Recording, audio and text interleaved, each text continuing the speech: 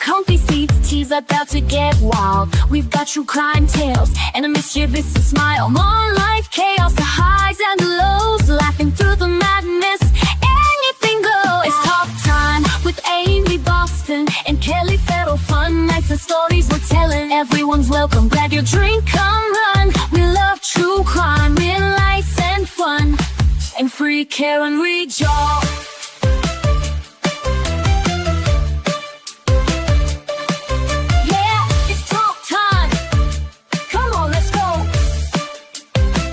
Interviews, confessions, and a little bit of sass. Laughing till we're breathless, letting troubles pass. Among squad missions to mysteries at night. Grab your crew, settle in, it's a wild ride.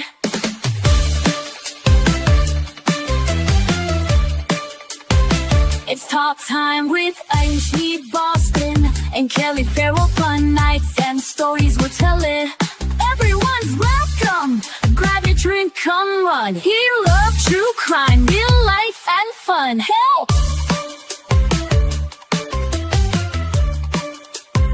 It's free care region.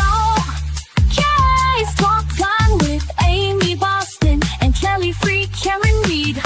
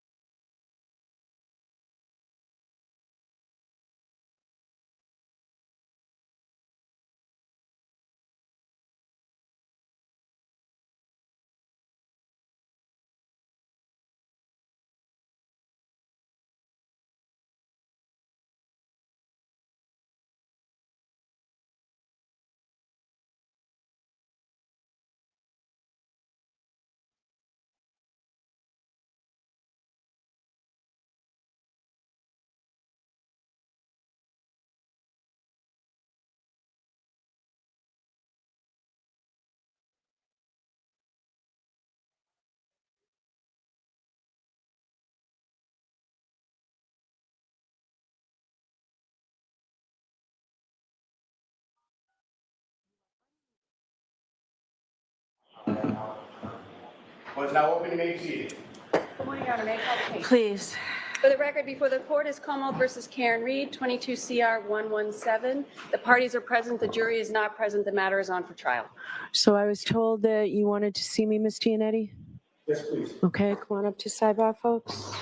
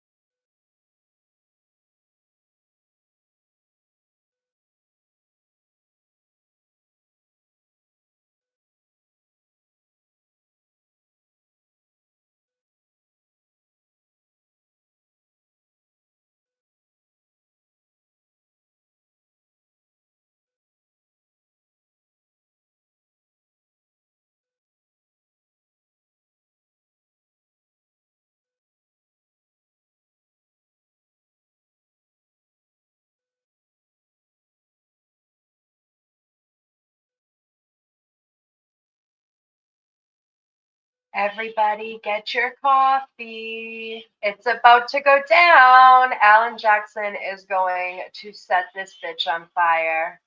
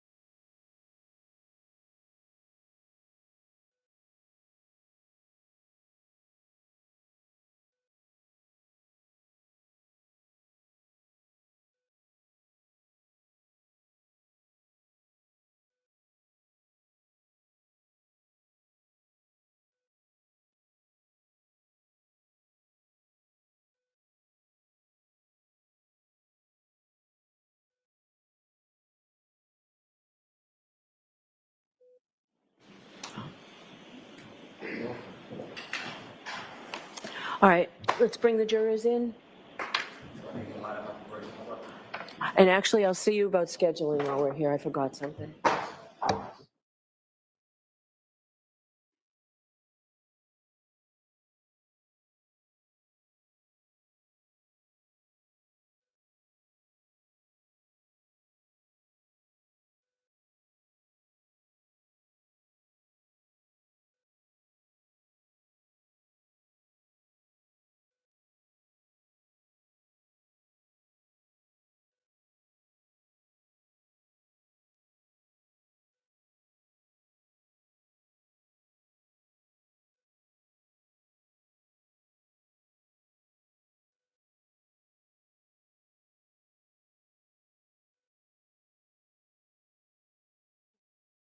I do. Thank you, Chrissy.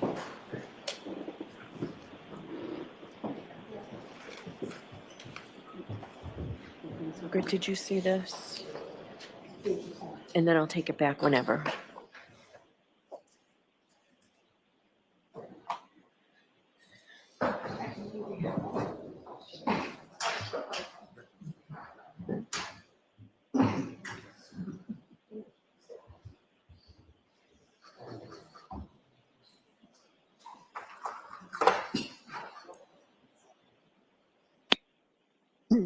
Tori.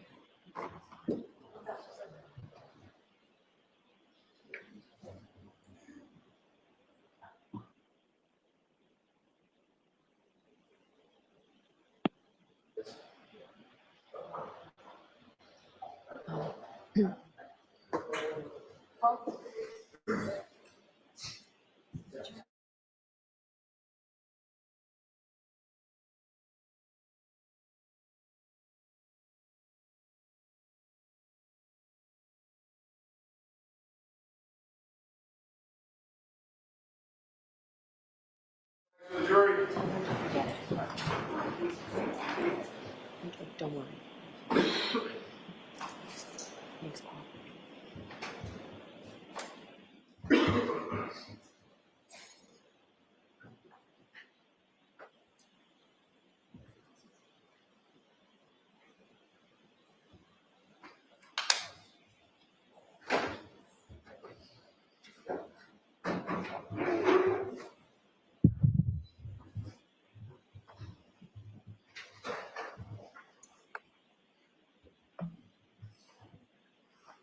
Hear ye, hear ye, hear ye. All persons have any business before the Honorable Beverly Cannoni, Justice of the Norfolk Superior Court and for the County of Norfolk. Draw near, give your attendance, and they shall be heard. God save the Commonwealth of Massachusetts. This court is now open. You may be seated. For the record, before the court is Commonwealth versus Karen Reed, 22 CR 117. The parties are present. Our 18 jurors are present. The matter is on for trial. All right. Good morning again, counsel. Good morning again, Ms. Reed. Good morning, jurors. Good morning. I have to ask you those 3 questions. Was everyone able to follow my instructions and refrain from discussing this case with anyone since we left 2 days ago? Yes. Everyone said yes and nodded affirmatively. Were you also able to follow the instructions and refrain from doing any independent research or investigation into this case? Yes. Everyone said yes and nodded affirmatively. Did anyone happen to see, hear, or read anything about this case since we left on Wednesday? No. Everyone said no, it should have. So today is a full day. We will be recessing this afternoon around 3:40, 3:45. All right, Mr. Jackson, if you go to the podium as soon as Ms. McCabe comes in. May we have Ms. McCabe?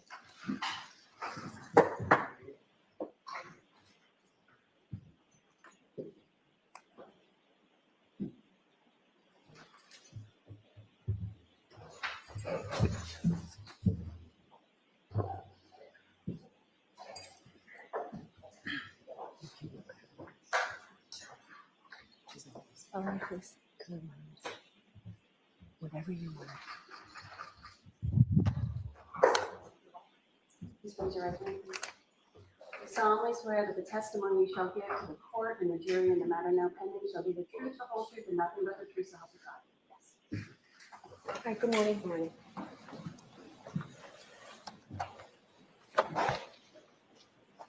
All right, Mr. Jackson, whenever you're ready. Thank you, Your Honor. Good morning, Ms. McCabe. Good morning. I'd like to draw your attention back to the time that you were watching the SUV out of the front door, through the front door at 34 Fairview. You have that time in mind? I never watched it, but I went and looked at it. Saw it. Sorry, yes. All right. I just want to clear up one of the time frames that you indicated you last saw that SUV. You saw that SUV for the final time at 12:45 a.m., correct? It was up past the flagpole at that point. Can't be sure of a specific time. You indicated at a prior hearing in June of 2023 that you, in fact, did see it for the last time at 12:45, and you know that because of a text message that you sent at 12:45. Is that right? I did send a text message at 12:45. That is correct. Did you say, quote, and by the way, for court and counsel, this is at 782 lines 24 through 25, going to 783 lines 1 through 13 or so.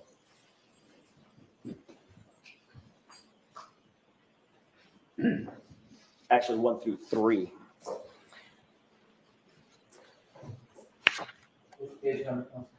It's 782 going to 783.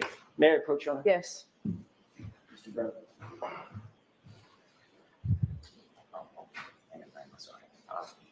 Thank you very much. No problem.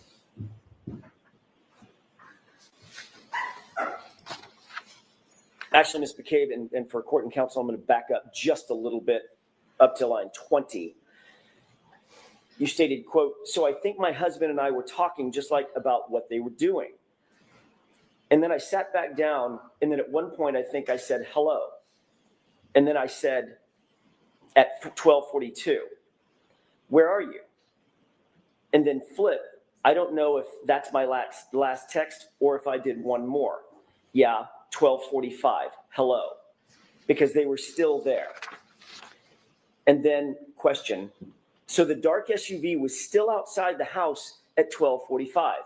Answer, at 12:45. Do you remember that question and answer colloquy back in June of 2023? I've been asked a number of questions, specifically those words, no. I do remember testifying. I believe I said, I think in there. I think that, and to be honest, I'm not sure of exactly the times. I didn't pay close attention to when I was texting and when I was sitting. I was going back and forth to the door. But in June of 2023, at a hearing under oath, you did say that it was at 12:45 that you last saw the vehicle. I believe I said, I think.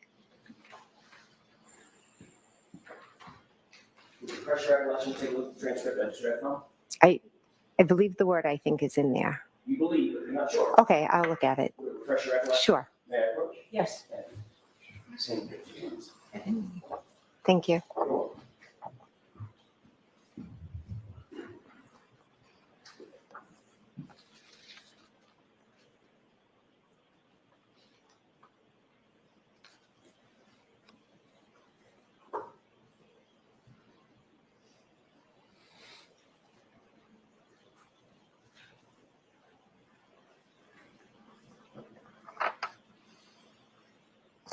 May I approach you? Yes. Thank you. Does that refresh your recollection, Ms. McCabe, what you said in June of 2023 about seeing the SUV at the location at 12:45? I see what I read. Sorry. I saw what I just read. I don't remember my exact words of every testimony, but I did just read that, yes. And in fact, what you said back in June of 2023, quote, "I don't know if it's my last text or if I did one more. Yeah, 12:45, hello," because they were still there, period, correct? That's a part of what I said. And then the question was, so the dark SUV was still outside the house at 12:45, answer, at 12:45. And then I said, I think, my husband and I. So there's more to that conversation. Okay, what I read you is what the transcript indicates. You said on June 8th, 2023, correct? Can you answer that? Is that correct? That I saw it at that time. Ask the question again. Mr. Sure. That what you testified to in June of 2023 was you saw the SUV for the last time at 12:45. That's what you said. at least back then.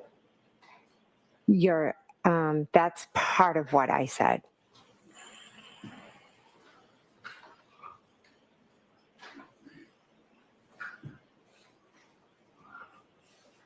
I don't know if that's my last text or if I did one more.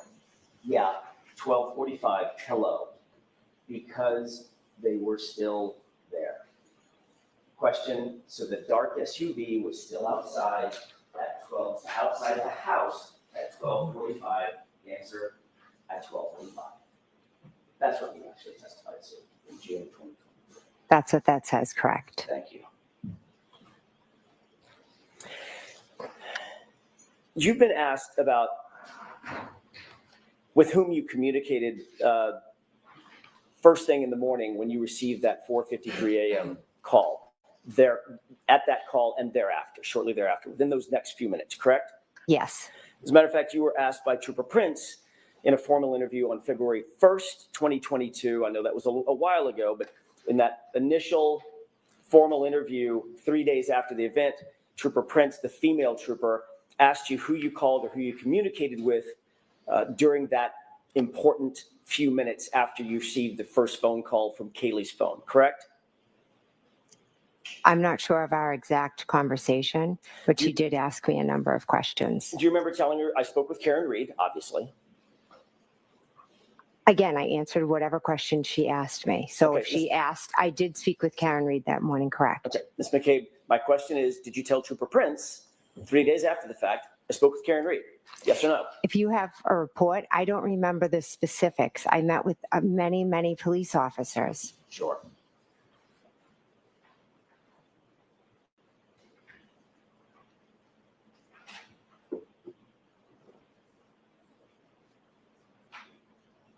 Would it refresh your recollection to take a look at her report? I'd like to take a look at it, yes. Thank you. May I approach? Yes. Thank you very much. You're welcome. Thank you.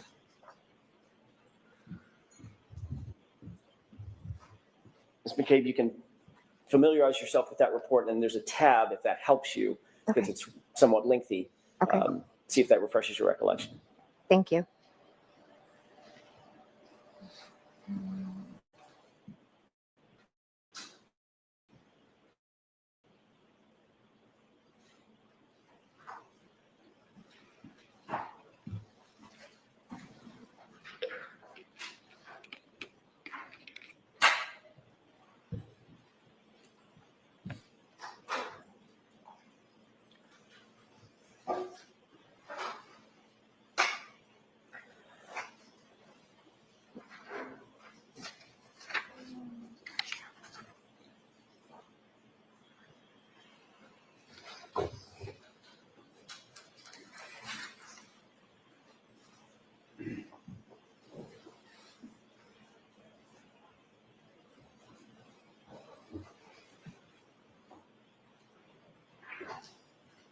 Okay. May I approach? Yes. Welcome. Ms. McCabe, did that refresh your recollection as to what you told Trooper Prince? I know what happened, so I just answered Yes or the no? questions. Yes or no? Does that refresh your recollection as to what you told Trooper Prince? Yes. Okay. You told Trooper Prince that you had a conversation on Kaylee's phone with Miss Reed, correct? Yes. That you also called Julie Albert after you got off the phone with Miss Reed the first time. Yes. And then thereafter, at some point, you talked to Tom Beatty, correct? I never spoke with Tom. I'm sorry, my mistake. I misspoke. You called Tom Beatty. Yes, I called Tom Beatty. Did not get through to Tom Beatty. I didn't, no one answered, yes. Okay. Then you spoke to the grand jury about the same issue. Who did you talk to and who did you call in those minutes after the initial call on Kaylee's phone, correct? I'm going to object that I can be heard. All right, come on up.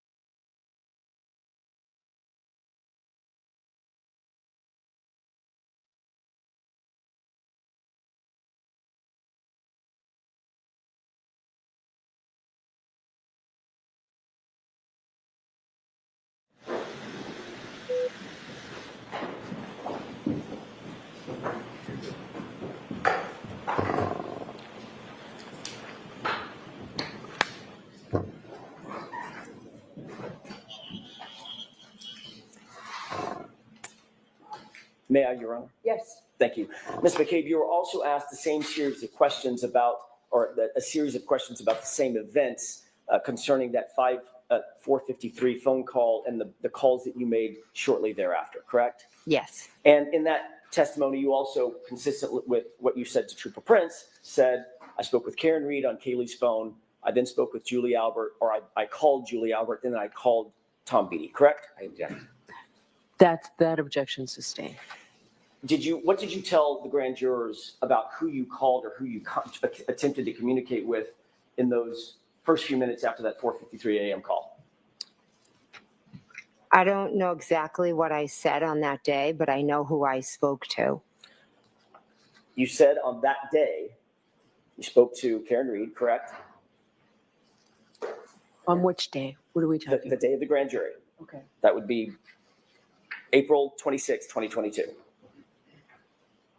I don't have the paper in front of me, so I don't know my exact words. Well, I'm not asking for your exact words, but did you tell them, as you sit here, do you remember telling the grand jurors under questioning by the Commonwealth that you spoke with Karen Reed?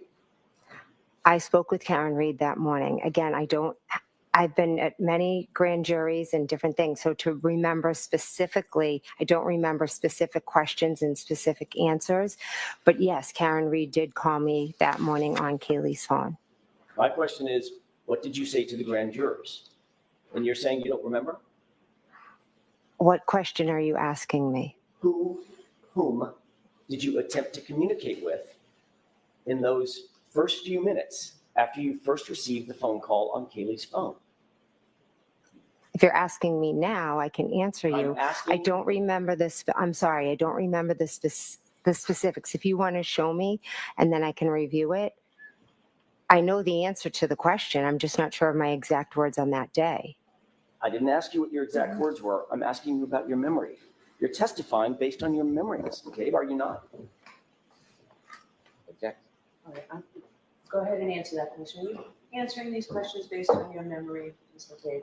So I'm answering questions based on my memory of what happened on the 28th and the 29th. I've testified multiple times. I've been interviewed by multiple police officers. So to pinpoint one conversation is a bit of a challenge for me. But what I can tell you is what I remember from that day, which was, I'm sure, very similar to however I answered, because it's the same. Yeah, Coach? Yes. Refresh your recollection and look at the So, Mr. transcript. Vernon, will you draft? Sure. 188, 189, thank you. Thank you. I didn't get an answer to that question, Ms. McCabe. Would it refresh, I just have to do this for the record. Would it refresh your recollection to look at the transcript? I'll look at it, yes.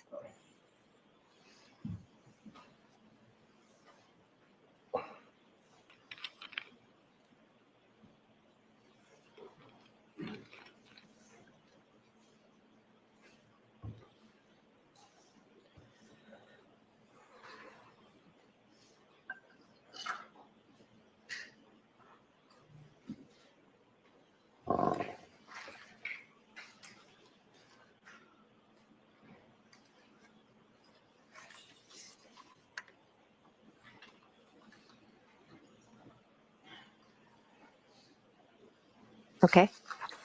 May I approach? Yes. Thank you. Did that refresh your recollection about what you told the grand jurors in terms of whom you communicated with or attempted to communicate with that morning? Yes. What did you tell the grand jurors? I told them that I communicated with Miss Reed and that I called Julie Albert. And Tom Beatty. Oh, and Tom Beatty, I'm sorry. Right. So in both of those statements, to Trooper Prince, when you were asked about your communications, and at the grand jury, by the way, at the grand jury, when you were asked who you communicated that morning, who you communicated with that morning, you didn't need to see a report, did you? You didn't ask to see a report like you're doing here. Well, I'm asking because you're asking specific questions about what I said on a specific day. And depending on who's asking the question, they ask questions in a different manner. So the answer is always going to be the same.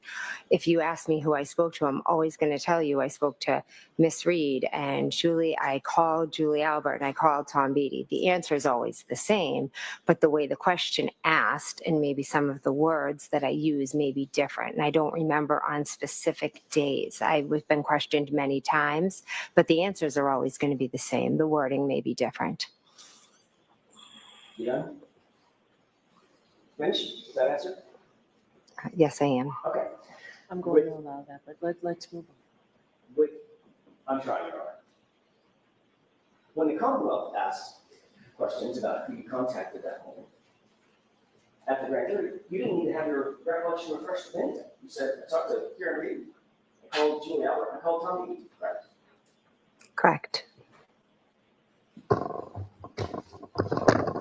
And that's exactly what you told Trooper Prince as well. Karen Reed, Julie Albert, Tom Beatty. Is that right? Yes, correct. But you did make another phone call that morning that you left out of both of those statements, didn't you? I'm not sure. At 5:07 a.m., you called over to 34 Fairview, didn't you?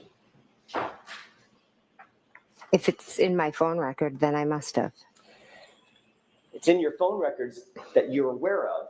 Well, let me ask it a different way. You're aware that your phone records actually show that at 5:07, you called to 34 Fairview, Nicole Albert's phone, correct? Correct. It shows also that that call lasted 38 seconds, correct? I'm not sure what it shows. You actually spoke to your sister, Nicole, that morning? I did not speak to my sister, no. So that 38-second call went to voicemail? I'm not sure. All I can tell you is I never spoke to my sister Nicole that morning prior to waking her up. But you do acknowledge that you made a phone call at 5:07 to Julie Albert. I'm sorry, to Nicole Albert, your sister, over at 34 Fairview in those early morning hours, correct? Yes, I learned after. When I'm first being questioned, it's days after. It was a chaotic morning. I remembered the waterfall, Julie, then Tom Beatty. Calling to my sister wasn't as important ingrained in my mind at that point. No. And then you testified at a grand jury, not hours or days later. You testified at a grand jury months later, correct? Correct. And at that grand jury, you also left out the fact that you contacted your sister, correct? There's nothing nefarious. I remembered who I called. I didn't go back and look at phone records I didn't say it was nefarious. Why would you use the word nefarious? because there's nothing about me calling my sister that is nefarious. And I feel like you're insinuating it might be, and it's not. Did you use that word because it sounds nefarious? No, I just use the word because I think that's how you're trying to portray something that is nothing. Or did you use that word because you think that's how it's coming across? That's nefarious. No. Without contacting 34 Fairview. No, not at all.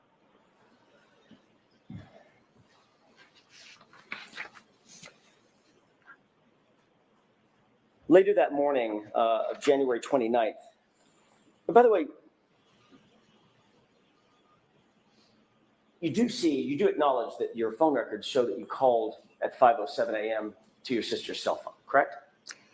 I don't have them in front of me, but I believe that is correct, yeah. Were you calling your sister's phone to alert her of something? Is that why you called? No. Later that morning on January 29th, after those initial phone calls and after the scene had been cleared, at about 11:30 in the morning, you did have a formal interview with Massachusetts State Trooper Michael Proctor, did you not? I did, yes. Day before yesterday, you testified that Karen Reed, actually I think it may have been Tuesday, you testified on direct examination that Karen Reed just showed up at your house screaming, correct? Correct. In point of fact, you told Michael Proctor in that 11:30 a.m. or thereabouts, that interview that morning, that on January 29th, when Karen was on the phone with you, you told her to come to your house. Isn't that true? No, I never told her to come to my house. She told you she wanted to go search for John, and instead of saying, I'll come meet you or I'll go wherever you want to go, you told her, no, come to my house and pick me up and we'll go together. Correct? No, that's incorrect.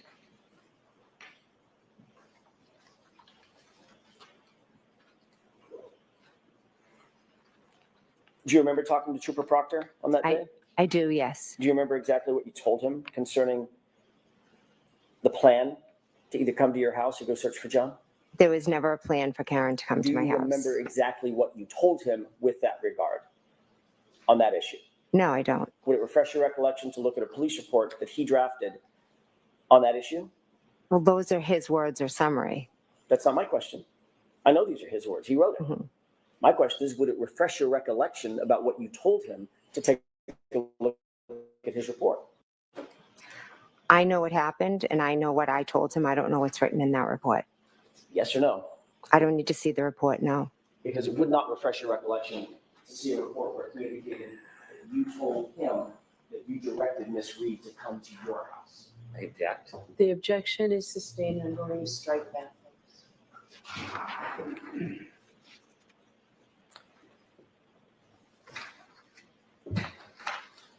You also told, If I could be seen now. Okay, we can just set that close.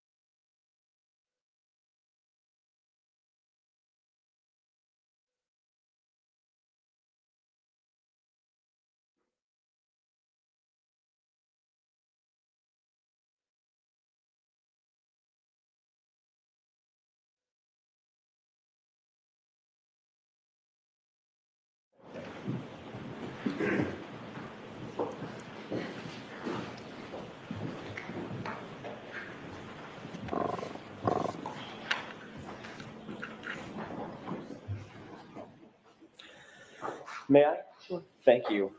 Ms. McCabe, during that same interview, you also told Trooper Proctor that while driving back to One Meadows, after you had been picked up by Karen at your house, while driving back toward One Meadows, that's actually when Miss Reed told you she may have broken her taillight, correct?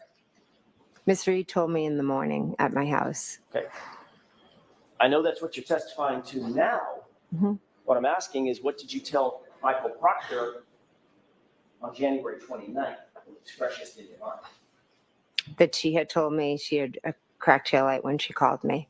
You didn't tell him that she indicated she noticed her taillight had been damaged on the drive back to One Meadows after she got to your house? She mentioned it then as well, but she also had told me when she was on the phone, that's why my husband yelled out that we shouldn't be driving with a cracked taillight.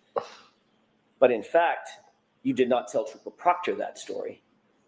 What you told him was she told you on the drive back to One Meadows after having picked you up, correct? I told him she told me in the morning and on the drive back. So if he didn't write that in his report, it's obviously incorrect. Objection. Sustained. Of course, that drive back to One Meadows would have been 5:30-ish or so, maybe even a little later, 5:35. Approximately, yeah, I'm not sure. Well after she backed out of the driveway and struck another vehicle at One Meadows, correct? Do you know that? No, I have no idea. All right, next question. Speaking of Trooper Proctor, when you first interviewed with him during that same interview on January 29th, you noticed that he was taking notes, obviously. Yes, he was. You told him about your observations of the taillight that day, is that right? I'd have to see the report, but I believe I told him about it, yes. And that was literally the same day that you made the observations, is that right? Yes, it was. He asked you to describe specifically what the taillight looked like, Mhm. and you did so, correct? Could I see the report? All I'm asking right now, I've got the report. Okay. If you need it, I'll give it to you. I'm asking about your memory. Ms. McCabe, did you tell him about what the taillight looked like? If he asked me what the taillight looked like, then I would have told him what it looked like, yes. And what you told Trooper Proctor on that day is that you, quote, saw a crack in it. Is that right? I believe I said it was broken and cracked and it was missing pieces. Isn't it true that what you actually said is, we got out at John's house and looked at the taillight, back right taillight, saw a crack in it, correct? I said that I saw it and it was cracked and it was missing pieces. You noted that he was taking notes, correct? Correct. Have you ever seen those notes? No. Would it refresh your recollection as to what you actually told him in terms of that description to take a look at his notes? Object to the phrase. So ask it differently, that's sustained. Sure. Do you remember exactly the words you used in describing that taillight to Trooper Proctor as you sit here today? Again, the taillight was cracked and missing pieces. Okay, I know that's what you're testifying to today, Mhm. Ms. McCabe. We're all aware of that. You've said it 4 or 5 times now. What I'm asking you is, what did you tell Trooper Proctor on January 29th? That's my question. Do you remember the exact words you used to him on the 29th? I believe I said it was cracked and missing pieces. Do you know that, or are you guessing? I'm not guessing. Okay. Do you remember that specifically? I remember describing it as cracked and missing pieces. Do you remember saying it had a crack, or she saw a crack in it? I do not remember saying that, no. Would it refresh your recollection to look at a copy of his notes? Those are his notes. Ms. McCabe, we can do this all day. Would it refresh your recollection to look at a copy of his notes? If it wouldn't, just tell us. No, it wouldn't. Okay.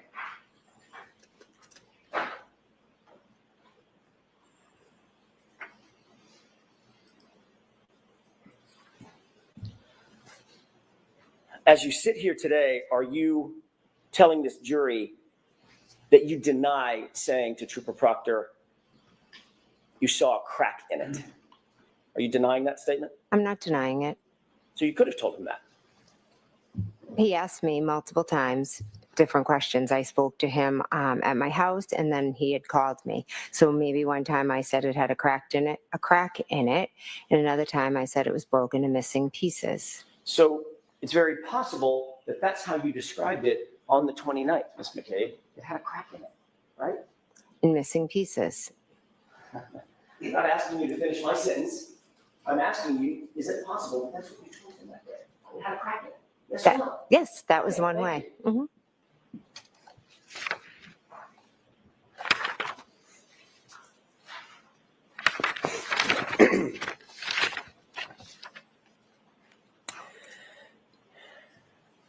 In the days following January 29th, in the events of January 29th, 2022, were you and your family coordinating your versions of the events that occurred on that morning?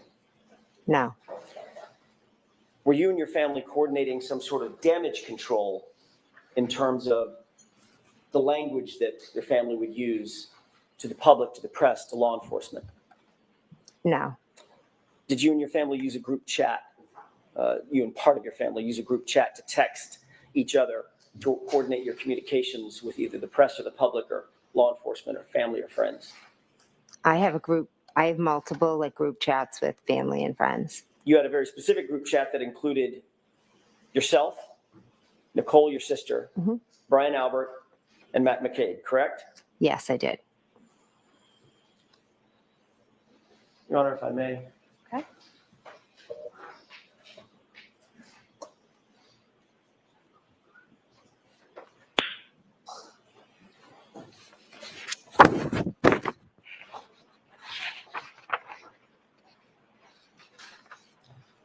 I have a 2-page document that I'd like to have marked right in the motion. All right, Asked to approach. sure. Thank you. Did you show Mr. Brennan what it was? Mr. Brennan, I failed to show you. It's okay. Thank you. It's the one from the 29th. You're welcome. Thank you.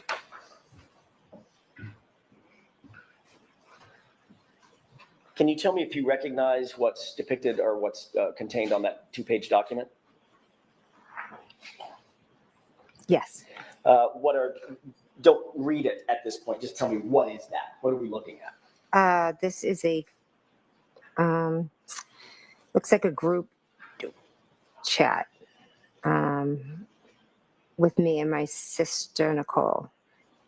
Oh, no, just actually conversations with just myself and my sister, Nicole. May I approach? Yes. Oh, sure.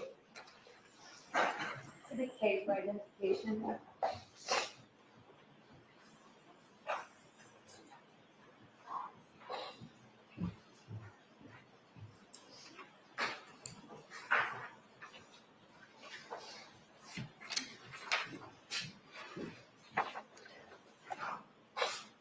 Did you happen to catch the date of these chats? I just I- took the document away from you. I apologize. It's okay. I didn't know. May I approach? Do you have an extra copy so she has one and you have I'll one, just leave Mr. that one. Jackson? I've got an extra copy for myself. I'll leave that one. Thank you. Do you note the date of that series of chats? Yes, it says 12922. Okay. Is that a chat just between yourself and yourself and Nicole, or is that including others as well? I think it's just myself and Nicole. There was another series of chats, we'll get to that in a second, that does include Nicole, Brian, Matt McCabe, correct? Yes. On this particular set of texts, do you see the first text starting in the green box? That is a text from you to, it says Coco, correct? Yes, that's my sister, Nicole. Okay. And you recognize this text, I do, yes. and you recognize the texts following in the following bubbles? Yes. I would ask that this be marked moved into evidence. Is there any objection? If I could review it briefly. Sure. Why don't I see you sidebar for a minute about this?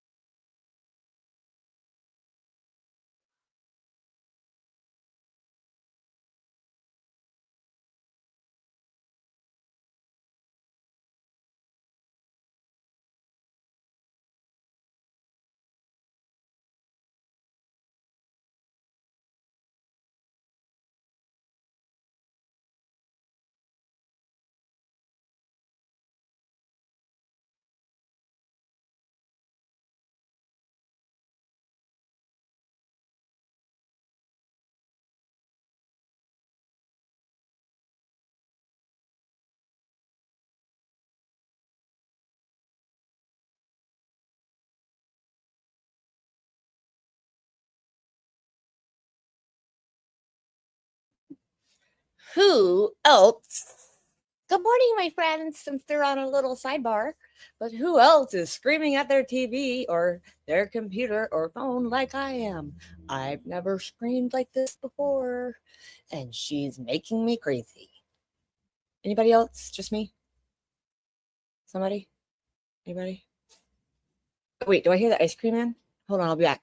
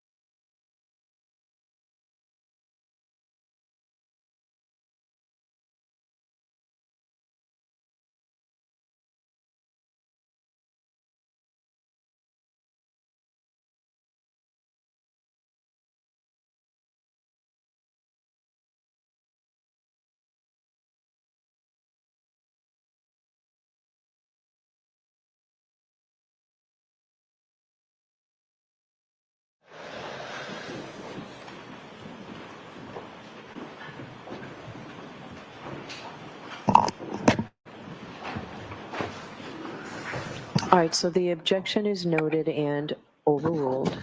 So, Mr. Jackson, you can put that K for identification is now an exhibit. May I approach? Yes.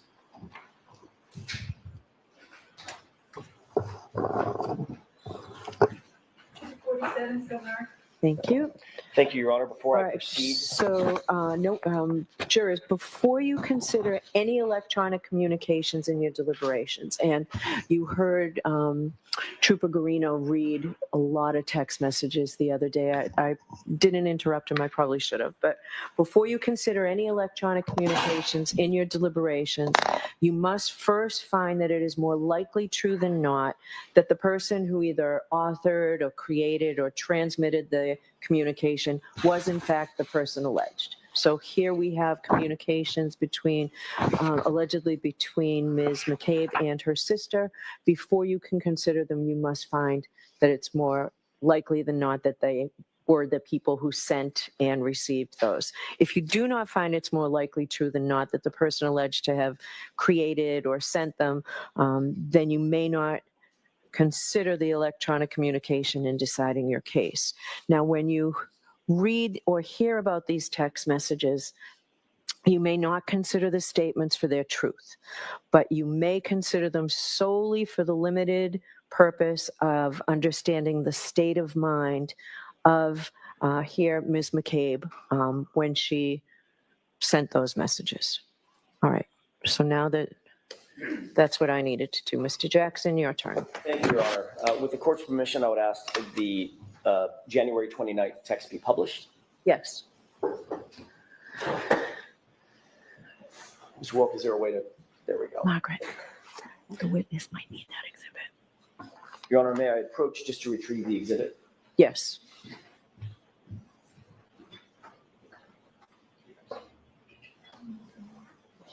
Thank you. You're welcome.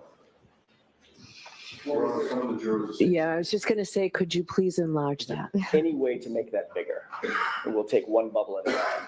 Ms. Thank McCabe, do you need lights on or are you okay? Oh, I'm okay. All right. Thank you. Ms. McCabe, does this appear to be a representative copy of what you're looking at? It's just been marked for evidence? Yes, it does. Starting at that top text, which is the green bubble here, can you see at the very top where it says from, there's a redaction? Yes, The last 4 digits of that phone number, do you recognize that? yes, Is that your phone number? yes, Do you see just beneath it, it says to, and there's a line that says Coco? yes, Is that your sister? yes, it That's is. Nicole. Yes, And if you look down on the bottom right corner of this exhibit, do you see a time and date stamp? yes, I do. What is that time and date? It's 1:29:22 at 7:54. Is that 7:54 p.m.? Yes, Okay.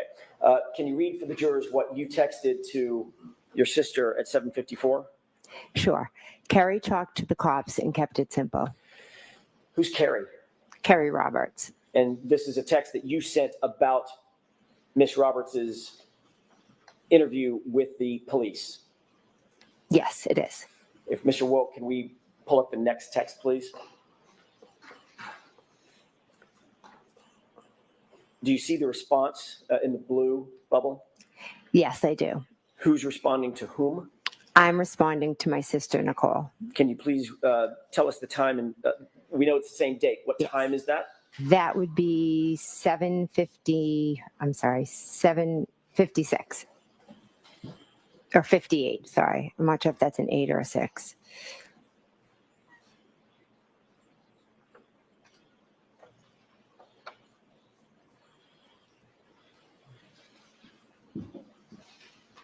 I may have misheard you. The blue bubble is from whom? It's from my sister, Nicole, To whom? to me. Okay, I may have misheard you. I thought you said the reverse. I want to make sure we're very clear. The blue sorry. bubble is from Nicole. The green bubbles are from you. Yes, correct. Got it. And this text says, I'm sorry, read that for me one more time. Sure. Okay. Try and get some sleep. Talk tomorrow. Next text, please. What's the time of this text? 7:57. This is from you to Coco, to Nicole. Yes. What does that text say? Any update? What did you mean by any update? I meant had she heard anything or learned anything new? Next text, please.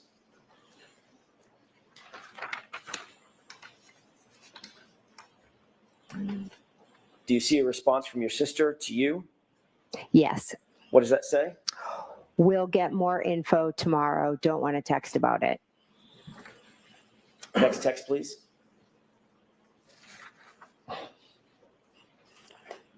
Is this a text from you to your sister Nicole? Yes, it is. What does that say? Right. Next text, please.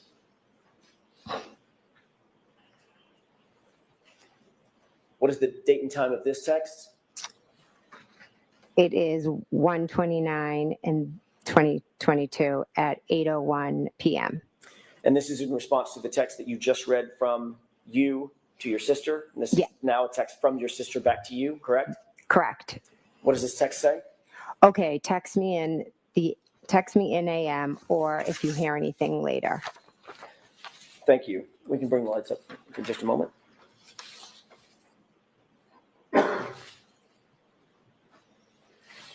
One of the texts, the third from the bottom text on the second page, in other words, the top text on the page, was from your sister to you. We'll get more info, TOMM, correct?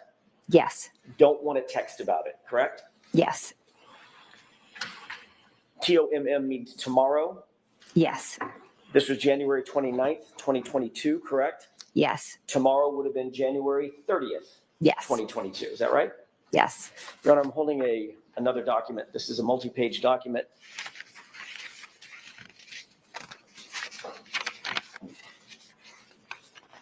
Eight pages in total length. There's a base page on the bottom, 02148. Thank you. May I approach the witness? Yes. Thank you. Can you please take a look at that document, flip through it, and let me know when you're finished? This is the document we discussed at sidebar. It is, Your Honor.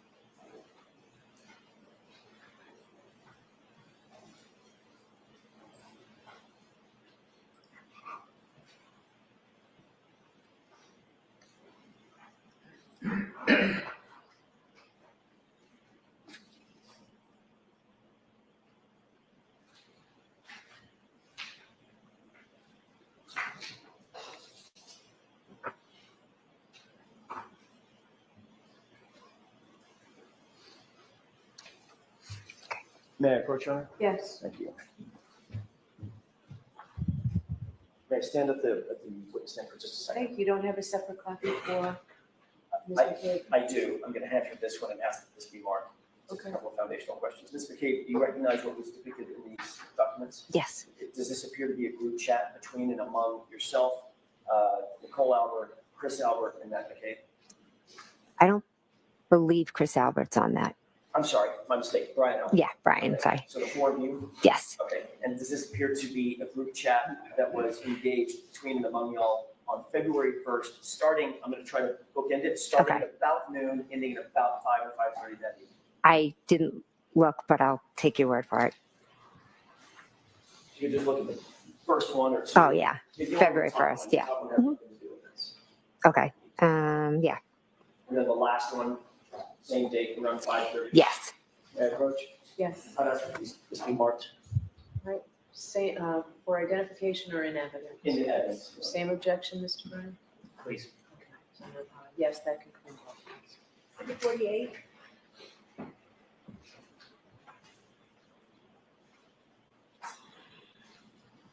oh, can I?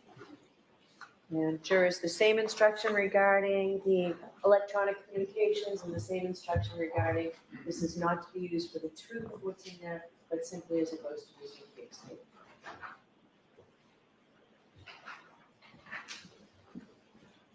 With the court's permission to publish, please? Yes. If we could start at the second text down. Ms. Wool, can you make that a little bigger? I apologize. Thank you. Do you recognize what's depicted both on the screen and in your hand? Yes, Does it appear to be the same thing? yes, Okay. taking a look at that first text, who is that from and who is it to? Okay. All right. It's from Brian Albert, and it's to myself, my sister Nicole, and Matt McCabe, my And- husband. And if you can orient us, please, and I won't do this with every single text, but orient us for the first text. What date and time is this text? This is February 1st at 12:50. So this is about 3 days after the event in question. Yes, 12:50 noon, noon, yes, just before 1 p.m. yes. What does that text say? Julie said Channel 4 is in D&E. And that's from whom? Brian. So Brian Albert explain what that text means. So Brian Albert is telling us that Julie told him Channel 4 is in D&E. Who's Julie? I'm sorry, Julie Albert. Thank you. Let's go to the next text.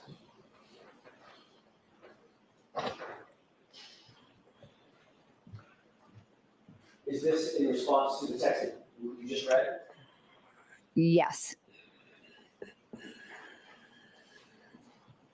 The prior text mentioned Channel 4 and D&E. What is D&E? D&E is a sub shop that is owned by Chris Albert. Is that in Canton? Oh, sorry. Yes, it's in Canton. On the main street of Canton? Yes. Directly next door to what? Waterfall. Across the street from Oh, Waterfall? sorry. CF McCarthy's. Yeah. Thank you.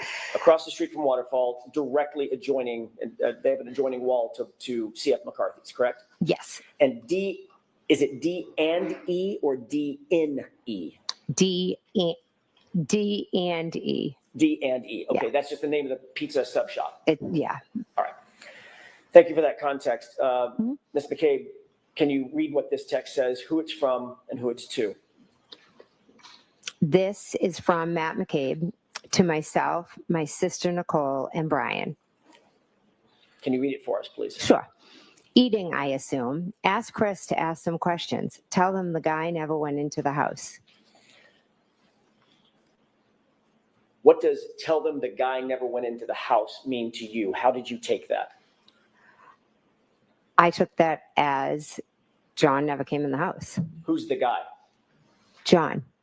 John O'Keefe. Yes. And the beginning of that sentence is tell them that the guy never came in the house, correct? Yes. And the sentence before that is ask Chris to ask some questions, correct? Yes. So this is Matt McCabe directing that Chris ask questions of Channel 4, correct? I wouldn't say directing. Whatever word you want to use. He was No, I'm saying that Matt, suggesting. I think we're all looking to find out what happened. So Matt was like, ask some questions. What do they know? And also indicating that Chris should tell them the guy never came in the house, correct? John never came in the house, correct? Okay. Next text, please.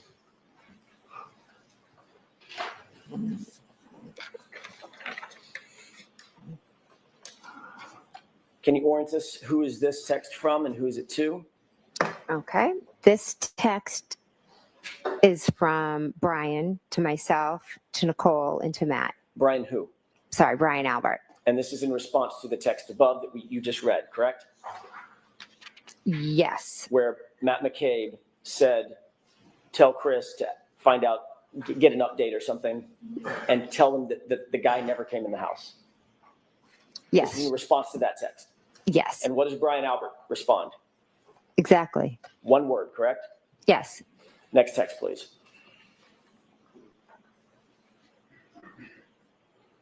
This is a green box, so I presume this is you. Yes, it is. And this is to whom? To Nicole, to Brian, to Matt. And what does your text read? It means, oh my God. It's ONG, but it Yeah. meant to be OMG, correct? Yes. Yeah. I do a lot of errors. Which stands for oh my God. Yes. Next text, please.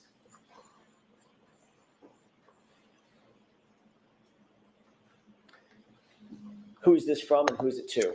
So this is from my sister Nicole to myself, to Brian, and to Matt. And what does that text read? It says, I assume it's just to eat, but Brian, if she is there, ask her what the deal is. Next text, please.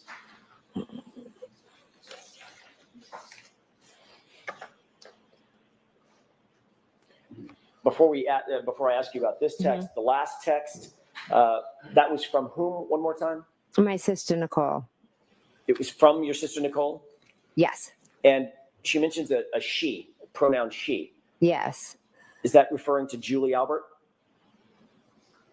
To be honest, I don't know who she's referring to. Well, remember the first text started, or did the first text start with someone reporting that Julie said that Channel 4 was in D&E? Yes, it did. So would that prior text mean get Julie Albert to get some updates on what's going on? Let's go back to that last text one more time. Yeah,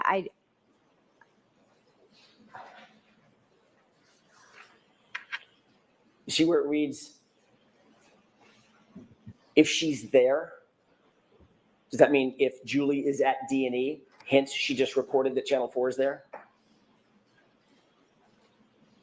I'm truly not sure if who she's referring to as the she. Okay, fair enough. Let's go to the next text, please.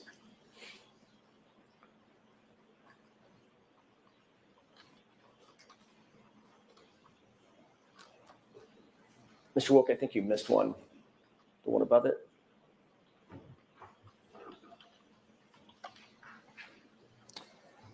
Who's this text from and who's it to?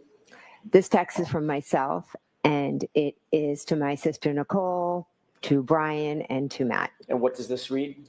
This says to ask if we heard if she is in a mental hospital. Next text, please.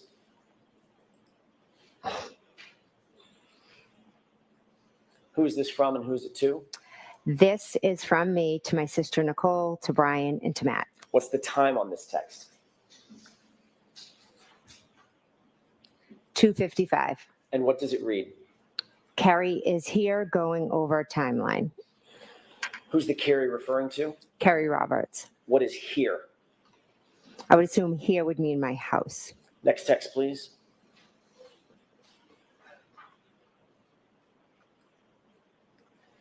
Who's this from and who's it to? This is from Brian to me, to Nicole, to Matt. And what does this text read? I did hear that. Next text, please.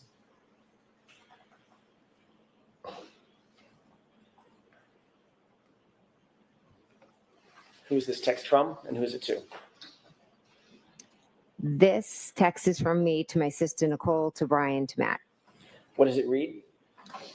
And we handed the phone to Carrie, Who's Carrie? Carrie Roberts. What phone are you referring to? Mine. Who was on the other end of that phone? On February 1st, I believe it could have been Michael Proctor. Next text, please.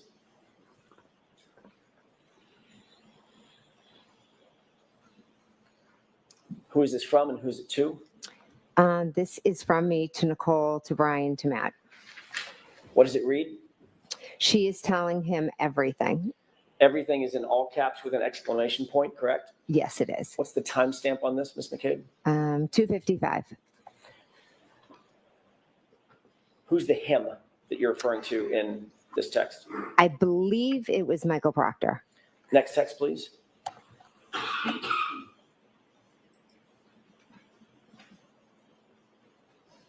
Who is this from and who's it to?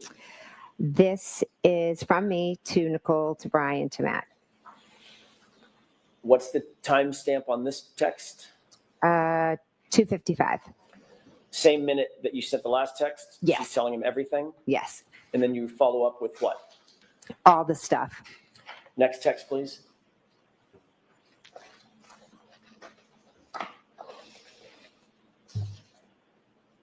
Who's this responsive text from? This is from Matt to myself, Nicole, and Brian. And what's the timestamp on this? 4:35. What does this read? Yep. If she pleads out, it will end. If she fights it, it will be an episode. Who's she? I'm assuming that would be Miss Reed. Next text, please.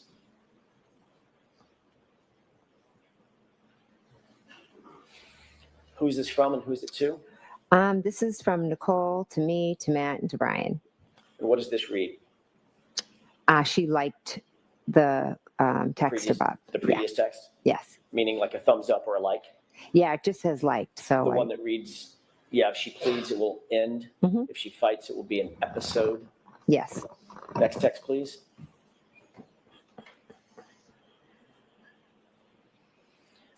Who's this from and who's it to? This is from Matt. Oh, sorry. To me, to Nicole, and to Brian. And what does this read? Brian, sitting separate.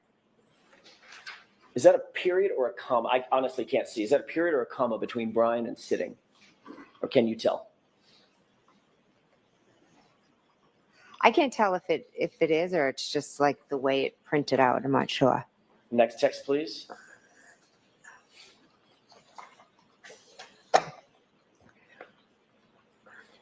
Who's this from and who's it to? Brian, to me, Nicole, and Matt. What's the timestamp on this? That is 4:55. And what does that text read? Okay. And the next text. This is another green bubble. Who's this from and who's it to? This is me, Matt, me, Nicole, Matt, and Brian. And what did you say? What did you write in this text? I wrote you listening. And what's the timestamp on this? That is 5:15. I'm sorry, it would be what time? Oh, I'm sorry, 5:15. And in fact, at 5:15, Ms. Roberts was in your house being personally interviewed by Massachusetts State Police, correct?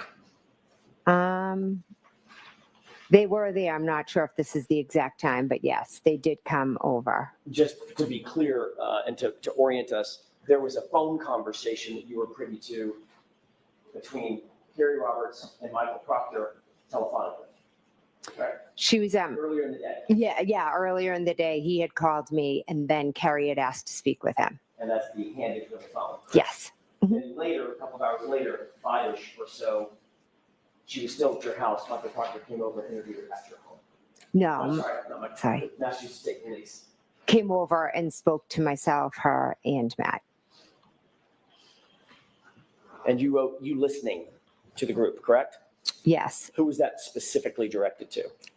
I honestly don't know. Was there anybody else in the house during her interview other than you and the troopers? My husband, Matt, my daughter, her friend, my other daughter. So of the people on this text chain, the only person that would have been in the house that could have conceivably, quote unquote, listened would be Matt. Okay. Yes. Okay. Next text, please.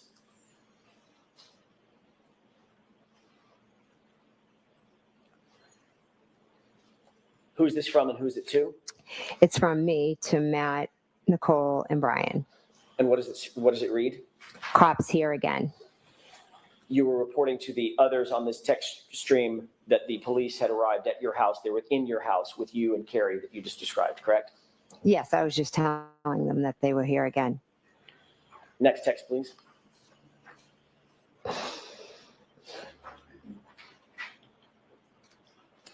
Who's this from and who's it to? This is from my sister, Nicole, to myself, Brian, and Matt. And Nicole says, call us after.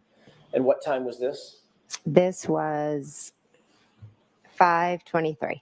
Did you take this to mean that she wanted you to call the group after Carrie Roberts' interview and update them about that interview? I took it as that she just wanted, to call and see what the cops said and if there was any update, any information. Next text, please.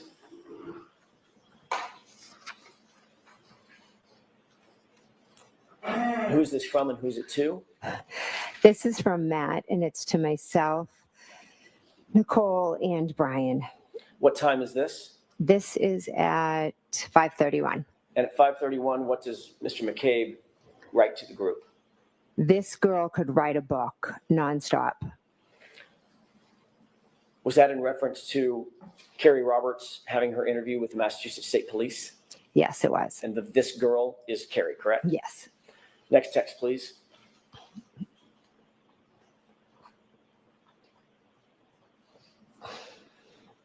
Who's this from and who's it to? This is from me to Nicole, Brian, and Matt. What time is this text? 5:32. And what do you write to the group? I love it. And this is in direct response to Matt McCabe's, your husband's text about Carrie Roberts could write a book, correct? Yes, Suggesting that both you and Mr. McCabe were listening to her interview, correct? we could hear different parts of it, correct? Next text, please.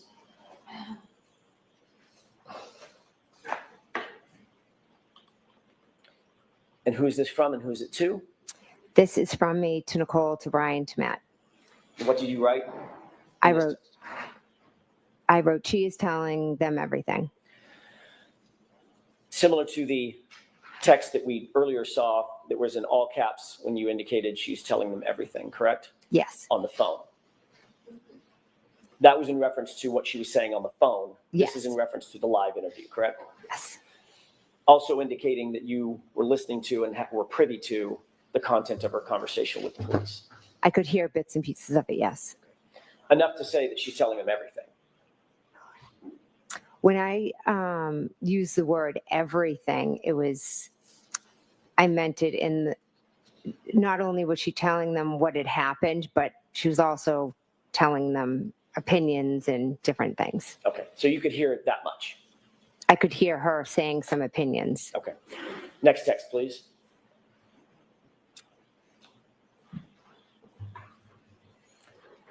Who's this from and who's it to? This is from my sister Nicole to myself, to Matt, to Brian. And this is in response to she is telling them everything, correct? Yes, And the text reads what? good. Next text, please.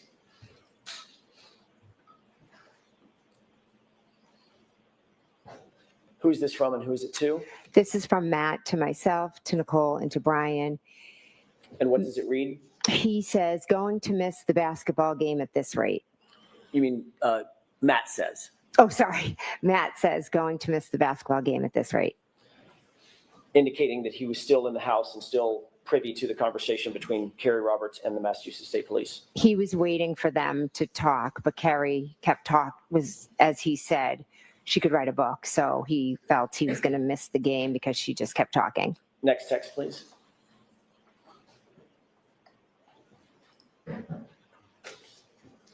That may be the end of it.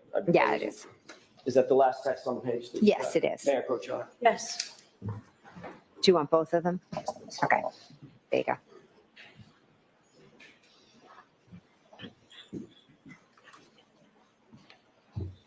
Ms. McCabe, Yes. these text messages were on a private chat, both the one between you and your sister, as well as the group chat, correct? Those are private chats, not open to the public.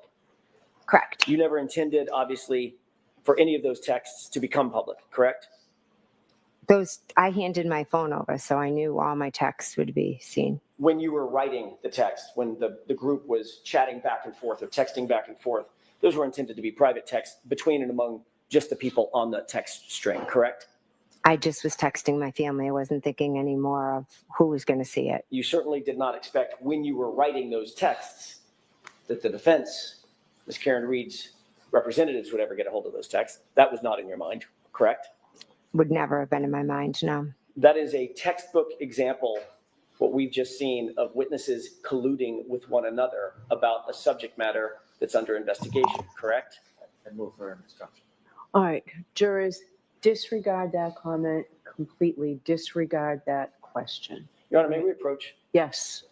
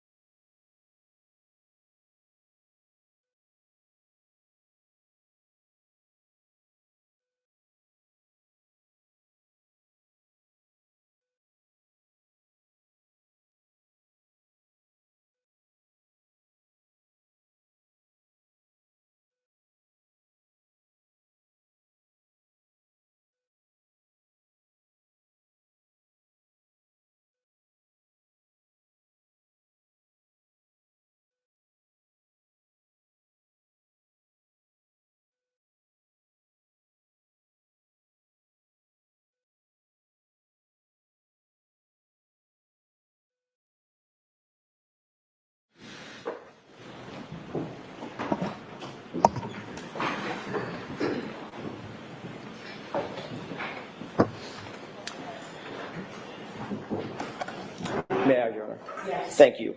In the text that we just saw, you were colluding with other witnesses, percipient witnesses in this case through those text messages, were you not?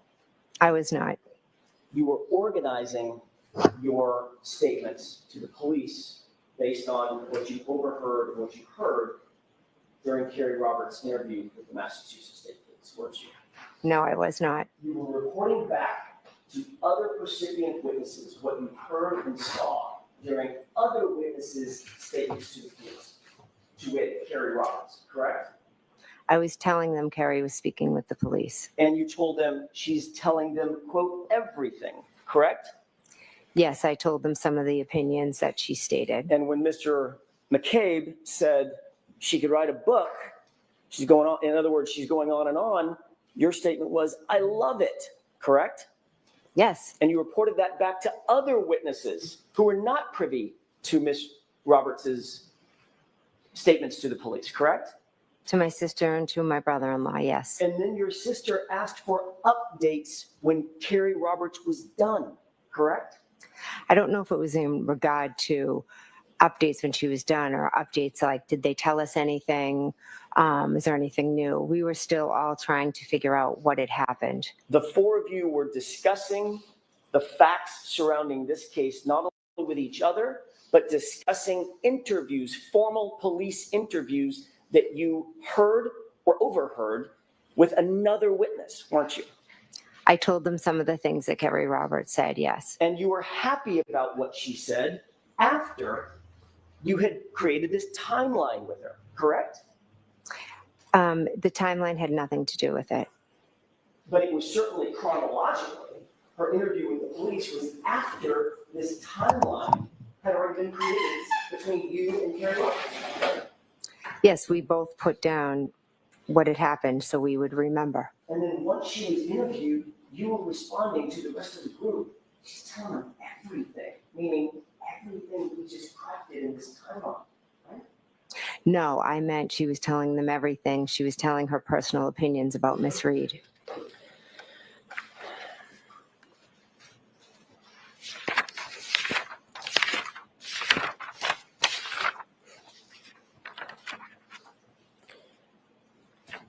I want to change gears for a second, Ms. McCabe, and ask you about that visit that you took to Michael Lank's house. May I approach, Your Honor? Yes. I just don't want to keep these at the podium. This is blocked. Thank you, Your Honor.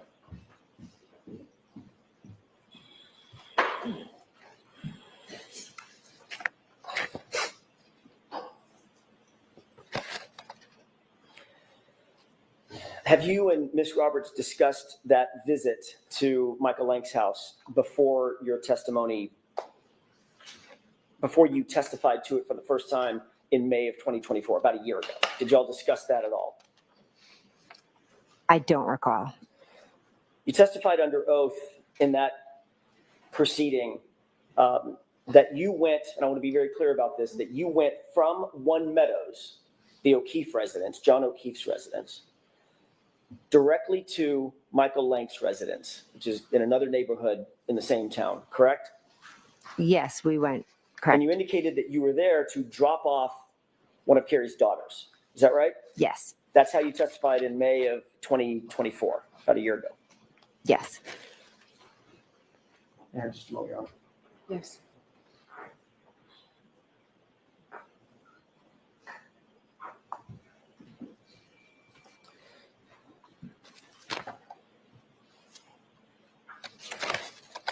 You spoke to Lieutenant Tully about this very same visit on May 10th, 2024, before your actual testimony in that other proceeding a year ago, correct? Yes. All right, and what y'all talked about was your visit and your travels over to Sergeant Lank's, by the way, Sergeant Michael Lank of Canton PD, correct? The Yes. same Michael Lank that we've talked about. Yes. You talked to Lieutenant Tully about that trip over to Michael Lank's house, correct? Yes. You indicated that in that interview with Lieutenant Tully that you went over to the Lank residence with Carrie Roberts to pick up her daughter at the residence, correct? Not to drop her off, but to pick her up. She was with us at Meadows, so we dropped her off. Right. I know that's what your testimony was a couple days ago. Mhm. I'm asking, when you talked to Lieutenant Tully on May 10th, 2024, before your testimony last year, did you tell Lieutenant Tully we were actually there to pick up her daughter? That's why we went to Michael Lank's house. That's why you went to Michael Lank's house. I went to Michael Lank's to drop her daughter off, What did you tell Lieutenant Tully? that I went to drop her off. So you didn't say pick her up to him. I don't believe so, So no. if he said that, that would be another example of an incorrect report. Sustained. Do you remember exactly what it was that you told him during that interview? I know that Lexi was with us at Meadows Ave and we dropped her off at Mike Lank's. So if he mixed up pick up and drop off, that could have happened, but we had Lexi with us and we dropped her off there. Okay, so you believe that may have been his mix up, not yours? Sustained. Is that, I'm sorry. Do you remember exactly what it was that you told Lieutenant Tully during that interview? I know I said that we dropped her off. Okay.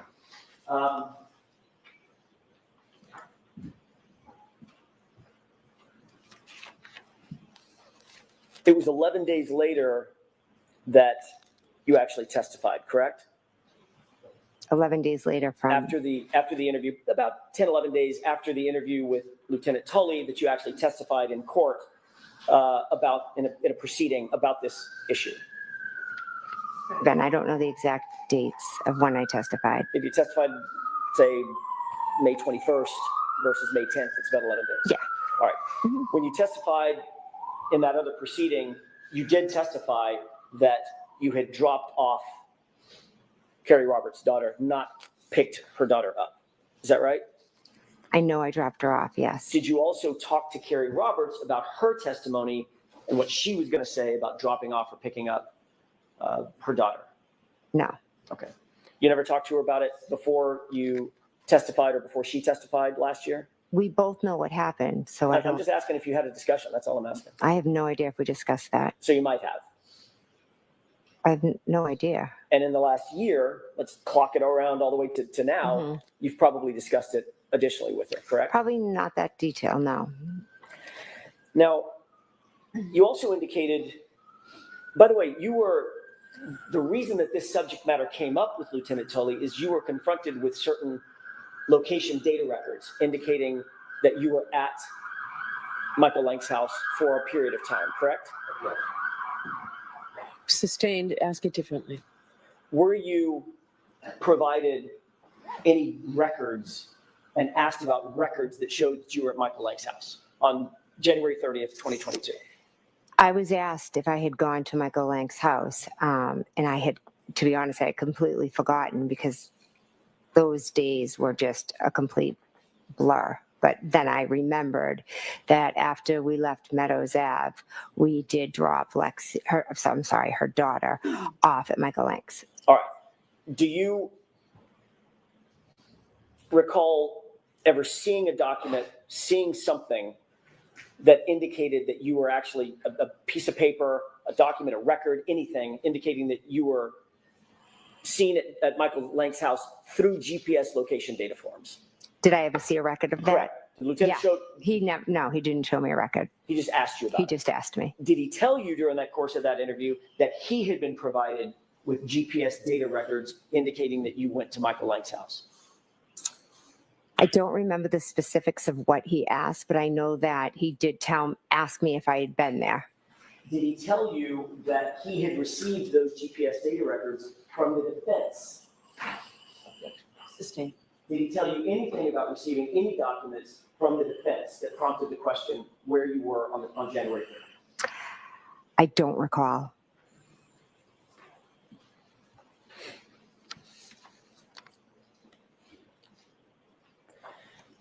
Before that interview on May 10th with Lieutenant Tully, Mhm. this is preceding your testimony last year.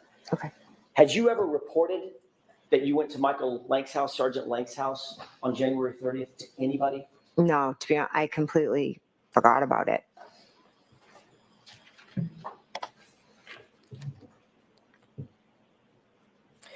You indicated that during that visit, you sat outside in a car, in Carrie's car, correct? Yes, Basically for the entire visit. Is that right? yes,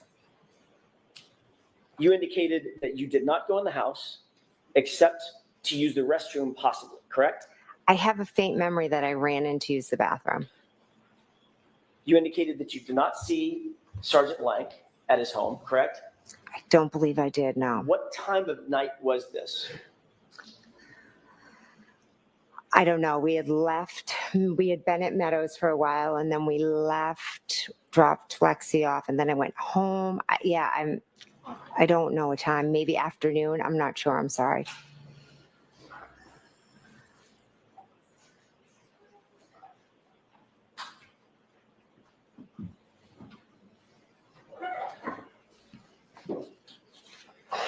Your Honor, I have a 10-page document that I'd like to have marked as identification with the court's permission. Sure, show Mr. Brennan on your way up.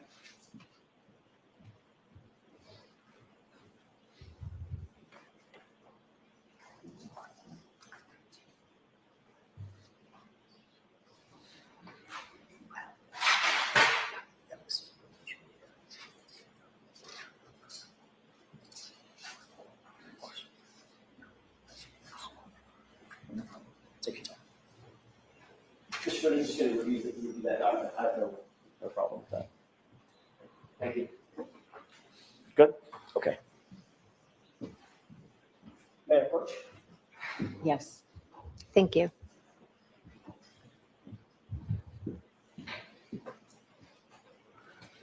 Do you recognize the document there? So has it been marked yet? I'm sorry, I asked that it be marked for identification at this point, just only for identification. Sorry. So Madam Court Reporter will mark it and give it back to her. Thank you. Should be held for identification. Thank you. Go ahead, Mr. Jackson. Thank you, Your Honor. Once you get the document back, I'll ask you a couple of quick questions about it. Okay.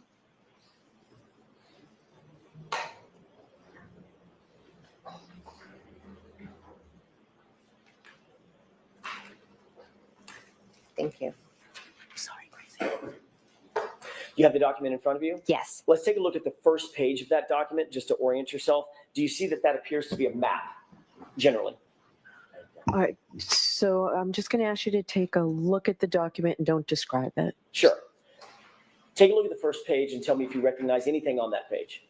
I do, yes. What do you recognize generally about that document? I'll see counsel at sidebar. May I have that, please, Ms. McKeon? Sure.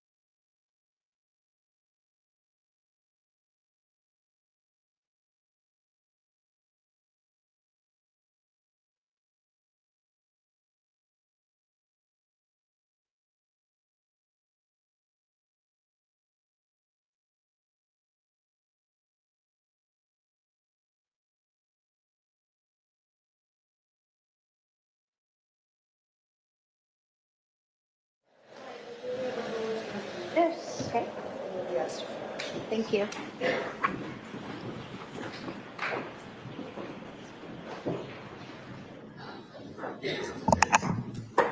May I continue, Your Honor? Yes. Thank you.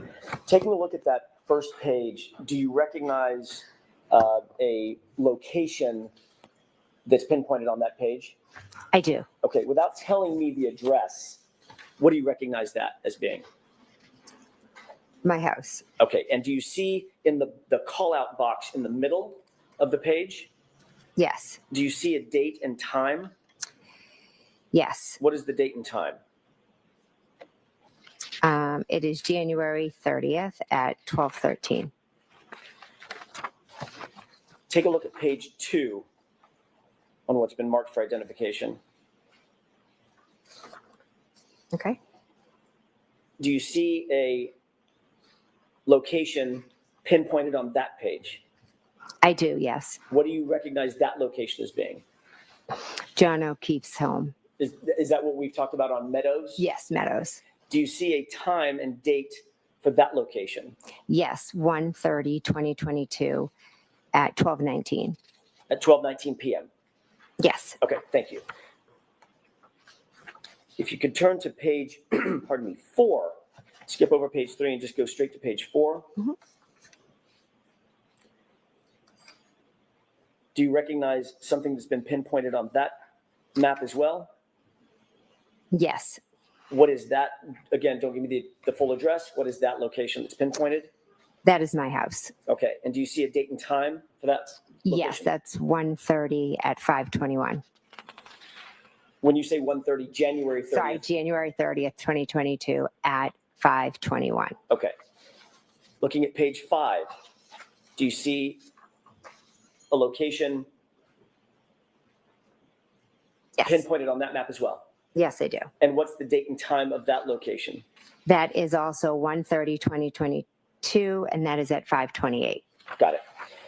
Taking a look at page 6, do you see a location pinpointed on that map? Yes. What is that, again, what is that location? That is 1/30/2022. The location, the address? Oh, I'm sorry.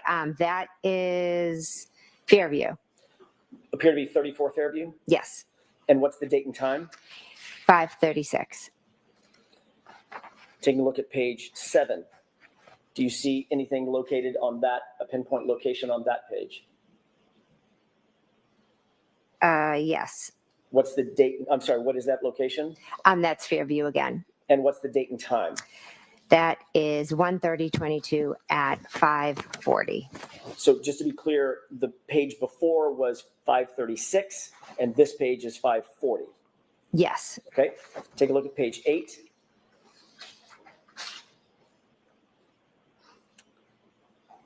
Do you see what's pinpointed on that page? Yes. What is that location without giving me the address? I believe that's Mike Lank's What's home. the date and time? 1/30/2022. January 30th, 2022. And Yes. the time, please? 5:43.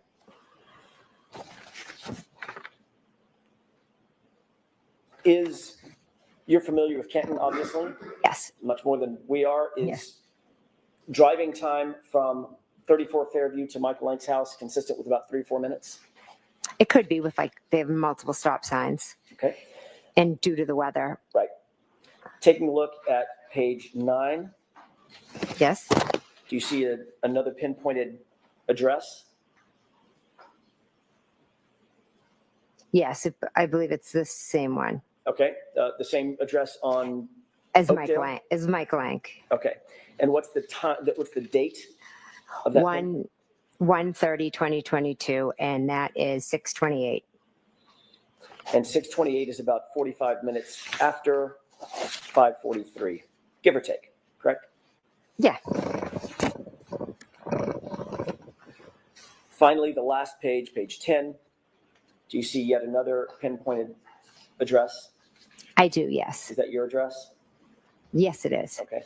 And what's the date and time of that pinpoint? That is 1/30/22 as well, and that is at 6:34. And is would it be safe to say that your address from Mike Lank's address, maybe 6 or 7 minute drive? Yeah, depending.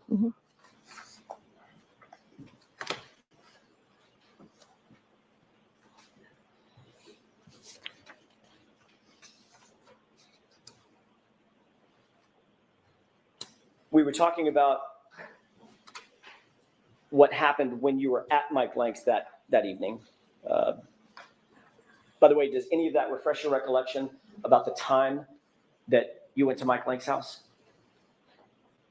Yes, I knew it was after Meadows and later in the day. Yes. So closer to 5:45, 6:30, correct? Yes. This is in January in Boston, is that right? The greater Boston area. Yes. Gets dark really early. Yes. It was a blizzard. The night before. Yes. Safe to say that it was dark out. Yeah, I Safe to assume. say it was cold out. Yes. The blizzard was still brewing, correct? I think it had stopped snowing by then. Still freezing cold. Believe so. And your testimony is that you sat outside in a car with Carrie Roberts and Michael Lank's wife for 45 minutes. Yes. You actually, and I'm assuming the car was running.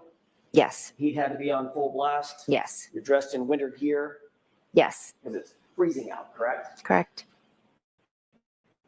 You actually got out of the car and went into the house to go to the restroom at one point.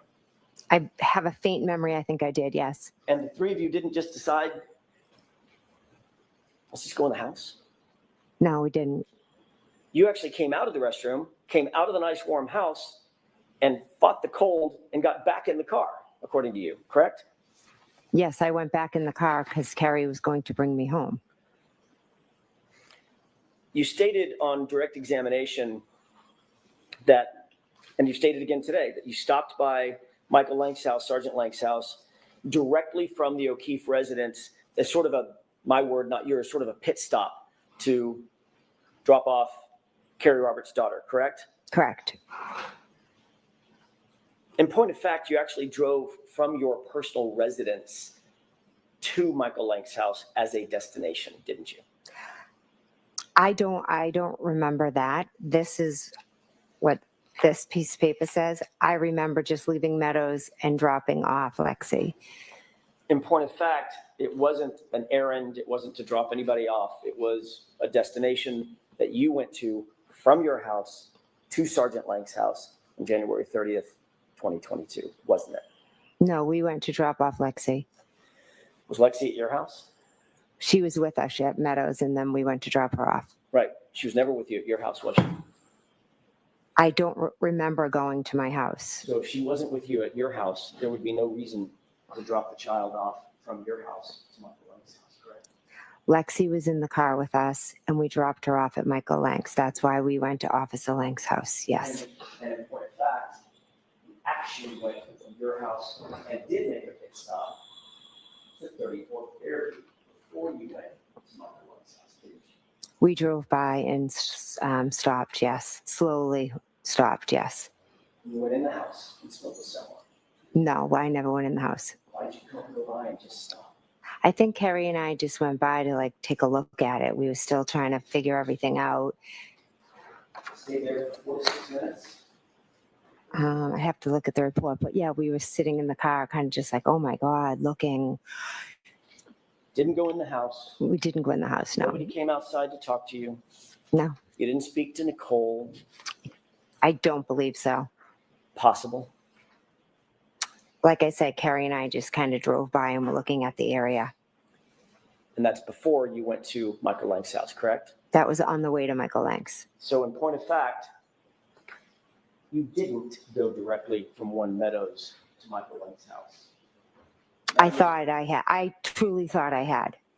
But now your memory is refreshed. My memory is not. This isn't refreshing my memory. I do not remember going by my house before Michael Lank's. Do you remember testifying a year ago that, well, let me ask it this way. Do you remember denying a year ago that you ever even stopped by 34 Fairview? I don't remember that now. Would it refresh your recollection to take a look at your prior testimony? Sure.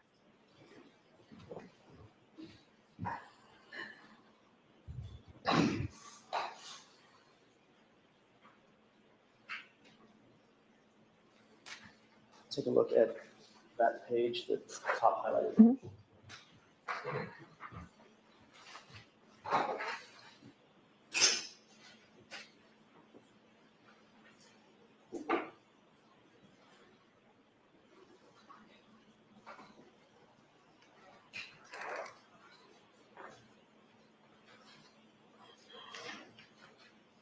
May I?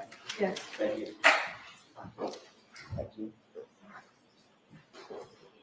On May 21st of last year, you were asked about this very thing in a prior proceeding, correct? Correct. At that time, you denied altogether ever going by 34 Fairview, correct? No, I believe the paper says I never stopped by, but we drove by. And now you're saying that you did stop. Stopping by and driving by meant something different to me. Stopping by, I look at as like, then you pop in the house. Driving by is you just drive by. So we just drove by slowly and kind of looked at the scene. And Ms. McCabe, I think you just said that you may have even spoken with Nicole. I didn't speak with Nicole, no. We were in the car, Carrie and I, and Lexi. You were denying that you ever spoke with Nicole or any other member of the Albert family or anybody at 34 Fairview as you sit here today. As I sit here today, I'm telling you that we slowly drove by. So again, last question on this point. You did not, you now admit, drive from One Meadows over to Michael Lank's house directly to drop off Carrie's daughter. My memory is we did drive from One Meadows. I know what this piece of paper says. I'm telling you that just my memory is we left Meadows and went down Fairview and then went to Michael Lank's. But this paper is saying we stopped at my house first. I don't remember that. And But all of again, you- I was in shock. Sorry. So a All of lot you- of things from that day are foggy. Certain things, certain details I may have forgotten. And all of your testimony over the last several days is based on that memory that you just described to these jurors, correct? There are certain things I'll never forget, correct?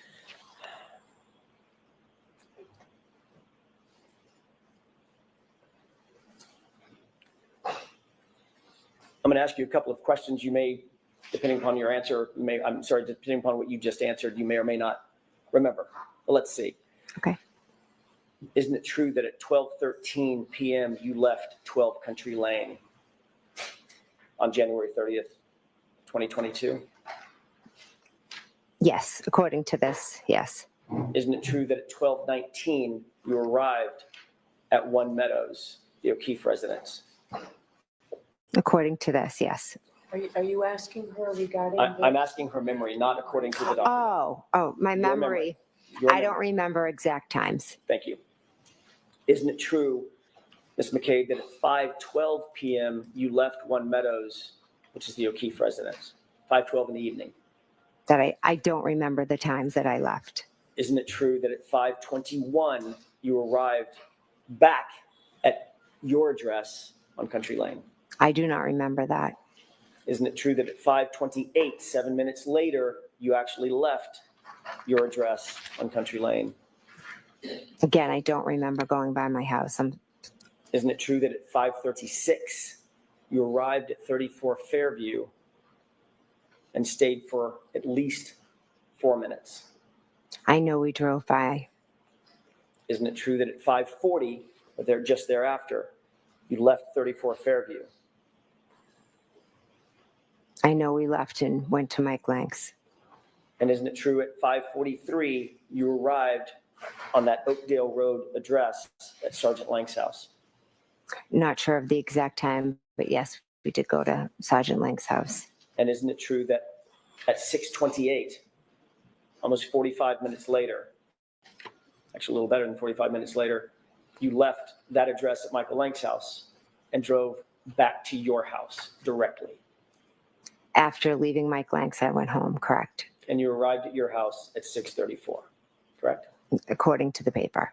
What about according to your memory? I don't remember exact times.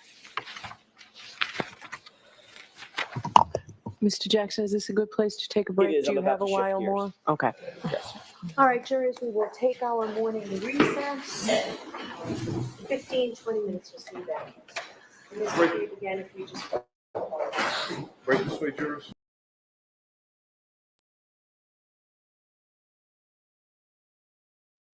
Hello, hello, hello. Does anybody want to come up for a few minutes? I will post it. I will throw you right off the stage when it comes back on, though, just so you know. So, we have things to talk about. Lucas! Lucas, did you bring me my ice cream? I need ice cream. Can you hear me okay? I can hear you, but I need ice cream. Can you hear me okay? Yes, I can hear you. Can you hear me? Oh, oh. Go out and come back in, Okay. Lucas. Morning, kids. Yeah. Hey, you can hear me now, Lucas? Lucas? Ice cream. What are you going about ice cream for? So Jen McCabe is an absolute psycho. Oh my God, these are all new text messages and stuff. Like, where are these hiding? Like and subscribe. Like and subscribe. Subscribe, everybody. Like and subscribe, everybody. Can I Like and squeeze him, subscribe, please? everybody. Thank you, baby. Gotta put my headphones on. I need to squeeze my Or squishmallow. headphones. These for my earbuds. Well, I thought it started off quite well. I thought she was going to get back on the old defensive. And then My subscribe. when she was saying, can I see the report? And Jackson showed her the report. And I thought we were going to have another day of this to-ing and fro-ing between witnesses. And then the post that I think Amy mentioned on X, I read that from Bedero. And then instantly it just changed so that Jackson was alluding to the report, but not actually letting her see it. And that changed her whole character, her whole demeanor. Kind of, she became more relaxed and reserved. She was not as combative in answering. And then, excuse me, then the onslaught of the texts and everything else came. And I think she's not totally accepted defeat, but she's halfway there. I agree, Lucas. I think that that Jackson is wearing her down, and those text messages did not look good for her. And I think they hit differently during this trial than it did on the other trial. I think he really picked It it did. apart and made them look like they were colluding. And this is the thing. Bev can say, oh my goodness, like, forget, like, jury, forget what he just said, but you can't unring that motherfucking bell. Oh, once it's out, They heard it. And once it's out, and they heard it. it does not look good. I don't remember. I remember the text that said, "Tell them the guy never came in the house," and he said exactly. But I don't remember anything about D&E Pizza. I don't remember them saying ask questions or her saying, "Oh my God." I remember after that, Nicole said, "Let's talk about it," away from the text messages. That's all I remember. And then to hear the rest of those text messages come out, like, if she pleads, it'll go away. If she fights, it'll be an episode. What? Right. What? That was wild. Yeah. That was new. It was crazy. That was Yeah. new information. Where did that come from? I'm freaking out. I was like screaming. Oh, the Right. Dog 507 Mom, what do you phone think? call for me was new. Yeah, the 507 phone call to Nicole for 28 seconds, and you say I didn't talk to my sister. Yeah. Say again, Kim. The 507 phone call to Coco, that wasn't brought up in the last trial. Yeah, that's It was what I thought not, as no. well. And That was- driving. Not for nothing. Like, I call my sister or you guys immediately when something happens, whether it's Right. good or bad. And they Exactly. seem extra close, and you know that they all know everybody's business. There's not one 100%. thing that those people don't know about them and their friends and fucking bugging. Right? Well, absolutely. I mean, the only reason they want to hear what Kerry's saying to the cops, and they want to ask the news team questions, is to get all the information they can so they can make a story up to suit. You know, that's all they want to know for. Absolutely. Yeah. And then Yeah, Eric's I right. agree, Why are you Lucas. calling your friend the guy? He was your friend that you loved was frozen on the ground, and oh my god! But now he's the guy, and the guy. Not for Kelly, nothing. she was Saying in shock and that they, horror. sorry, Nathan. Let's She just was in shock and disassociate horror. ourselves. The text message where they talked about her taking a plea was very damning to that. That Oh my God, that it to was. me Like, that was game that was over the worst for them. on the road. If Why I would would be you- a Game brand over. new person, Why would you brand want to new take Why a would you plea? even bring that up?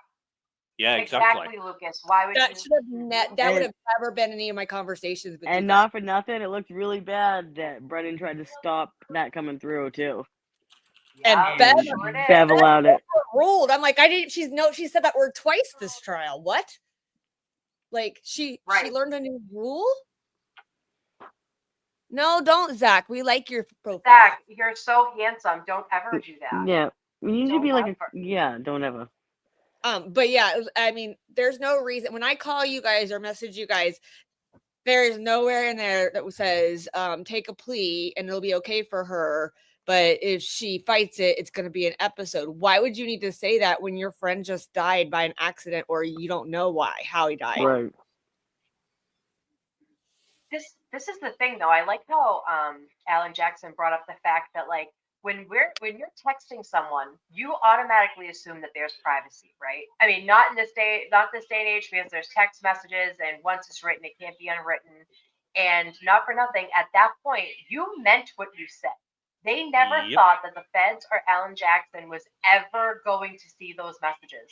So Correct. you said what you said and you stand on it because that's what you Yep. meant at the time, bitch. You know what I Yeah. mean? Yeah, that was Uh-huh. real. That was real. Who they are. Yep. Yeah. That's who I they actually are think- right there. They I never said thought. earlier, Kristen taught them all how to forget time. I don't know. I don't remember Kristen's an time. idiot. And she looks so bad trying to skate around everything. To me, she looks guilty as F. I The think she girl knows it as well, Nikki.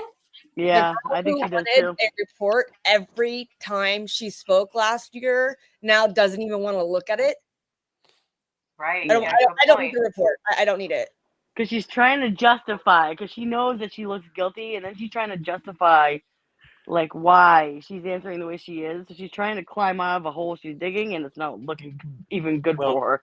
I don't think she was expecting That's this. what guilty people do, though. They Right. have to dig themselves out and justify their actions. But here's Right. my thing, Lucas. You say you don't No, I think don't she was think so expecting it, but they had to give reciprocal discovery. The Commonwealth had this information. Yeah, Yeah. but it wasn't in evidence Brendan yet. knew about it because Yeah, they it wasn't had in turned evidence. over That's why everything. she. It might that's not have why- been in evidence, but they were still able to tell her things because just like last year, they prepped them for it and they knew exactly what was coming for her, and she knew to say Yeah. stuff about Lank's house and stuff like that. Now it's coming out that she went to her house, picked up Coco for who sits her 6 minutes staring at a scene that's not even a crime scene. Yeah. Well, Right? You're like, oh my god, and not seeing your sister. Come on, like we're not dumb people. I'm going off her reactions from it because she's been rehearsed and scripted and prepared all Correct. the way up to today, and then when Jackson agree. hit her with this, she was a completely different person. Mm-hmm. And she was completely It's scripted. almost You like can she see shut it from down. Microdot's video. It's like Stepford Wives, how they're like the robotic. That's exactly what she looks like Girl right now. preach. Yep. I said that's And why I you said the noticed. Xanax water. Let me take a sip of my Xanax water. Hold on, Mr. Jackson. It tells me that Brennan knew this was coming because he had very little objections. Like if he didn't know this was coming, he would have freaked out, and it would have been like a Tried to get it. break or He tried hard to get stuff stricken, and Bev let it in. yeah. Well, she has to. I Yep. mean, it's worth like these people didn't ever think that their private Right. text messages were ever going to be read aloud to the world. Never. Right. They thought that Karen would have rolled over with second-degree murder and took the fucking plea because they didn't want to do it, because she didn't want to deal with it. But Oh my no, God. they I mean, Yeah, you know that's what true. kept fighting. You don't know what's happening in writing. You don't want to be screenshot. Right, Well, I what think do we you, should all use Amy? signal. That's why Just Amy and saying. I voice text to each other all the time. It's not Bro, even we voice. voice I don't voice text each text other you all guys night. because I don't say All anything night to you long. guys that I feel like it's Back gonna and have forth. to go anywhere. Because If you look at our messages together, there's hardly any words. There's It's no all words. voice It's just notes. all you see Yeah. is yeah, voice. but they can still extract that, you guys. Yes, and I hate I those mean, they voice texts when can, I'm but at work. Oh, I know. The oh thing my God, is like Kim, I can't even imagine. the thing It's is just like Yeah, it's hold on, bad, wait. you know. Jay and Hull, I'm going to pull this up. Jay and Hull, he's right. The group test confirms they expected her to take the plea, and if she didn't, there would be an issue in their words. They knew. Right. Jay, you're because absolutely they right. had Proctor in They their knew. pocket as well. Yep. I can't Already wait for had Croc to get up there and say he's a disgraced Proctor Massachusetts state trooper. Lank, who works at Canton PD. Lang. Yep. Mm-hmm. And the Yeah, Alberts, she went Brian to Lane's Albert's house going to get by herself. sizzled. Really? Like with Coco by herself? I Like, feel Yeah, nothing. Coco reminds me of a domestic violence victim. You yeah. have to be to be married to him. She's like, I Lucas, don't what do you want. got, bud? Sorry. I was just going to say off the back of what Jay said, the cops must have mentioned or at least discussed a plea deal, because that is the last thing as witnesses of a crime. The last thing you're considering is whether the accused is going to take a plea deal. That must have been brought in by the cops. You add this into Oh yeah, pin it they on the definitely girl. offered her a plea. I would 100% Well, think that right, they but offered this her was a plea at this some is point. when it first Yeah, but happened. They didn't even know who was yeah, guilty this yet, is supposedly. days. This is days True, after the Nikki. I event. didn't think of that. I'm Right. sorry, Lucas. This is days. This is just days after the event. It's it's not anywhere. It's also right after She's not even charged yet. told his best friend that they're gonna pin it on the girl. Yeah. That there was gonna be no issue because the Boston police officer was or it was a Boston police officer's lawn too. They already had it planned to pin it on her. And you Mhm. this now makes Proctor's text make sense. Why would he do this for no reason? Even if he just barely knew them, not supposedly not knowing them. Of course he knows them. We know that. But why would he say that to his friends? Now we know that they all are included in that. It's collusion with all of them. Right. Right. And listen, anybody with a brain knows what they were trying to do. They know it's colluding. It's witnesses of a case all trying to get on the same page, and she is skating around it like an idiot. It's like, just be like, well, if that's what it looks like, then I said that. I mean, and don't be I like, love no, that. we weren't. No, we weren't. No, that's exactly what you're doing. And why does she I say love Carrie that, was telling them? Jackson got the word collusion out in open court. Whether or not Beth struck it or whatever, it is in the jury's mind, the word That would have been freaking starred in my notebook as a juror. He also said it would have been scribbled big and starred. What'd you say, Lucas? he also said investigation, which got a massive objection from Brennan and a sidebar Yes. from Bev. So he got that out as well. And you notice yesterday he was saying the word agent a lot. Yep. And then Bev kept correcting him, watch your words, Mr. Jackson. Because agent is an FBI agent. Yeah. And I love that they've changed it to no longer a third party. Now it is another law enforcement agency. Right. Yeah. And that if they do that with ARCA, it's going to be a lot better. Well, it's like some guy on X. He said, if I was a member, and I remember this post distinctly, he said, if I was a member of the jury, I would not have a clue that another law enforcement agency meant the feds. And I replied, and I said, look, I'm not a US citizen, but even I know which agency it's a crime to lie to, mainly through TV shows and movies. Well, he also said, Lucas, and not for nothing, he said she was the wrong person. Well, they said it's not the MSP and not Canton. So what other law enforcement agency is coming to their house to talk to you? People are stupid. He literally said it's not Mass State Police, it's not Canton. Those are the only two that are involved. It's not the DEA. Can I phone a friend? I will give you a life point. You can have a life point. Lucas, you're a foreigner and know this stuff. Well, yeah, because I watch a lot of TV and movies, and I've He picked watches it up somewhere. Matlock, okay? This is funny. He Al watches Capone committed multiple murders, and they could SVU. only get him on tax evasion. These MFers on perjury or something. I agree, but this is the thing: because they're connected, no one wants They to won't. mess with Brian Albert, and all these people are part of his bubble. You Yeah. know, so it's like Yeah, but I also feel like this now with this coming out, if the federal investigation was per se over, it's no longer over. Okay, and it was never over my view to begin with, but I believe that more stuff is going to start coming out about this group of people because you are now an accessory to murder if you're covering stuff up. Right. right. Well, the thing There's is, There's the no way. investigation. Hold on, the investigation was never over. It's Right. still active on paper. It's not over. Maybe a portion of the investigation's over, but that doesn't mean it's closed. The investigation's not closed, and they are watching. That was Right. the investigation they were talking about was into Michael Morrissey in the the thing. DA's office. This is the thing. The feds don't go in until they are 100% certain they're going to get Right. a conviction. That's Right. Amy. They're no fool. They will wait 98% years conviction rate. before they jump, Yeah, just to that's- make sure they have Then- everything that they need. That's why Yeah. the FBI have a 98% conviction rate. Correct. Well, and that's why I Yes, don't that's think right, everyone says Lucas. perjury. They're not going to go after perjury. They can go after this though. No, They perjury will can be like get, what did you say, Earl? Go ahead, Lucas. perjury will be a secondary or tertiary charge. Yeah.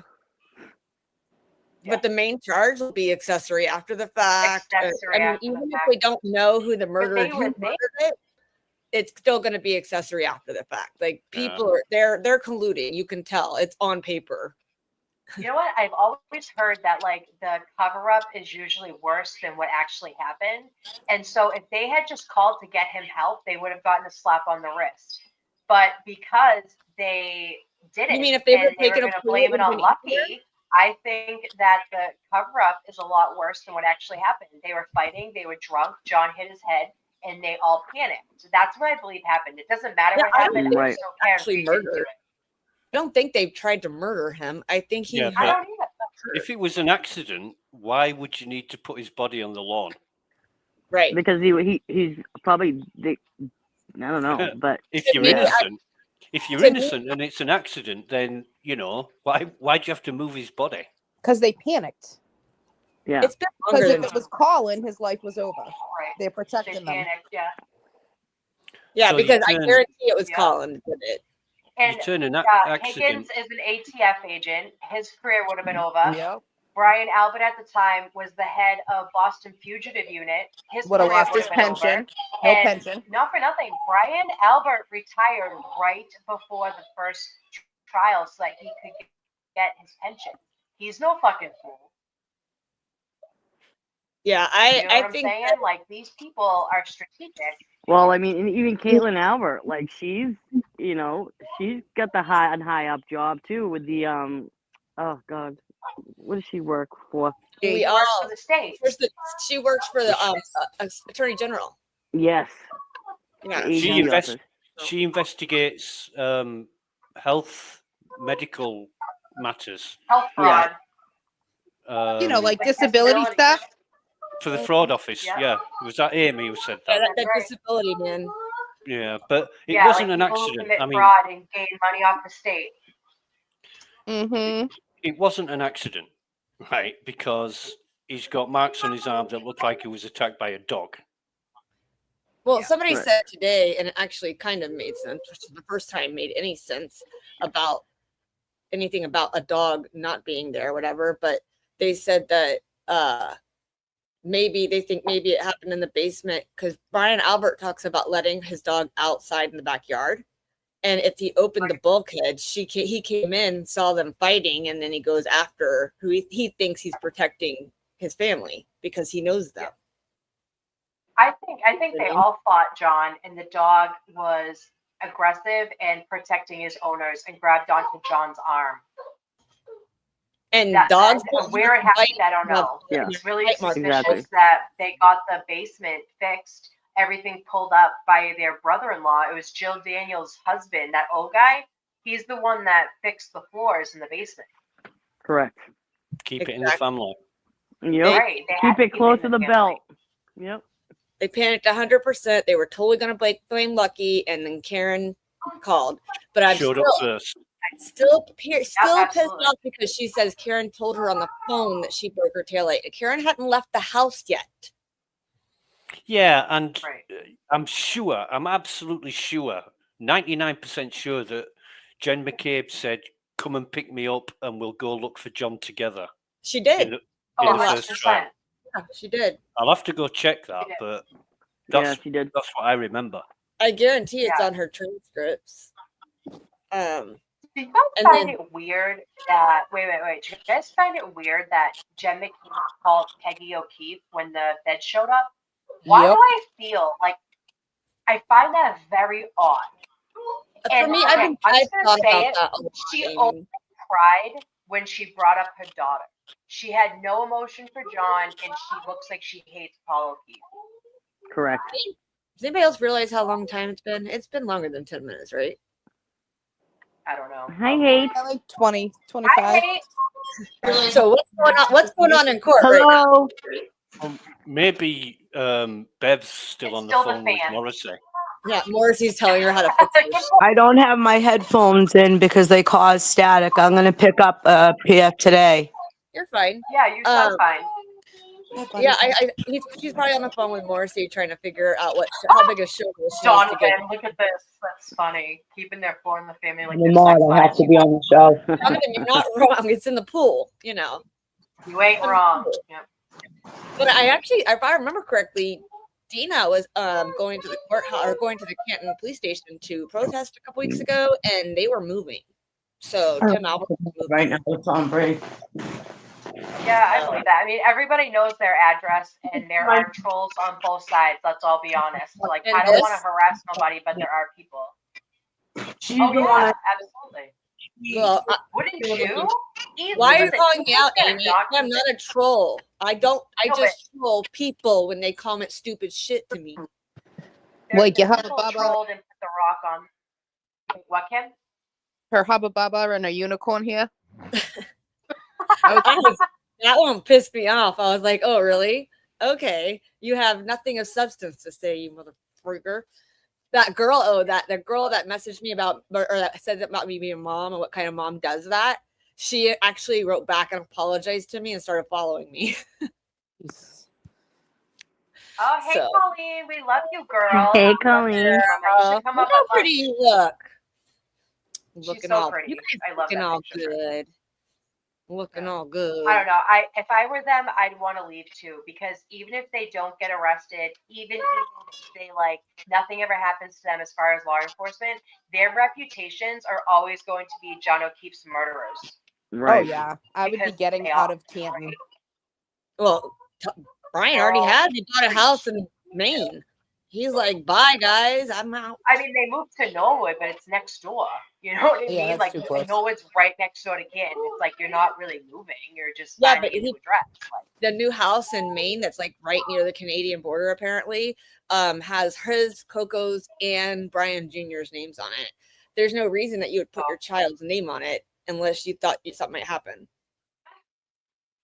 Yeah, I guess.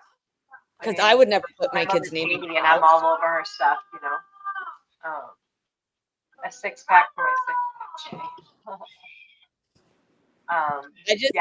This is. Go ahead, honey.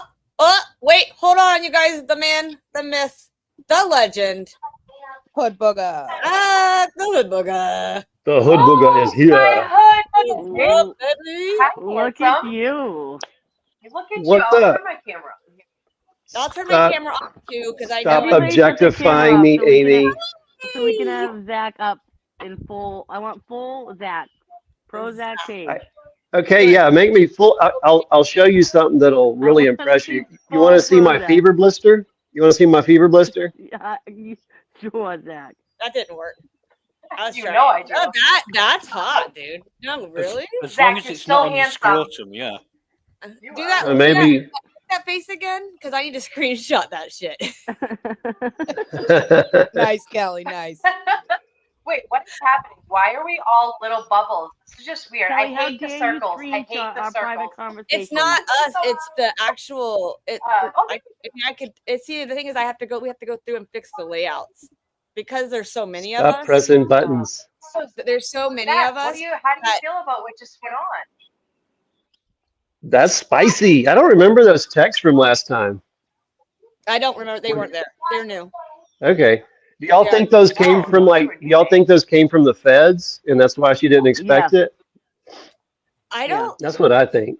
It had to have been in that 2E report. That's a good point. Yeah. That they didn't, because there's 3,000 pages. How are they supposed to go through it before trial last Yeah, time? this is the phone preservation. This is why they wanted the phone preservation.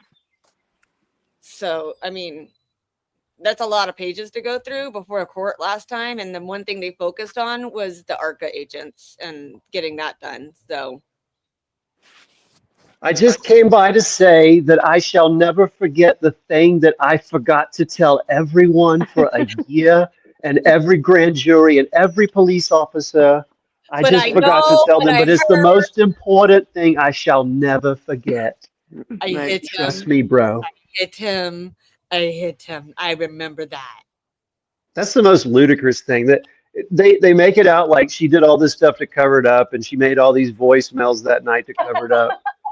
And she's some mastermind. And then all of a sudden she starts confessing loudly to anyone that she's never even met, like in a 100-yard radius, and then goes suddenly back into mastermind mode. And Like, if you yeah, heard that- her say, and she said, I hit him, and I said, what did you say? She was like, I said, Karen, stop it. Yeah, right. Okay. Now Yeah. now it's definitely, she said, I hit him. That's what she said. Until she's caught like a deer in the headlights, and then and you know what, too? You know what I goes thought was all- a really bad look? Right. I keep checking court on Go different ahead, Lucas. and it's still on break. I'm like, okay, something's going on. What were you saying, Lucas? Now, I almost finished the sentence until she's caught unaware, and then she goes all quiet and she's having to wing it, which you could definitely tell the difference.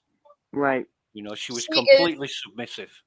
Today, she is a completely different person than she was the last 2 days. Because when he was getting at her and she was feeling the cracks, you could see the cracks. I feel like after a day and a half of this sitting on her and now this hitting her, the cracks just are starting to leak. Everything's starting to leak out, and she just looks defeated to me. Honestly, she does. She looks like someone who's like, I can't hide this anymore. I can't fight it. Yeah, I mean, you can't hide things that are black and white. She said those in privacy. She said those things. That's who she is. That's what happened. You can't deny those things. So it's like, you know, I thought it was a really bad look. Oh, Remember, what's the name? The snort, the snorky. The snorky. She's so cute. What's Steve, don't misgender him. Don't misgender my pup. We Here. have gender affirmation care for him, you know. Genderyville. Genderyville. So cute. A puff of blue smoke and a Genderyville. That's okay. My girl's cat is giving me dirty looks because I put a shirt on her. She don't want it. So Well, get rid of the cat. My How about that? Wi-Fi. she's my princess. Don't say that. I've just said her dog. She has a Frenchie named Your Papa. cat. Your Look, cat is just waiting for you to die so he'll eat your face off. That's all they're doing. Peach. No, they'll eat your face. Peach. Say hi. Oh my God! Why does your cat have a coat on? She has a shirt on. Oh my God! It says eat, sleep, poop, and repeat. Yeah, that's Sorry, guys, supposed if to I be put my my. camera on, my Wi-Fi goes all crazy. I have another one behind me. He's up my butt right now. That's her brother. It's Winchester. Oh my God, cute. He's mama's boy. So cute. He loves his mommy. Oh. Baby. I wonder where they've got to. It's still the fan. Weird. Something happened. Well, we can't really say that because remember last time people were like, "There's a mistrial, this, that, and the other thing," and then all of a sudden it came back like business as You usual. are. So we don't really know You what's can going say on. hi. Yeah. That could be neat extra Oh, tips. a real pet. There you Oh, go. what? It's your baby. It's your baby Cotton. Yeah. Zach, can I He's just tell you how much you make everybody laugh and smile and like you're just a really awesome person? Oh, knick-knack twice. uh Hey, Hey, Nikki. there's two of me. Could you imagine? Mommy, grab me some ice cream for lunch Two too. I of have a Hold on. whole tub. I'm gonna eat it Which for one lunch. do you want me to remove? Like, Oh shit! Oh, I got two. Two, oh shit, I just two of you would need 8 aspirins. Is one your phone Did and the you other you did you can guys see? see what Zach wrote?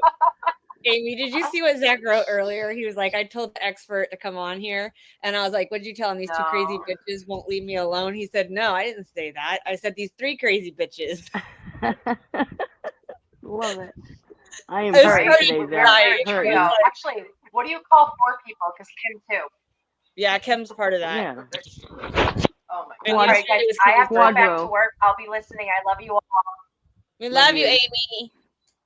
Yeah, I got to go too. I just wanted to say howdy to everyone. I have to Well, it's All good to right. see your face there, Zach. I was happy to see you this morning, though, in Auntie Deb's chat.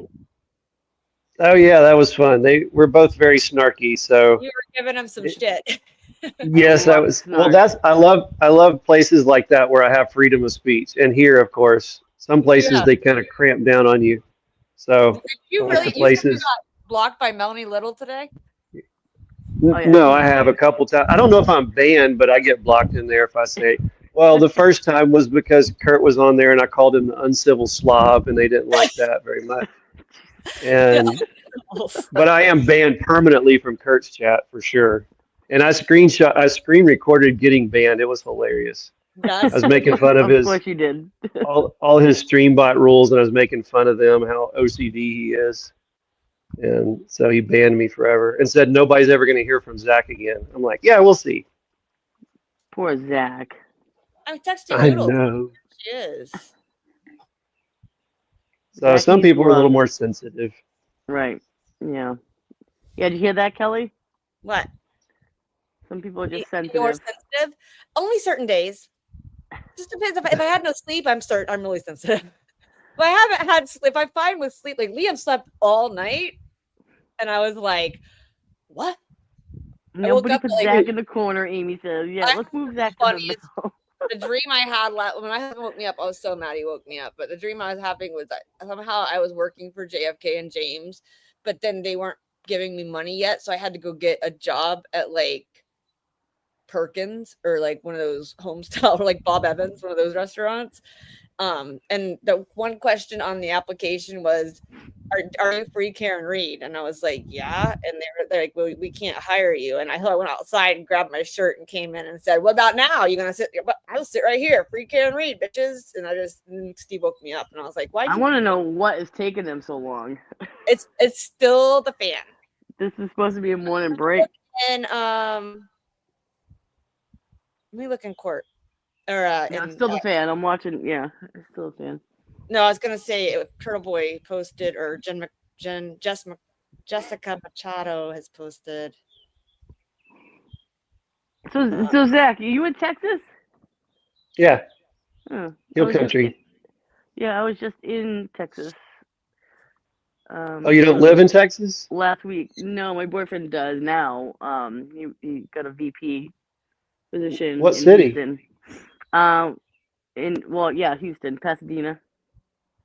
Area. Okay. Jessica's not Yeah. there. She's at a funeral. Yeah, we're staying in Seabrook.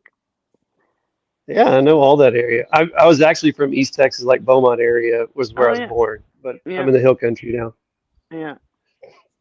Yeah, Cool. I asked the lady I was going because they have like caterers there. There's like a place that they cook certain meals, so they get like a meal or like 3 meals per day. So when we were just getting like settled in, I was going to get meals, and it was like 80 degrees, and I was like, "Wow, it's warm, wicked warm." And she's like, "Wicked?" And I'm like, "Yeah, I'm from New England." She's like, "Oh, I can tell." I go, "Hey, I got a question for you," and she's like, what's that? And I'm like, how hot does it get here in the summer? And she goes, oh, we don't talk about that. And Oh, I go, so hotter than basically, Satan's crotch. yeah, I go, Yes. so basically saying that I'm in trouble. She's, oh yeah, from New England, you're fucked. I'm like, fair Yeah. enough. Houston area it's the humidity too, which Yeah, there's always a breeze blowing. Usually that helps a little bit, but man, the humidity's awful there. The hill country, I'm about 2,000 foot elevation, so and it's a lot drier, so it's not near as bad. yeah, yeah. It is because we're right on the water, so yeah. Well, cool. You feel the Cool. breeze from Yeah, that helps. the ocean. So yeah. All right, I'm still checking. Justin Machado is not in court today. Dead Daniels was not in court today. So I'm looking up the one person I don't want to look up, which is Christina Rex. To see if she's in court. See what's going on. Okay, well, I got work to Bye, do, Zach. so wanted to Thanks, say Zach. howdy. It was good to see your face. Good to see you. We'll Bye. chat soon, Bye. Down. Catch you later. Love that. You guys are. I love our group. I love our group. Yeah. Let's see. When it comes to our group, Excuse me. Oh, Whoa. sorry. Yeah, mute yourself, girl. Can you hear me, guys? Yeah, we Yes. can hear you. Okay. Can you hear? I don't know if you're getting static. I'm not using anything but my cell phone. Can you hear me without static? We can hear you without static, but there's a Okay. you must have StreamYard and the web page audio activated. Turn one of them off. Okay, my daughter's home. I'll see if she can help me with that because she's techie like you guys. I just have one really quick question and then I'm going to mute myself. What is going on tonight and what time is the Feral Friday starting? Because I have to go in and out. I'll be able to listen and stuff to the trial, but I want to make sure I'm looking good for the Feral Friday just in case, you guys need me to come up on the screen for any reason. Feral Friday starts at 7. It's gonna be going over. Kelly, mute her. Okay. Yeah, it was just echoing. Go ahead, Kelly. Karen, starts at 7. We're gonna go over Karen Reed stuff, and then whatever else kind of pops off because us, we all go everywhere. And then we might, in the beginning, have a little special guest pop in just to say hi and kind of give an idea of what our plans are. And they're kind of good and I'm excited about them. It depends on if they are done with what they have to do today before they can come on. If not, so but I'm not telling anybody who it is. I'm just because I don't want to say this person's coming and then they can't come on.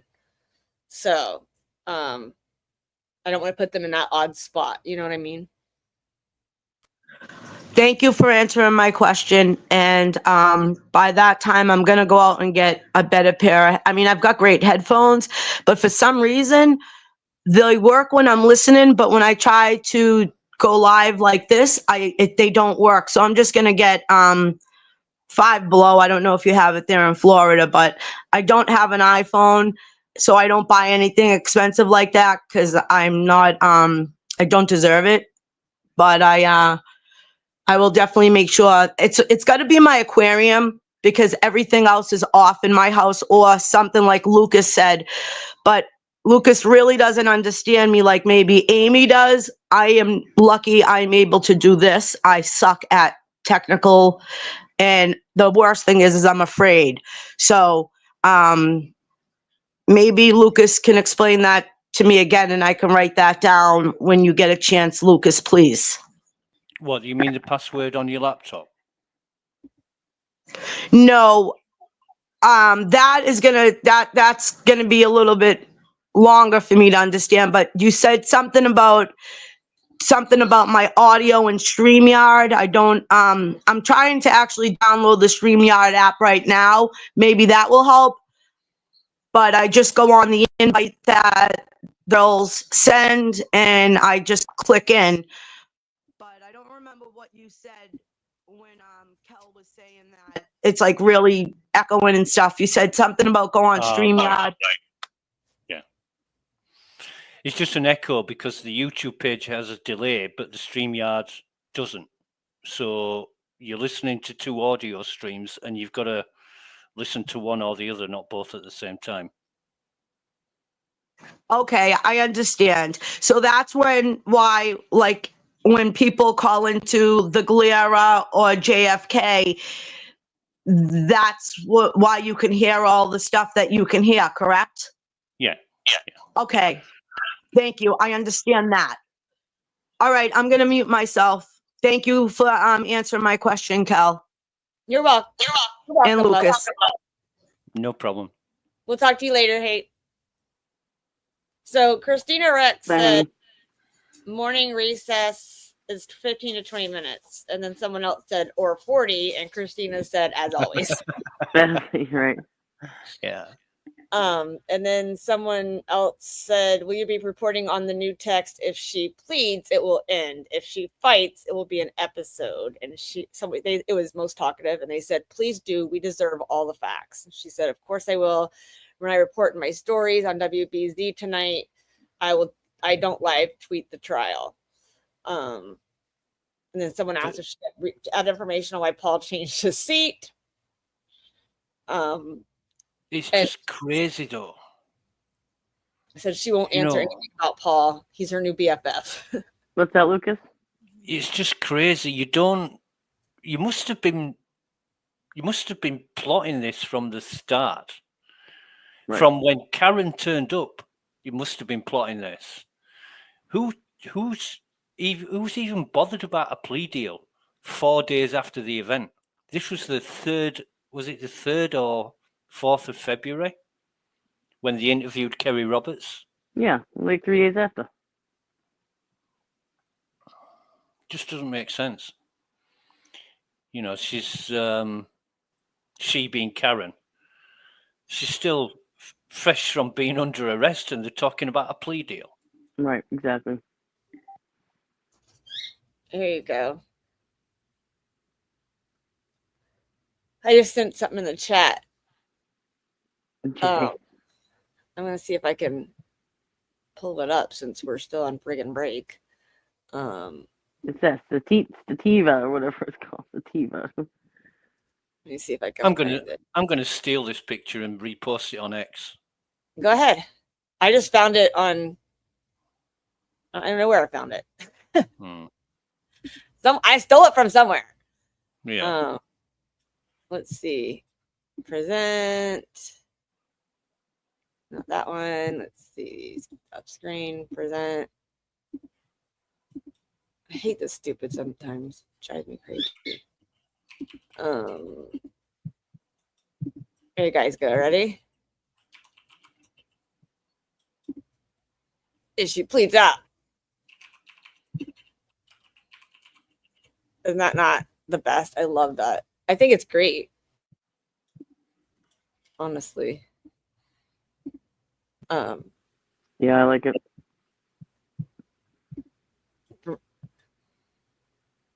Okay, that's posted. I'm gonna post it on our page so you guys can see it if anybody wants to grab it on our Facebook page. So let me see. Go back to stop screen. I gotta tell myself what Lucas will never lose his accent, I promise you. Lucas will always have that. He's actually really American. He just pretends to have that accent. Yeah, right. Not according to a certain somebody last night who referred to Lucas's fucking accent or something like that. I read it and I laughed. I didn't say that. I'm not saying who said it. I'm not gonna name names. Oh. But it wasn't me. I know that. I was asleep. I love your accent. Okay.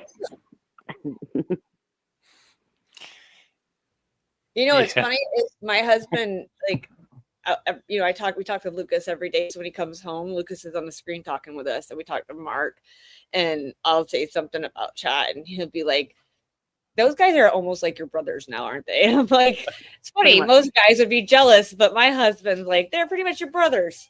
Like, yep, pretty much. I feel like Yeah, I have we're a whole one big dysfunctional family. that I didn't know I needed, but I did. Yeah, I think my accent in the UK, because it's a northern accent, everybody in the south thinks it's unintelligent and uneducated, somewhat delinquent. I feel like Well, it's. clearly they need to listen to somebody from Birmingham. Well, I think that's the dumbest thing that people could do is judge people based on their accents. Like that is just exactly. stupid. People are so like you have no idea what people have and how smart people really are. And so it just stuff like that makes me crazy. Ames. Well, I'm sorry, I had to pop on and say something. When I was in college, one of my hold on. When I was in college, one of my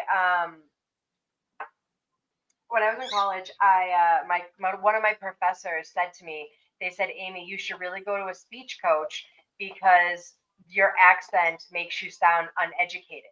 And I am educated, but he wasn't from here. He was, whatever. He didn't have our accent. And he told me I basically sound stupid with my accent. I should go to a speech coach.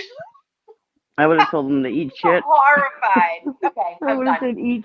Can you do me a favor and just eat shit, please? Everyone has a different dialect. It Thank doesn't you matter where kindly. you're from. It doesn't mean you're not educated. I mean, I know some people who talk like professors and they've never even graduated high school. You know what I mean? It doesn't. To me, that's just so demeaning, and I hate that Lucas, that people would say that about you. And if I find them, I will punch them. How about that? It doesn't matter. Amy's right. It's people have preconceptions and preformed ideas about your level of intelligence or education when you speak. Yeah. I mean, prime example, Stephen Hawking. Yeah. Right, exactly. One of the brightest minds on the planet. But yeah, it doesn't mean a thing. Horseback.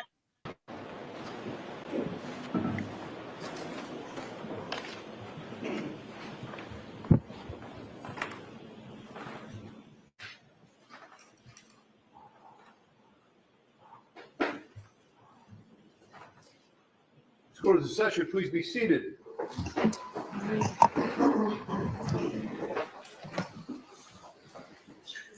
So, jurors, that break was longer than I told you it would be. We were waiting for some records to be printed, so it took a while, but we appreciate your patience. That's okay. All right, Mr. Jackson, go right ahead. Thank you, Your Honor. Ms. McCabe, I want to shift gears to some phone calls that you had with Trooper Michael Proctor back in January of 2022, moving forward to February and March. Your Honor, may I approach? Yes.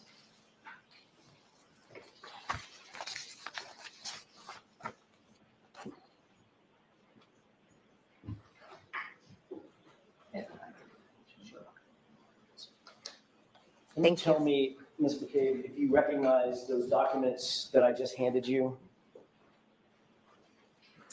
Yes, this first one looks like a Verizon record of my phone. Okay, and what about the second document?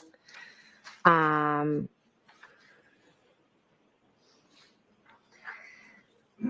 bill. And yes, more records from my phone. Okay.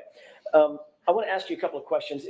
But before I do, I'd like to have both of those documents respectively marked just for identification. I don't anticipate entering.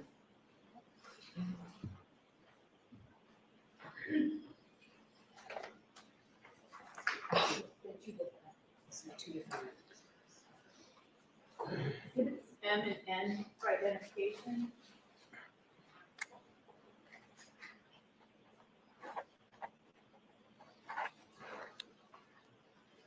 Thank you. May I continue? Thank you.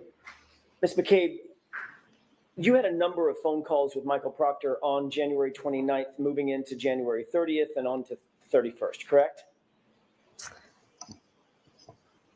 Are you asking her to read the records or? Not yet. I will in just a All second. right, so turn the records over, see if you can answer the questions without looking. Okay. You had a number of phone calls with Michael Proctor in the days and hours following the incident, correct? Yes, I know I had some phone calls, All right. yes. I'm assuming you don't remember exactly the time and duration of those phone calls as you sit here? Correct. Would it refresh your recollection to look at your phone records that you supplied for this time period? Sure. There's two different documents, Ms. McCabe. One of them starts with January 29th. Can you grab that document, please? Sure.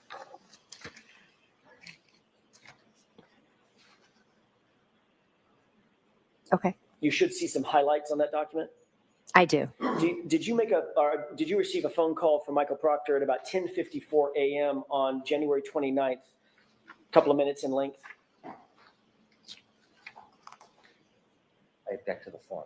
Okay, so you asked her if this would refresh her recollection. You need to ask her if this refreshes her recollection. Sure. Do you remember, as you sit here, a phone call at 10:54 a.m.?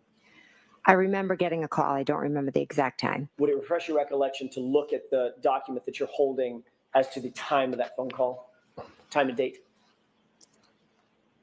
I see what the document says, but I just, in my head, if you ask me what time did he call you, I don't remember. Do you have any quarrel with the accuracy of that document? No, it looks pretty accurate. Okay. It looks right. It looks possible, yeah. All right. Did you receive, as you sit here, do you recall, does that refresh your recollection that you received a phone call from Michael Proctor about 10:54 in the morning? Does that refresh your memory now? I know I did receive a phone call from him, yes. At that time? I don't know the exact time. All right, so the answer is no. Was it mid-morning? Yes. Did you receive another phone call on the 29th around? Without looking, so this is again, you're right. being asked questions. I'm going to go through this with each one of these calls. There's not that many, but a few. Okay. Okay. On the 29th, did you receive a phone call at around 12:49? I know I received a phone call. I, again, don't remember the time. Would it refresh your recollection to look at that document, at the next line down or the next phone call with that number? Yes, I see that there's a call on this record. Okay. Is your recollection refreshed that you did receive another phone call on the 29th from Michael Proctor? Is your recollection reflect, do you now remember independently that? I don't remember the specific times, no, but I do remember that he did call me, yes. Okay. So there's two phone calls. Easy. Excuse me? I only object to the form. I don't object to the record. All right. Sorry. So I guess the record is fine, but if you're asking it whether she remembers, you're not going to get anywhere, Mr. Jackson. Well, then I'll just, I'm being told that there's no objection fine. to the record, just the question where you're incorporating several things from the record. Fine. Then that'll speed things along. I appreciate Is that the that. nature of the objection, Mr. Brennan? Yes, I have no objection to the data coming in. Thank you. I'm just going to speed things along, and I appreciate Mr. Brennan's assistance with that. January 29th, you see the record indicates a phone call from Michael Proctor at 10:54 a.m. Yes, You also see on that same record a phone call on January 29th coming in from Michael Proctor at 12:49 p.m., correct? yes, Moving on down to January 30th, you see a record of a call at 9:51 a.m. from you to Michael Proctor, correct? yes, January 30th, about a minute later, you see a phone call from you to Michael Proctor lasting about 22 minutes, correct? yes, January 30th at approximately 4:45 p.m., you see a call from Michael Proctor to you, call lasting about 10 minutes. correct. Going on to the next day, January 31st, you see a phone call from you to Michael Proctor at 11:51 a.m., just before noon, lasting about 4 minutes, correct? Yes. Take a look at the second document, if you will. That covers that document or that time frame. Okay. The second document, you should see some highlights, and I'm going to ask you to start where there's a tab at February 14, 2022.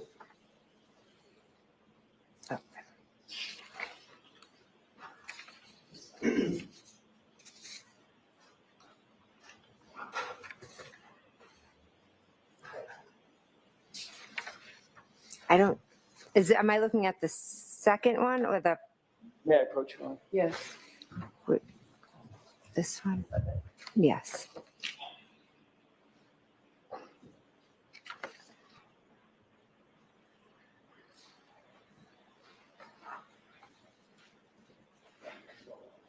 Let me see the other document. This one has the February 14th. There you go. Thank you, Ms. McCabe. Taking a look at that document, and by the way, for the record, which one is that, M or N? This is M. M as in Mary. Mary, yes. Thank you. Do you see a record of a phone call on February 14th at about 3:55 p.m. lasting about 17 minutes between you and Michael Proctor? Yes. February 17th at about 5:19 p.m. Is there a record of a call between you and Michael Proctor at that time? Yes. February 28th at about 12:48 p.m. Is there a record of a call between you and Michael Proctor? Yes. On the same date, February 28th, do you see a call at 4:34 p.m. with you and Michael Proctor? Yes. March 1st at 10:16 a.m. Do you see a record of a call between you and Michael Proctor lasting 10 minutes? Yes. March 1st, you should see two calls, one at 4:51 p.m. and one at 5:06 p.m. Do you see those two calls between you and Michael Proctor? Yes. One was 1 minute and the other was 2. Thank you. And staying on that same date, at 5:50 p.m., do you see a call on March 1st between you and Michael Proctor lasting about 12 minutes? Yes. And then finally on March 29th, 2022, do you see a call at about 3:27 p.m. lasting about 4 minutes? I'm sorry, what was the date? March 29th? Oh, okay, yes. Okay. And that's about a 4-minute call at 3:27 in the afternoon. Yes. Okay. And you had in fact, and that's all I have on those records. Thank you for that, Ms. McCabe. You had in fact met Michael Proctor in person on January 29th, correct? Yes. He was actually in your home and personally interviewed you, correct? Yes. Not only did you have him in your home, it was for the purpose of a formal interview between the two of you in person. Is that right? Yes. That was the time that Brian Albert was there. Yes. In your home as well. Yes. And you had at least, I think we went through about 14 phone calls with Michael Proctor in just the next days and weeks, going all the way up through February and March. We've just gone over those, correct? Yes, there are calls, but you're right about the number of calls, but some of them, I don't even know if they were answered. And of course, that doesn't, and that may be true, but you were communicating back and forth, certainly. Yes. In the weeks and months following. Yes. And that doesn't include those records, just for brevity's sake, those records stop in March.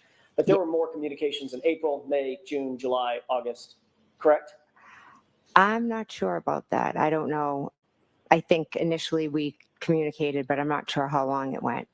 And then I know we started communicating again in the summer of 23, I believe, or April of 23. So you had spoken with Michael Proctor on the phone many times. We've just gone over those records, correct? Yes. You met him in person on the 29th. Yes, when he came to interview me at my house, correct? You just took the words out of my mouth. That was for a formal interview with you, correct? Yes. And it was in your house that you met him for that formal interview. Yes. And that was probably for some time. It wasn't a 2-minute conversation. No. Then in September or October of 2023, you were interviewed by Lieutenant Tully, correct? I have been interviewed by Lieutenant Tully. I don't recall the date. And you indicated just now that you began picking up conversations with Michael Proctor again in the summer of 2023, correct? Yes. So there were many more communications at that time, just before the September-October timeframe of 2023. Yes, but that was in regards to something different than this case. Not the subject matter, but you had met him and talked to him more times in the summer of 2023, correct? I never met with him. I just spoke with him. Okay. In that interview with Trooper Tully, you were specifically asked about your relationship with Michael Proctor when Trooper Tully sat down with you in that, I think it was a September or maybe it was an October interview, correct? I don't remember the specifics of the interview. He asked you specifically whether or not you had met Michael Proctor, whether you had any sort of relationship with Michael Proctor. Is that right? I'm not sure the specifics of the interview. Isn't it true that you told Lieutenant Tully that you had, quote, never met Trooper Proctor prior to September of 2023? No, because Michael Proctor was in my house in January of 2022. Exactly. The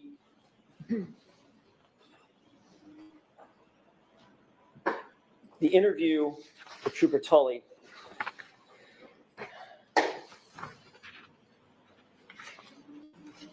I may have just a moment, Your Honor. Okay.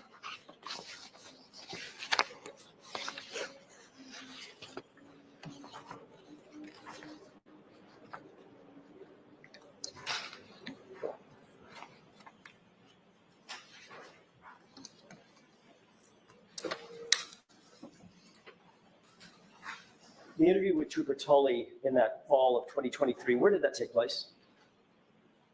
I don't recall. Do you recall telling Trooper Tully that you had never met Elizabeth Proctor or Michael Proctor prior to September 2023? No. Would it refresh your recollection if you saw a copy of Lieutenant Tully's report? I don't need to see the report because I know I told him that I met him on January 29th when he came to my house. So again, Trooper Tully wrote, you never met Trooper Proctor before September 2023. That would be an error by him, correct? Object to ask for an instruction. So again, that is sustained. Ladies and gentlemen, I instructed you on previous questions regarding the same type of thing, whether another witness is lying or not. Disregard the question and move on, Mr. Jackson. If you had told Trooper Tully, Lieutenant Tully, that you had never met Trooper Proctor before September of 2023, would that have been a truthful or an untruthful statement? I object. I'd like to be seen. Okay, come to sidebar, please.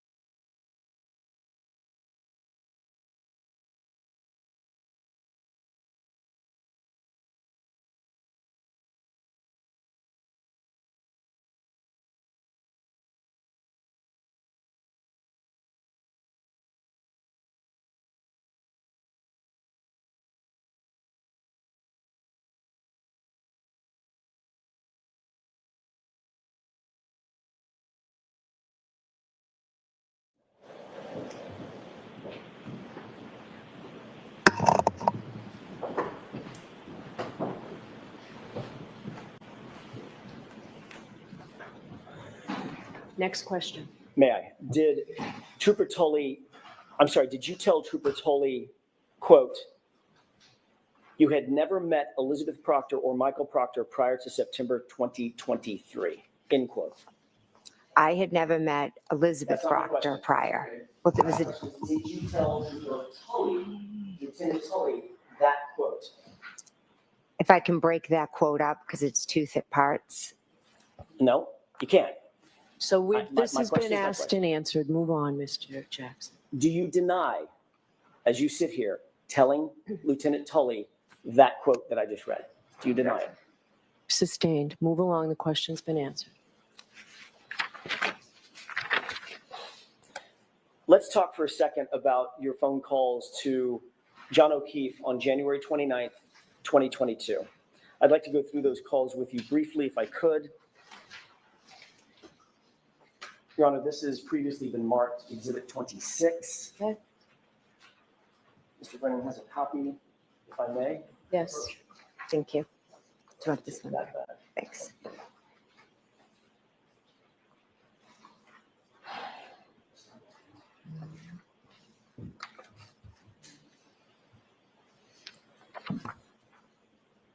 You've indicated on direct examination and earlier on cross-examination that you had multiple phone calls to Mr. O'Keefe in the early morning hours of January 29th, 2022, correct? Correct. Those phone calls ranged from about 12:14 a.m. until about 12:50 a.m., correct? There was a call at 12:14 and then at 12:18. I'm sorry, I'm bracketing it. The Oh, calls I were between, apologize. that's okay, 12:14 all the way to about 12:50, correct? Are you saying 15? 50, Oh, 50. Oh, sorry, I apologize.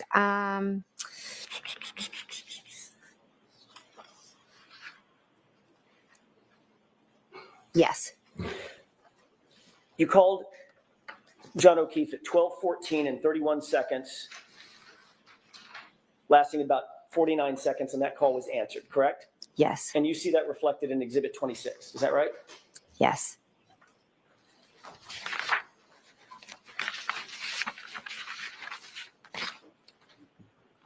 Going in reverse chronological order on this exhibit, you also see a call at 12:18 and 47 seconds, wherein John O'Keefe calls your phone lasting about 36 seconds, right? Yes. You know that call was answered, it says unknown in the document, correct? It does say unknown, yes. That 1, 2, 3, 4, fifth column over. That's where it says unknown. Yes. But it also indicates that call lasted 36 seconds, so you know it was answered. I don't know from this record it was answered, but I know from my memory that I spoke to him a second time. Yes. You also made a call, moving up to the page before this, starting at the bottom of the page. At 12:29 and 44 seconds, there was a call from you to John O'Keefe's phone lasting 7 seconds, correct? That's what it says. And the record indicates that it was an answered phone call, correct? According to the record, it was answered, but I never spoke to him. You deny speaking to John O'Keefe at 12:29 and 44 seconds. Yes, I never spoke to him after 12:18. Okay. Moving up, 12:41 and 10 seconds. There was a call from you to John O'Keefe's phone indicating that was missed. You see where it says missed? I do. 12:41 and 59 seconds. There was another call from your phone to John's phone, and that was also indicated as missed. Correct? Correct. 12:43, 19 seconds. You called John O'Keefe. That was a missed call. Correct. 12:46 and 16 seconds. You called John O'Keefe's phone, and that was a missed call. Correct. 12:47 and 52 seconds. You called John O'Keefe's phone, and that was a missed call. I'm sorry, which one was that? 12:47 and 52 seconds. Yes. At 12:50 and 37 seconds, you called John O'Keefe's phone, and that was a missed call as well. Yes. Ms. McCabe, there's 7 calls.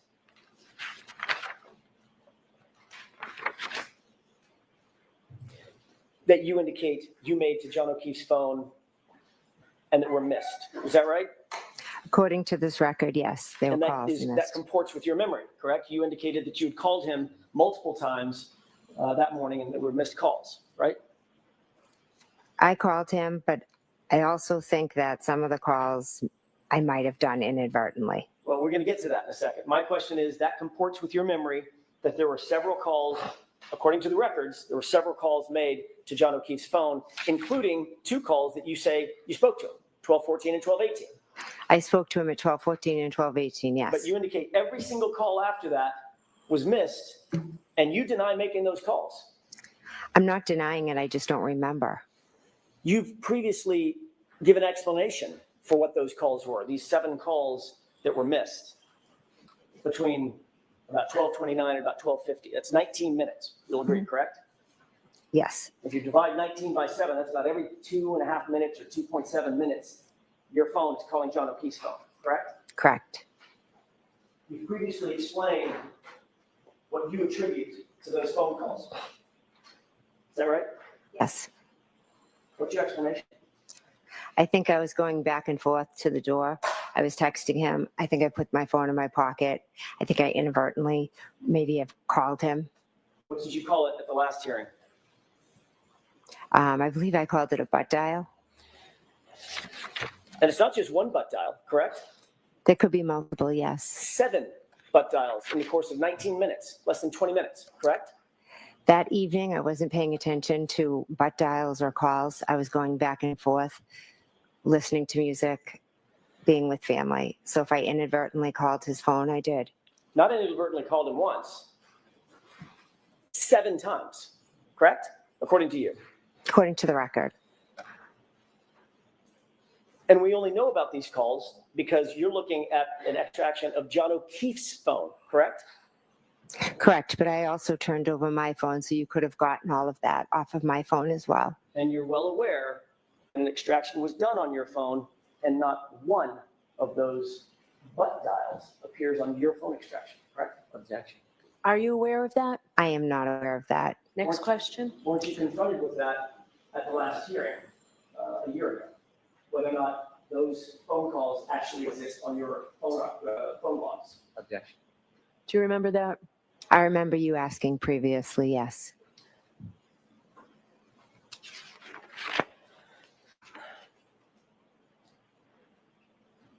When you dial somebody by mistake, it requires several steps, doesn't it?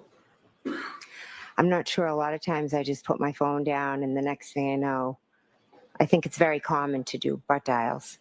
So you have an iPhone, is that right? Or had an iPhone? I do, yes. And that iPhone required a biometric or a passcode to even open the phone. Mine's not open right now, right? It's not open, correct? And your phone required some sort of biometric interaction with the phone, otherwise known as Face ID, or you put in a code, correct? Yes, or I could have been texting, and then after I texted, the phone was open, and I could have accidentally called John. That happens to me all the time. It also requires you to open the phone app, correct? For instance, if you're texting, you're in the text app. Is that right? Actually, I'm not. I'd have to sit and look at it Well, how often make phone calls? Okay. every day. Every day. Every day? Yeah. Hundreds of times a day, right? Not hundreds. Dozens of times a day. Yeah. You have to open the phone app to make a phone call. You can't call somebody from the texting app, right?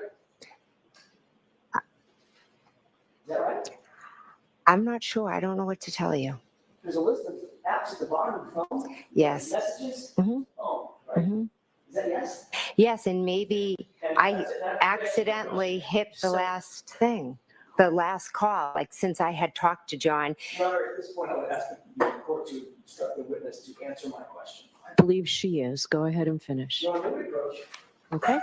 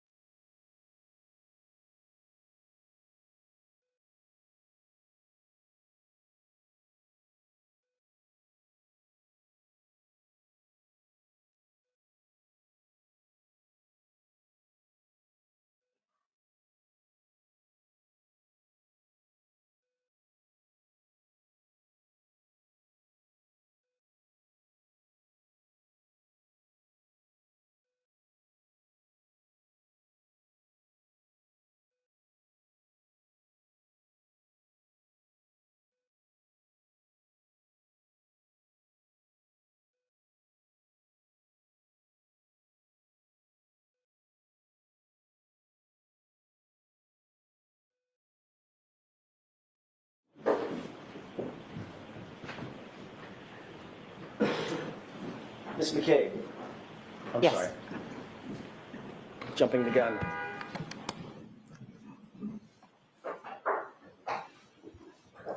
So let me, Ms. McCabe, answer only the question that's being asked of you, okay?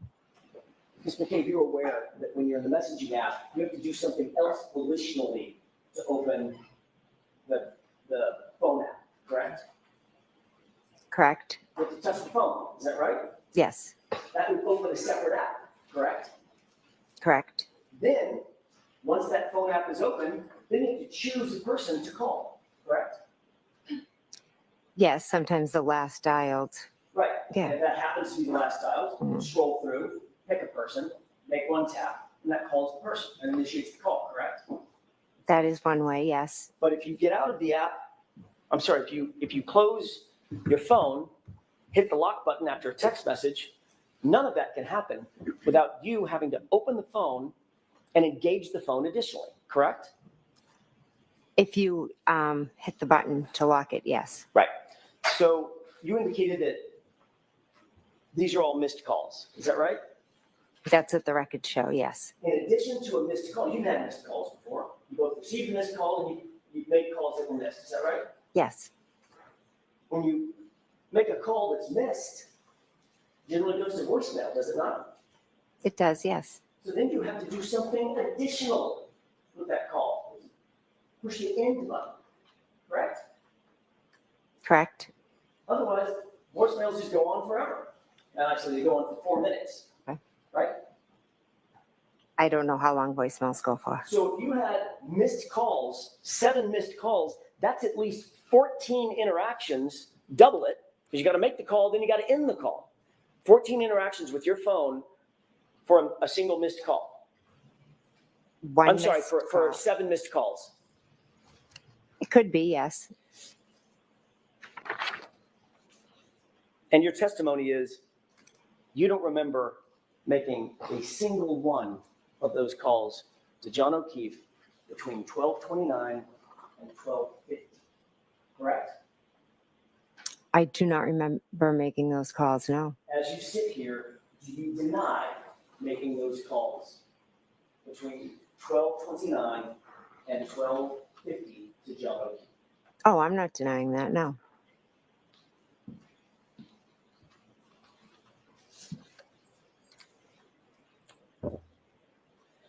I'd like to ask you January 29th, a little further on in the morning after you got home from 34 Fairview. Approximately what time did you get home? I'm not sure, maybe around 11:30, 12, I'm not sure. 11:30 or 12? It could be 11. Are you talking about, I'm confused, are you talking about, Let me rephrase the question. okay, sorry. On the night of the early morning hours of January 29th, 2022, when you left Fairview, Oh, I'm sorry, what okay. time did you get home today?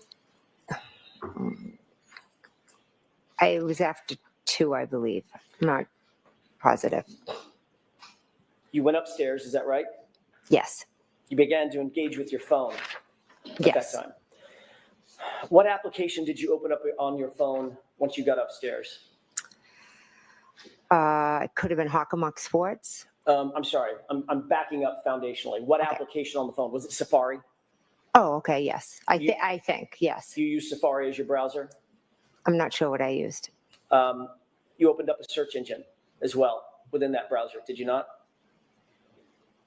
I just know I Googled Hockomock Sports, I believe. I'm not sure what app I opened or how I went about it. So Google is a search engine. You use Google. Possibly. I mean, that's just an expression, but I'm not, if you could show my record, I'm not sure what app I opened Well, or Ms. what. McCabe, you've seen this record many, many times about that search early in the morning hours, correct? You know that it was a Google search. It was Google. Okay, it was a Google search. Okay, so it was a Google search using the Safari app. Okay. You indicated that you were Google searching Hockomock Sports and something about Ozone? Yes. Ozone Sports or It Ozone was Basketball? Yes. What time was it that you did that Google search? It was when I was home up in bed. I don't have an exact time. About 2:27 a.m., correct?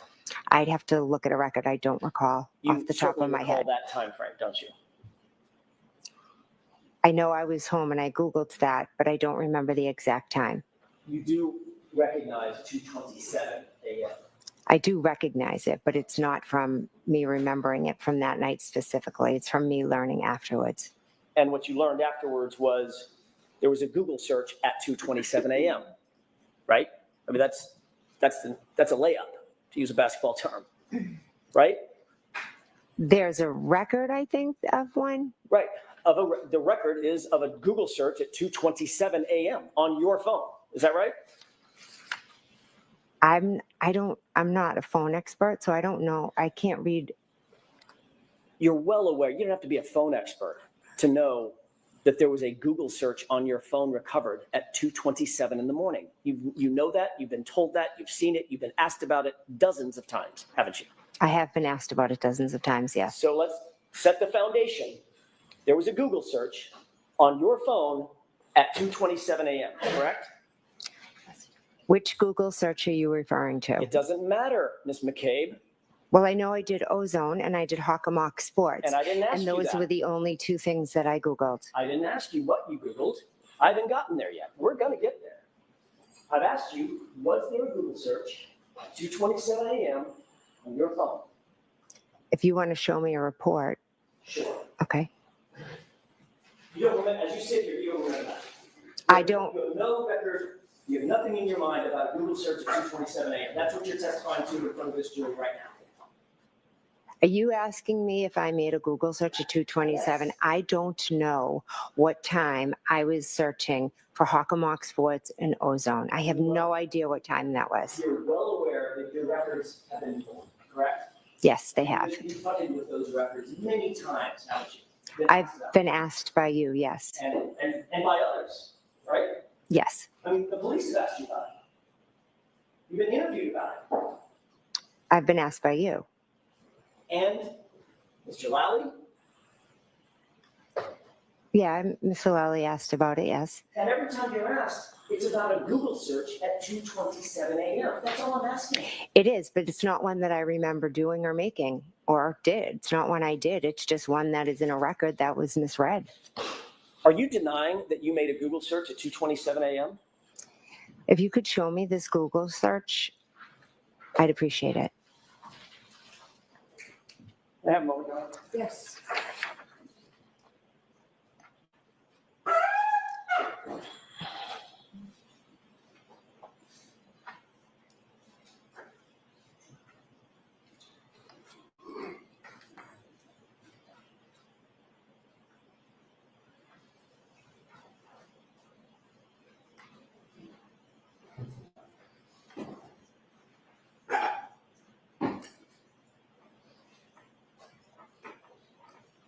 Your Honor, I need a quick minute to find a record that I did not make over yet. Can we take a brief recess, about 5 minutes? I'll see counsel at sidebar. Well, if Ms. Little wants to keep looking, we'll come to sidebar.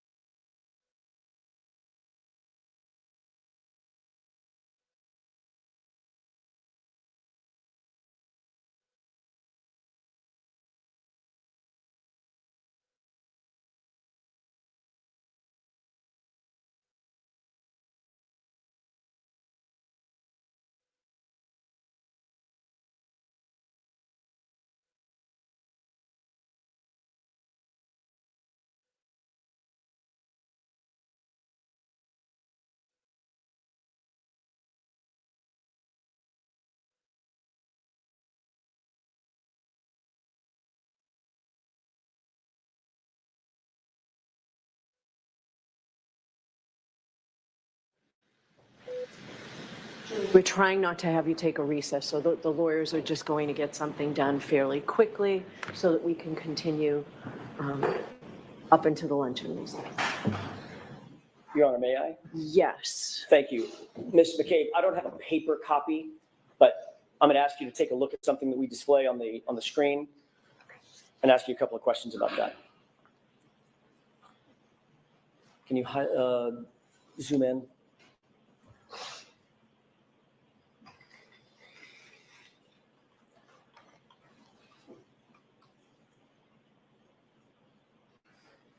I object to the way it's presented here. Okay, take it down. That's not how it appears. You need to get rid of a column. Right? That's exactly how it appears, Your Honor. That's the House of record. Counsel at sidebar.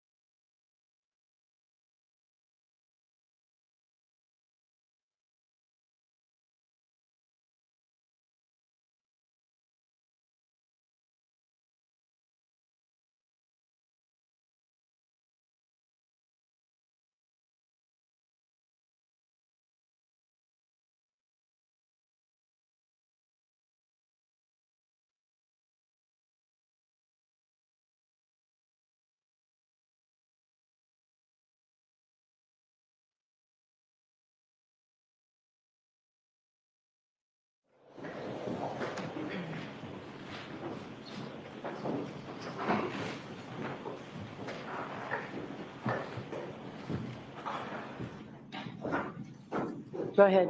Thank you. Found the paper. Okay.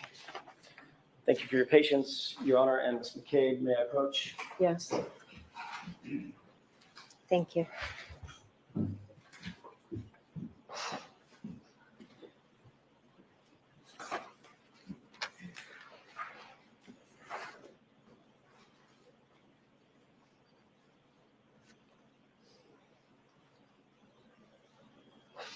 May I approach? Yes.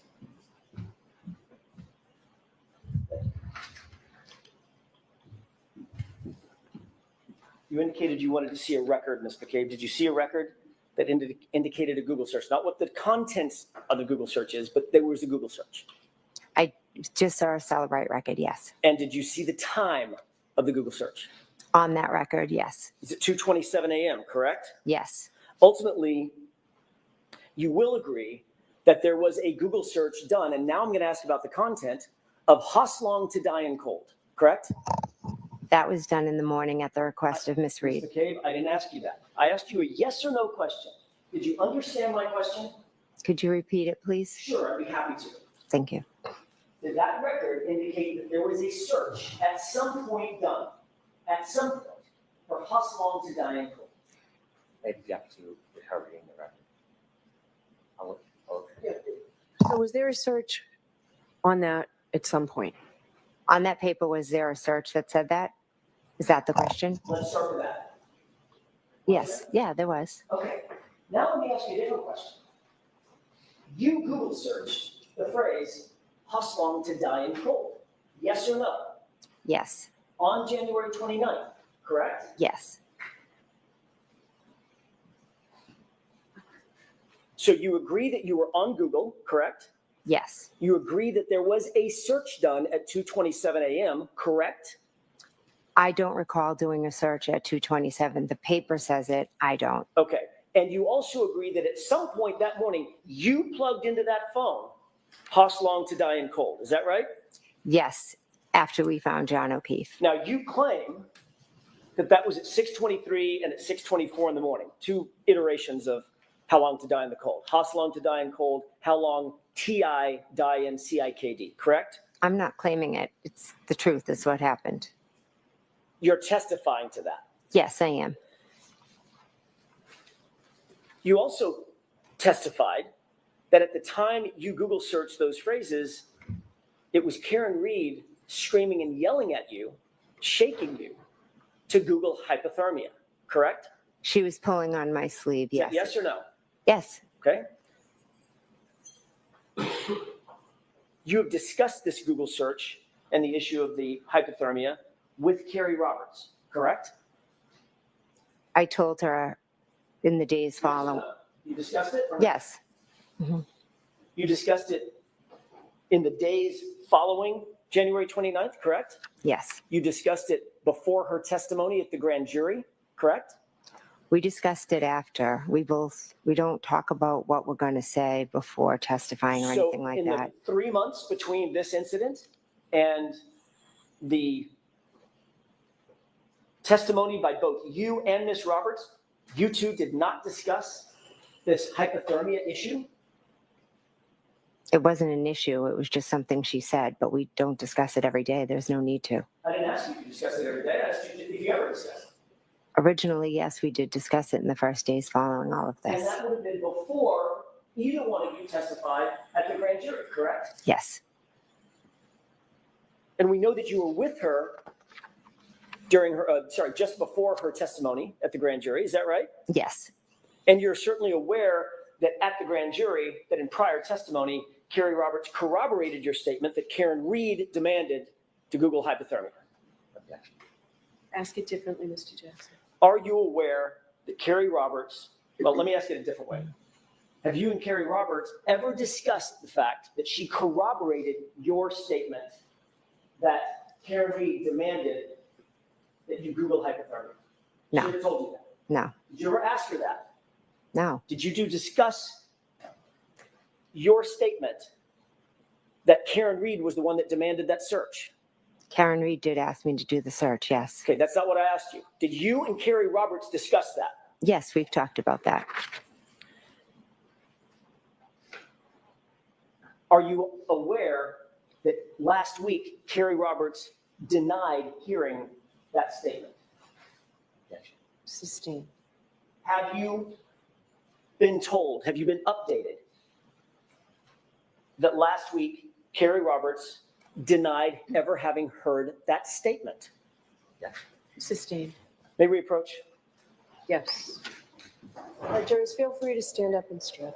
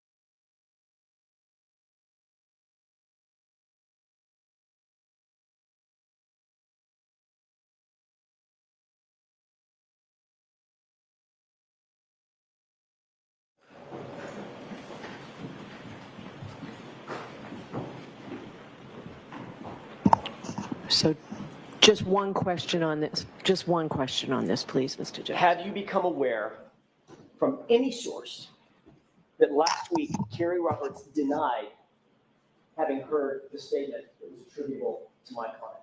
No. You aware of that? No.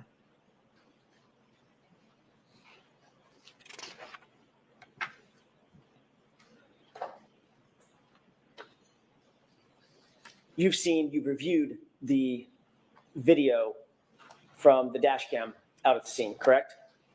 I've seen it, yes. You're aware that there is no video showing my client demanding a Google search anywhere in this case, correct? I'm not sure what what cameras were where. You're aware that there's no audio of my client demanding a Google search, correct? Correct. You're unaware of any witness who can corroborate your statement that my client demanded a Google search. Any witness at all. It was just the two of us. She had sent Carrie off. So of course, Carrie Roberts is not such corroborating witness. Is that right? At least you understand that. Can you rephrase the question, please? Carrie Roberts is not a corroborating witness for you. You understand that? You just said that. Yes, Carrie, I don't believe heard it. She So was it's- sent off. So it's your word and your word only, Ms. McCabe, that my client demanded a Google search. Is that right? Yes. Yes. Ms. McCabe, you were with Carrie Roberts just before her grand jury testimony. Is that right? Yes. You had been with her to create a timeline of a version of events that occurred, correct? I wouldn't say a version of events. We each put down what we remembered. She saw what you put down, you saw what she put down, Yes. and you compared and contrasted those with each other to create that timeline, correct? No, we didn't compare and contrast. I said she called me, she said this, then Carrie, and someone was writing it down for us. That would be your sister, who?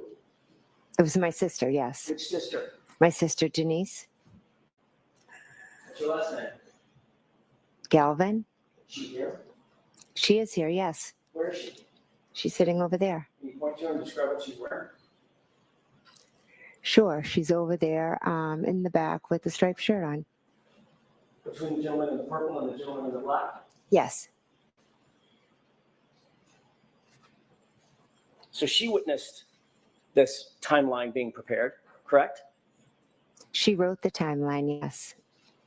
And then you've spoken to Ms. Roberts several times about this case Yes. and about your perceptions of this case, correct? We talk about what happened and the aftermath of this case. We don't talk about the specific details as much as we talk about the aftermath of everything. Ms. McCabe, the fact is you instructed Carrie Roberts to say that she heard that Google hypothermia statement from my client before she testified at the grand jury, didn't you? No, absolutely not. I never instructed her to do anything. You wanted some witness to back up your story about this Google search, correct? No, absolutely not. I don't Ms. need. McCabe, It was said. Karen said it. It's that simple. so you're the only person saying that, though. Yes, and I stand by that 110%. And the reason that you wanted another witness to back up that statement is because you knew that that Google search for Hosslong to die in cold points a very uncomfortable finger right toward you, correct? I never did that search at 227. I never needed to instruct somebody. No, I'm sorry.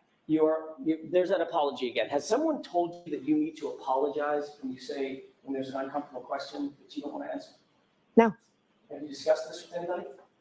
No, and that's not an uncomfortable question. I'm fine to answer it. How many times did you say, I apologize yesterday in cross-examination? I didn't count. Probably more than 15, right? I have no idea. I'm just trying to answer the questions and be truthful as I can. And you're aware that the Celebrite extraction that was done on your phone determined that of the three searches, 2:27 a.m., 6:23 a.m., 6:24 a.m., only one of them was recorded as deleted, correct? Objection. Sustained.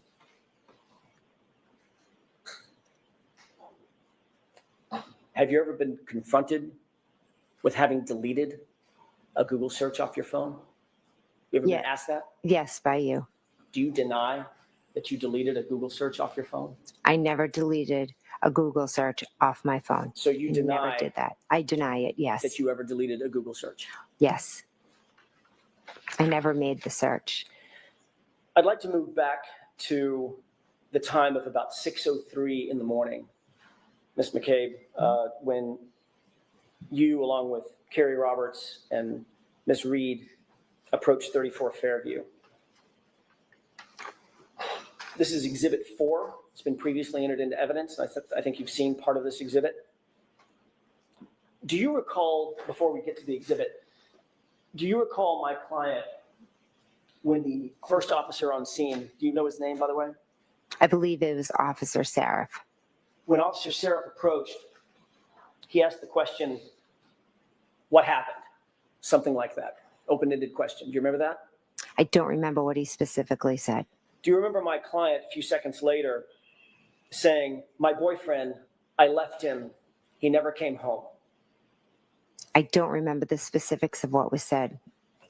Your Honor, if we could, I would ask that we queue up Exhibit 4 for the jurors at runtime 4:20. Okay.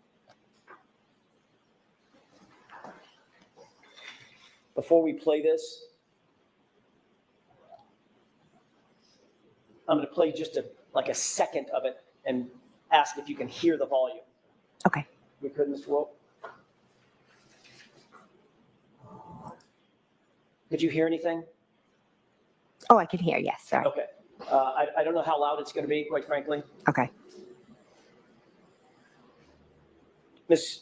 McCabe, will you please pay attention to the audio portion of this video as this is played?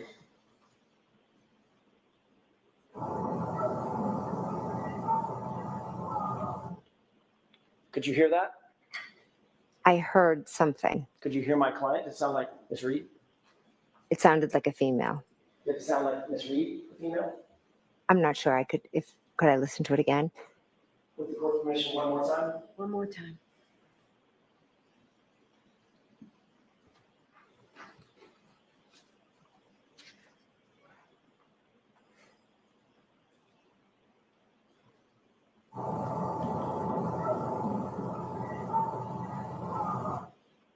Could you hear it?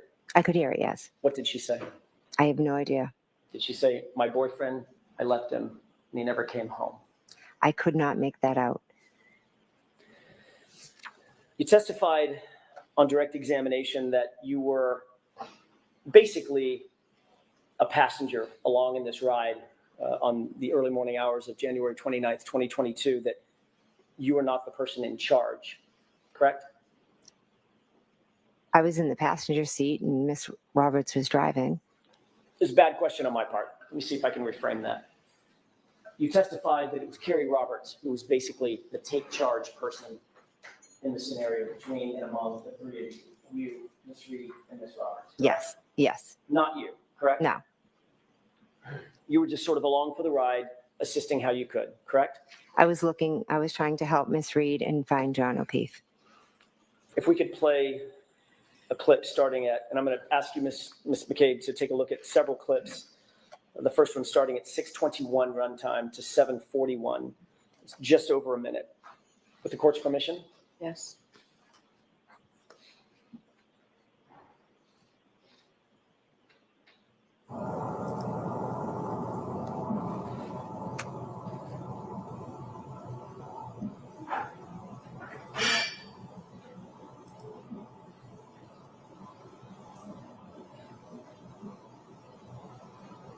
Can you pause this? Do you recognize the three individuals in the foreground of this video? I do, yes. Can you start from left to right and describe for the jurors who we're looking at?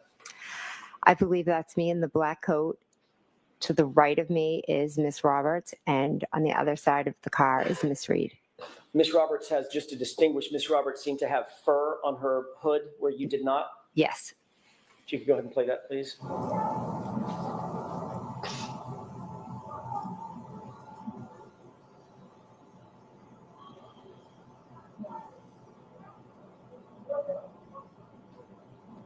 Pause it, please. Can you see who it appears you're talking to at that point? I don't know who that is, no. Go ahead and play it.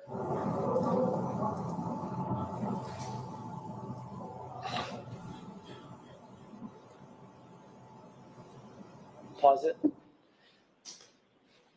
Does it appear that you're engaged in conversation with that person while Miss Roberts is attending to something in the truck and Miss Reed is running back and forth?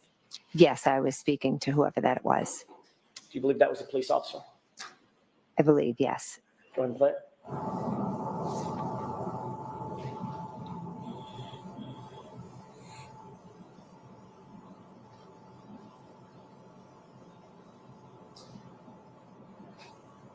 Mr. Wolk, if you'll stop it at 7:41, please.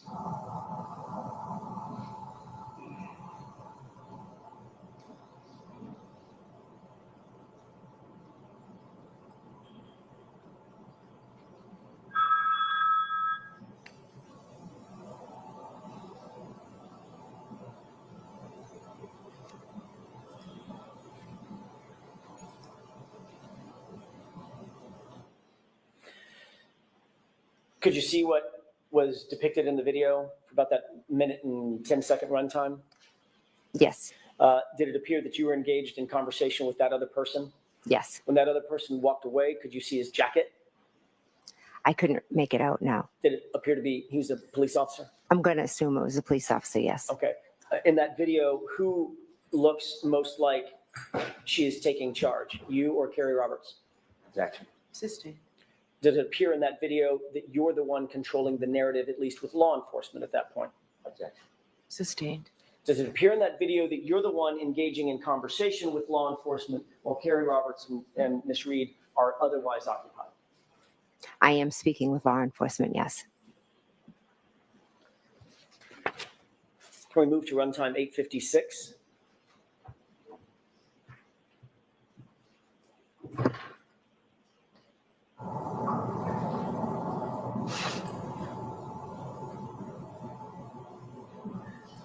Pause it. Can you see yourself in that video? I can, yes. Which person are you? I'm in the far right, Speaking to someone? yes. Who's that you're speaking to? I can't make it out, but it looks like a police officer possibly. And Ms. Roberts is directly in the middle of the screen, is that right? I thought that was Miss Reed, but I could be wrong. Let's go ahead and play it. And at 9:26, you'll stop, please.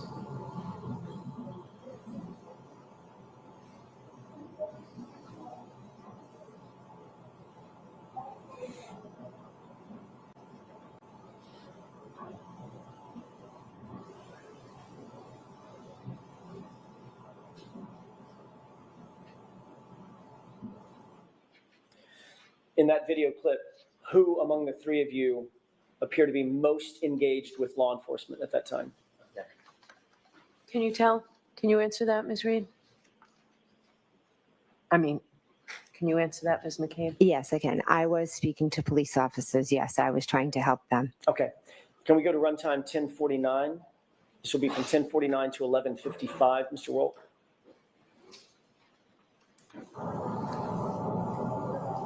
You pause it. Who is it that's just gesticulating in the video? That is me. Can we go ahead and play it?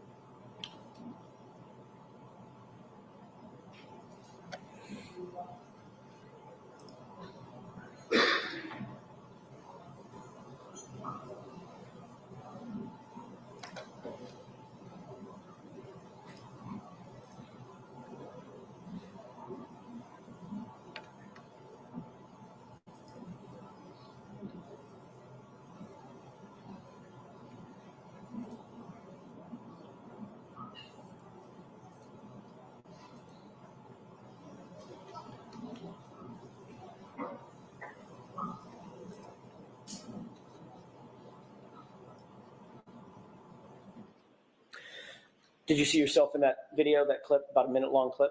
Yes, I did. Who among the three of you appeared to be most engaged with law enforcement in that clip? I was. Runtime 2022, Mr. Wolk.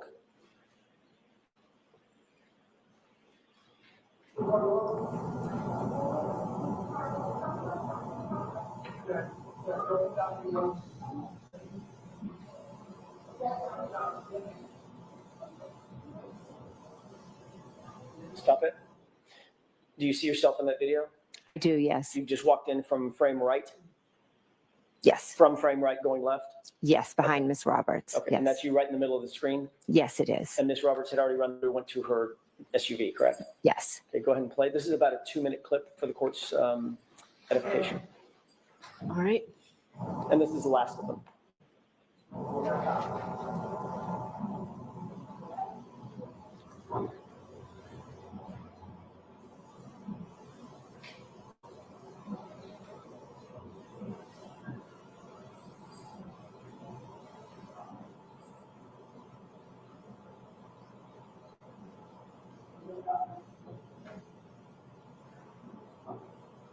Mr. Wolk, can you pause it?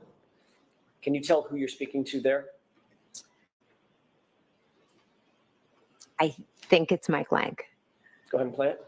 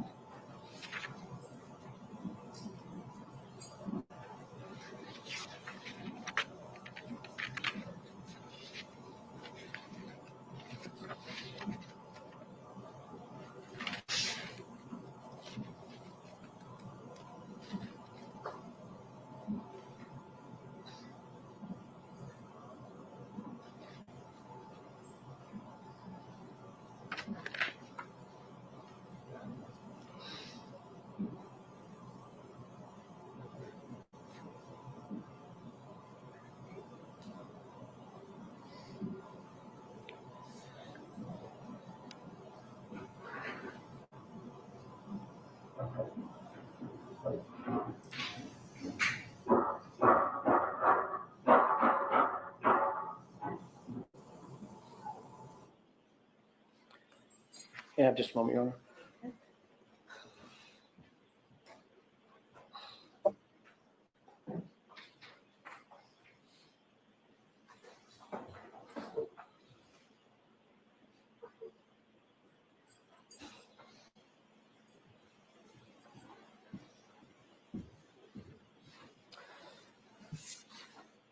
Ms. McCabe, who was most engaged in that clip with law enforcement? Between and was. among you and Carrie Roberts and Ms. Reed? I was. You noticed when Mr. O'Keefe was placed on the gurney in a prior clip and moved past you, correct? Yes. Did you notice what your reaction was when that gurney passed you? I didn't know. Did you see that you turned your back completely to Mr. O'Keefe as he passed by? If that happened, it wasn't on purpose. Ms. McCabe, when you got to the scene, we can take that down. When you got to the scene at 6:03 in the morning, you immediately recognized, did you not, that this was an emergency situation? High intensity emergency situation, correct? I knew it was an emergency situation, yes. As a matter of fact, a man's life was in grave danger. You knew that. Yes, I did. And this is someone that was a friend of yours, correct? Yes, he was a dear friend. Not just a friend, but a police officer who was laying, as far as you knew, dying in the snow. Is that right? Yes. You knew that you needed to get immediate medical attention, emergency medical attention to him as quickly as you possibly could. Is that right? Yes. You knew that minutes counted, right? Yes, You knew that seconds counted, correct? correct. This man was grasping, as far as you knew, grasping and clinging to life at that moment. Is that right?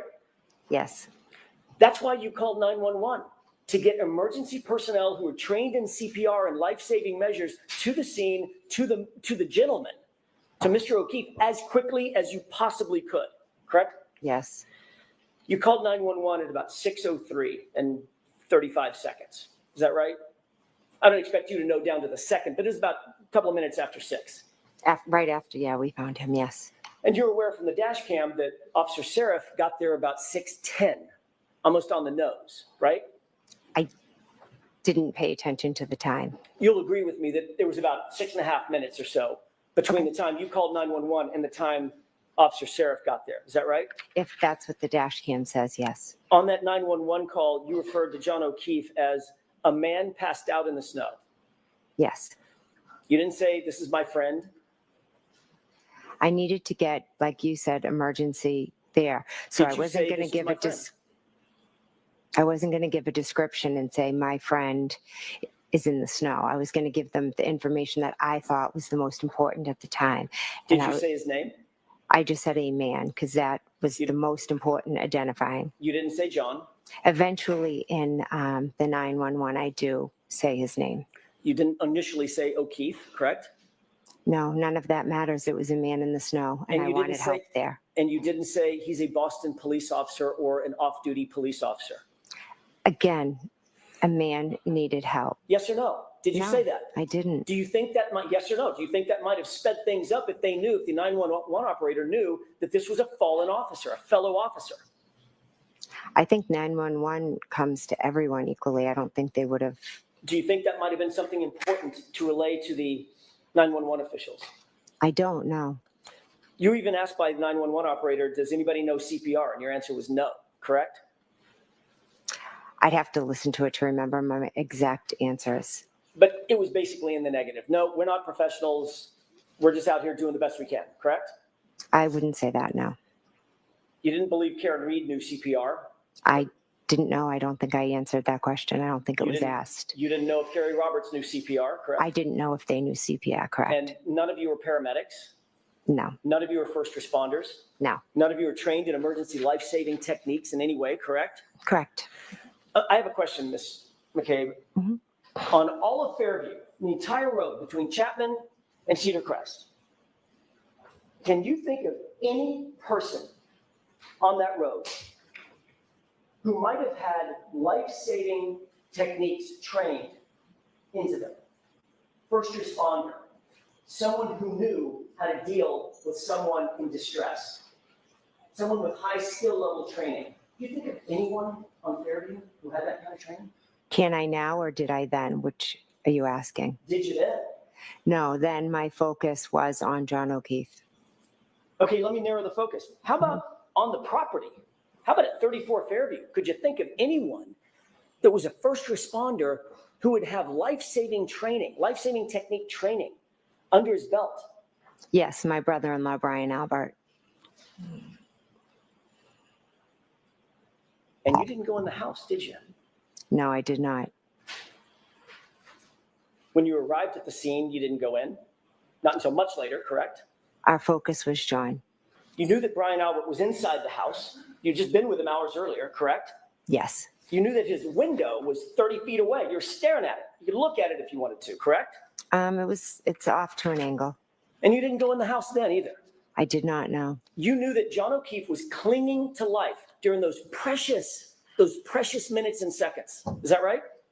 I did, yes. And you also knew that Brian Albert, your brother-in-law, was a first responder trained to deal with people in that kind of distress, correct?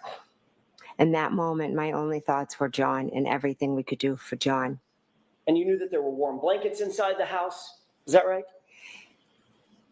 I did, yes. There were warm blankets in the house. And you Those still weren't- never went in, did you? No, I went and attended to John because once I finished calling 911, I went over to John and Kerry Roberts asked me to take over compressions. So I felt like that was more important and 911 was on the way. I never thought about going in the house. I just thought, how can I help John? You never thought about going in the house, but you did pull out your cell phone and make 2 phone calls, didn't you? After I called 911, I tried calling my sister, yes. While John was out in the cold, clinging to life, you weren't doing chest compressions at 6:07 and 6:08, were you? I was walking over when I was calling. You were calling your sister on the phone, weren't you? I was calling them to see if they would come out, but I was going right over to work on him. And you could have walked 25 feet to the front door, walked in the house, and screamed for Brian Albert to come out and help you in those precious seconds and minutes, couldn't you? That would have taken me away from helping John, getting Kerry blankets, giving him compressions. And making those 2 very important phone calls at 6:07 and 6:08 that you say were not answered. They were not important phone calls. I tried to call my sister, and then I focused on John. They were not important phone calls, but they were important enough for you to make while John is clinging to life right there in front of you, right? As I was walking over, I called to see if she would answer. And she didn't answer. Let's talk about that. She didn't No. answer according to you. So if we're going to talk about it, we're beyond the luncheon break. Your Honor, I have 2 more questions, Okay. and I'll wrap it. Okay. Let's talk about that real quick. Sure. She didn't answer the phone, did she? No, she didn't. So you have a situation where a man is laying dead or dying in the front yard of your sister's house. You see nothing in terms of life inside the house. Lights aren't coming on. They're not getting up. They're certainly not coming outside, right? They were sound asleep They weren't coming outside, were they? because they were asleep. You didn't know if they were asleep. All you knew was there was a severely injured man on the front lawn of their house, and your sister didn't answer the phone, not once, but twice, correct? Correct, she didn't answer the phone. Did you think your sister might have been in peril? Did you think to go inside the house and check that they're okay? I had no reason to think that they weren't okay. You had no reason to believe they weren't okay. A man was dead or dying on their lawn, and your sister's not answering the phone. And nobody is coming out to the chaos of Karen Reed screaming on the front lawn. You didn't think there was some reason to believe they could have been in peril? I didn't, because your client was screaming she hit him. She had a cracked taillight. She was crying she hit him. I didn't, but my focus, can I finish, please? You had solved the crime right then and there. You solved the whole case. No, I didn't. I knew John never came in the house, so I had no concern for anyone's safety inside the house. The reason you didn't go inside the house is because you knew better. You knew better. You knew she wasn't in peril. You knew that Brian Albert wasn't in peril. You weren't worried at all about them, were you? I was not worried at all because something happened on the front lawn that had nothing to do with anything inside that house. You weren't worried about them at all because you knew what really happened, didn't you, Inspector? At that moment, I didn't know that he was hit by a vehicle and there was taillight found next to him. That's all I have. All right, jurors, luncheon break. Let's take 20, 25. Follow up behind. Yeah, understand this one. And how long was it?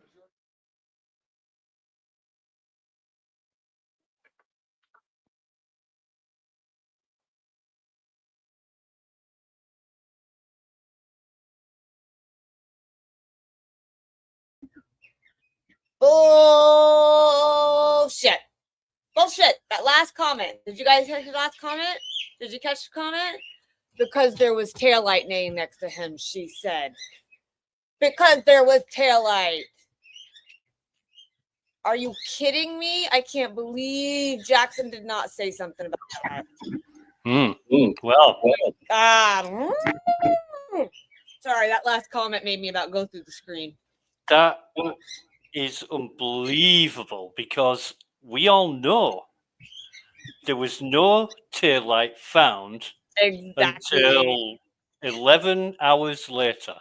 And you know, that's the first thing he's going to bring up when he gets back from lunch. Hmm. Did you mention there was taillight laying next to him? Okay, where was that taillight? I must admit, Kelly, I wasn't ready for the Brian Albert first responder, right? I didn't think anything of it until he mentioned it, and then I thought, brilliant. Oh yeah, Absolutely. that's Valid point. like something that we've talked about. Like, sorry, hold on. Sorry. Amy and I Say have again, talked Kelly, you broke up. about, I gotta mute the thing. It just went crazy. That Amy and I have talked about. I know that I've talked about with a few people that he was a first because he was a first responder about coming in. But yeah, I'm tonight's gonna be Oh yeah, I was aware he was a first responder, but no, I mean about him being her not going in. I didn't look at it from Jem McCabe's perspective. You know, what if there was a sense of urgency and you were calling 911? Why weren't you calling your sister? Why didn't you run into the house and grab your brother-in-law? Hey, Amy. God, she looks sexy today, doesn't she? With all that, she looks like she's been dragged through a hedge. God, I like it when she looks rough. He likes when you look rough. God, yeah. He likes it. You ever seen that movie? That Carry On movie, Carry On Right Cleo? now, Lucas. Listen, if that was my sister's house, if that was my sister's house, and I saw someone dead on the lawn, I gotta switch these. I know I'm fucked up. Good morning, everybody. Sorry. No, now she's putting on the cheap look at headphones. nothing. You guys, the StreamYard link is in the chat. Come up and play. Listen, me and my sister are wicked close, okay? Me and my sisters are like this. And if I pulled up on her lawn and I saw a dead guy and I called her and she wasn't answering, I would have bust down her door. Mm-hmm. I would have bust down her door to make sure that her and my brother-in-law and everybody were okay. Like that's Thank you, Blue. okay. And the fact that she knew that nothing happened inside that house speaks fucking volumes to me. I know that I'm not a juror and I never could be a juror in this case, but she was like, I knew they were fine. How did you know they were fine? How? Yeah, you can't know. You don't know crap. You don't know anything. Nikki, there's two of you. Yeah, because I was trying to come up and you weren't letting me up. So I didn't see jump back in. Yeah, no, we couldn't see you. There's too many oh, Kelly, you have that up. Can I kill mine then? Wayne, yeah, you can join the queue. Yeah, so I'm not getting. Yo, Jackson was on fire. He got look right, Zach? Wait, can I just say, how sexy is Zach's picture? Yeah, he's just showing off his herpes. It's fine. I may leave my husband for showing off Zach. his herpes. The gift that keeps on giving. Hey, Zach, would that be leave with my husband for that? Zach? Would that be with tongs?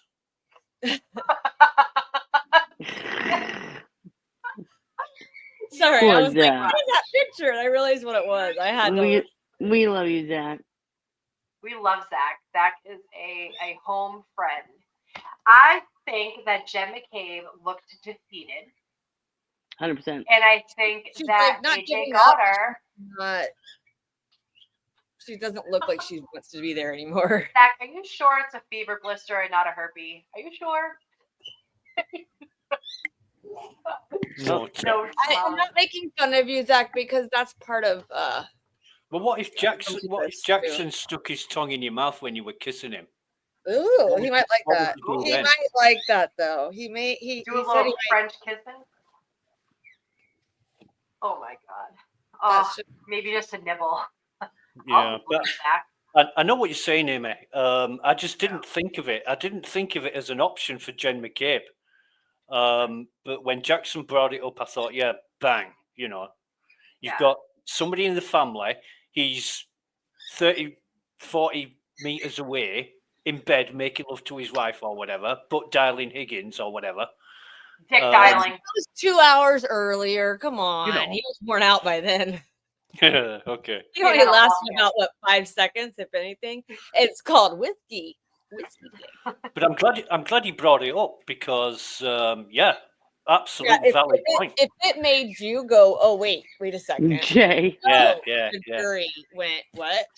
And Yeah. this is Lucas, the man who has been like telling us, like, I've compared from this.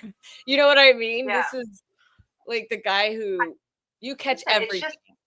It's just like human nature to, oh, we got Rozzy in the house. Hold on, maybe. Did you hear Bev when Jackson We said, keep both hitting it. "Can I There proceed?" he is. Rozzy. Bev went, Hi, honey. Hi, Well, I'm Roz. sorry, Lucas. Go ahead. Go ahead. Sorry, Lucas. sorry. When Somehow my TV just turned on. Hold on. Go ahead. when Jackson said, "Can I proceed?" and Bev went, "Yes." Yeah, I heard that. The dragged out. Yeah. That last comment, guys. Seriously, that last comment. Which one? Off. She said right before he was done, she was like, and next there they said we were worried about John, and there was tail. I knew what happened. There was tail light next to him. Right. Yeah, No, there wasn't, because the cops didn't find it for 3 weeks. Yeah. She's fine. Listen, we know this case. He can't fuck. Like, AJ knows this case. You know, we know as well as he does. I remember every motherfucking thing she said. They didn't find tail light anywhere. They had to get the leaf blower after John was at the horrible hospital of Good Samaritan in Brockton. That place is a fucking armpit. Well, they found in snowy Yeah. conditions. And they not found for nothing, 9 if there was tail light all around him, like they said, she would have instantly known that she hit him. Yep. We wouldn't be here. They would have arrested her on the spot. Hello. Hi, Rozzy. So good to see your face, honey bunny. Can you see me? Yes, I can. Okay, because I don't know what's going on. It looks like a split screen on my side. Oh, are you on your phone? That's probably why. Yeah, I'm on my phone. Can you flip your phone sideways? No. The other way? Oh no, you're good. You're fine. You're Turn it good. back the other way. Sometimes if like you're on and you flip your phone, You can turn it back the other way. You make back the other way, Rozzy. Yeah, no, honey. Yeah, that's good. Sometimes when you're on your phone and you flip sides, it will. So what did you think of Jen McCabe's? What do you think of the Jen McCabe, Alan Jackson back and forth? What was your take on it, honey? Oh, she was being what's the word? I was looking for it earlier. Not obstructive, but obstinate. Mm-hmm. She knew exactly what she had said prior and everything, and she didn't Is that better, own up to it. What do you think? I think that AJ got her, and there was just things that made her look really bad. Like okay, first of all, the fact that Brian Albert didn't come out of the house when he was first responder, there is no way that you are going to be a police officer for over 30 years and not hear and see the sirens. And if that dog was in the house, it would have been going nuts. And she called Nicole, and Nicole picked up. Because remember when Jen McCabe, Mike Redox caught her on the call, and it says, "Are you coming out to help?" Well, no, he said Nicole nobody. answered. Nobody is coming out. Nobody is coming out. Whatever the case may be, it got answered, and it was talking about people coming out to help.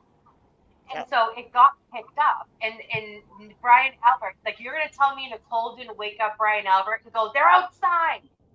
Come on, that's not human nature. Nala. Bugger! Hi, baby. Hood booger, what's up? Yes. What did you think of that? That's crazy. Right? It's crazy. I will say Jen has done a better job this time as far as like presenting herself as not being so bitchy. But I think Alan Jackson's upped his game a lot too, and he's still going to expose her. Right. Oh, he's gonna keep going, and they think he ain't over. He's gonna be all day. I guarantee it. All day it's gonna be Jen McCabe. They broke for lunch, right, Amy? Yes. Yeah, 45 minutes supposedly. He just Okay. they were what, going to 3:45, 3:30, 3:45. She said something like that. Okay. Yeah, tonight. Oh yeah, Blue. I just want to remind everybody that tonight we got Feral Friday, and it's going to be much of this. So if you want to come up and hang out with us, it's from 7 to whenever we quit. And hold on, my son wants to say something. Like and subscribe. Hey, is that K-Man there? Yeah. Hey, man, yes. Hey, tell him I have my own monster truck right here. Ooh. Oh my God, he would be all over it. Fancy. That is fancy. Oh, What? that is a Mohawk Warrior. It's Mohawk Warrior. It's There it is. my own special with BKT tires. Yes, that's important to Kay. When we get him monster trucks, the tires have to Cool. say BKT. They I have know. I got a whole lineup here of them. to. Right. So What are Zach, you what did kidding, you think about Jen McCabe and Alan Jackson there at the end? How do you think the jury interpreted what was going on? Not that it matters because they interpret anyway, but what did you think? Yeah. Well, no, I know what you mean. If somebody really is like doesn't have any background in the trial, a lawyer can lose them by being too aggressive. But I don't know. She's lied so much and he's exposed it so much. I don't think he's gonna. I think they're interpreting it as he's catching her in lies and she doesn't want to admit it. That's what I think. And I know that's what we want. I know we want to believe that, but trying to be objective about it too. You can see that the Commonwealth is panicking, and Yeah. so that's what the objection. And Oh yeah. and, like Yeah, they're in defense mode, and that's gonna be obvious to the jury. he And asked it's her. not they have no common sense. Common sense shows you how bad that they're trying to protect shit from coming out. They're not objecting as I much. think Bev sounds more strained than ever. Dude, Bev needs to realize she's not a prosecutor, though. Yeah. Honestly, Hank is a jerk, and we like to hate Hank, but he is doing his job, and he's excellent at his job. He's slimy, he's dirty, he's a douche weasel, all that stuff. But Yeah, he's a car salesman, a fucking sorry, defense little ears. Sorry, little ears. I didn't see you there. But he is doing his job. He's supposed to be biased for the Commonwealth and representing them. The maddest at because she's supposed to be fair and impartial, and she's miles from it. Right. Well, and honestly, the only thing I have against really about Hank is I know he's doing his job and he's supposed to be biased and for them. My issue is don't freaking just attack people like he was at when our jury's not around, like at ARCA, like the lies he's got caught, the misstatements he said that look, Rozzy. He had it up for you, Rozzy. Kaden wanted to show you his Captain Curse, Rozzy. Oh, okay. Yeah. No, I've got the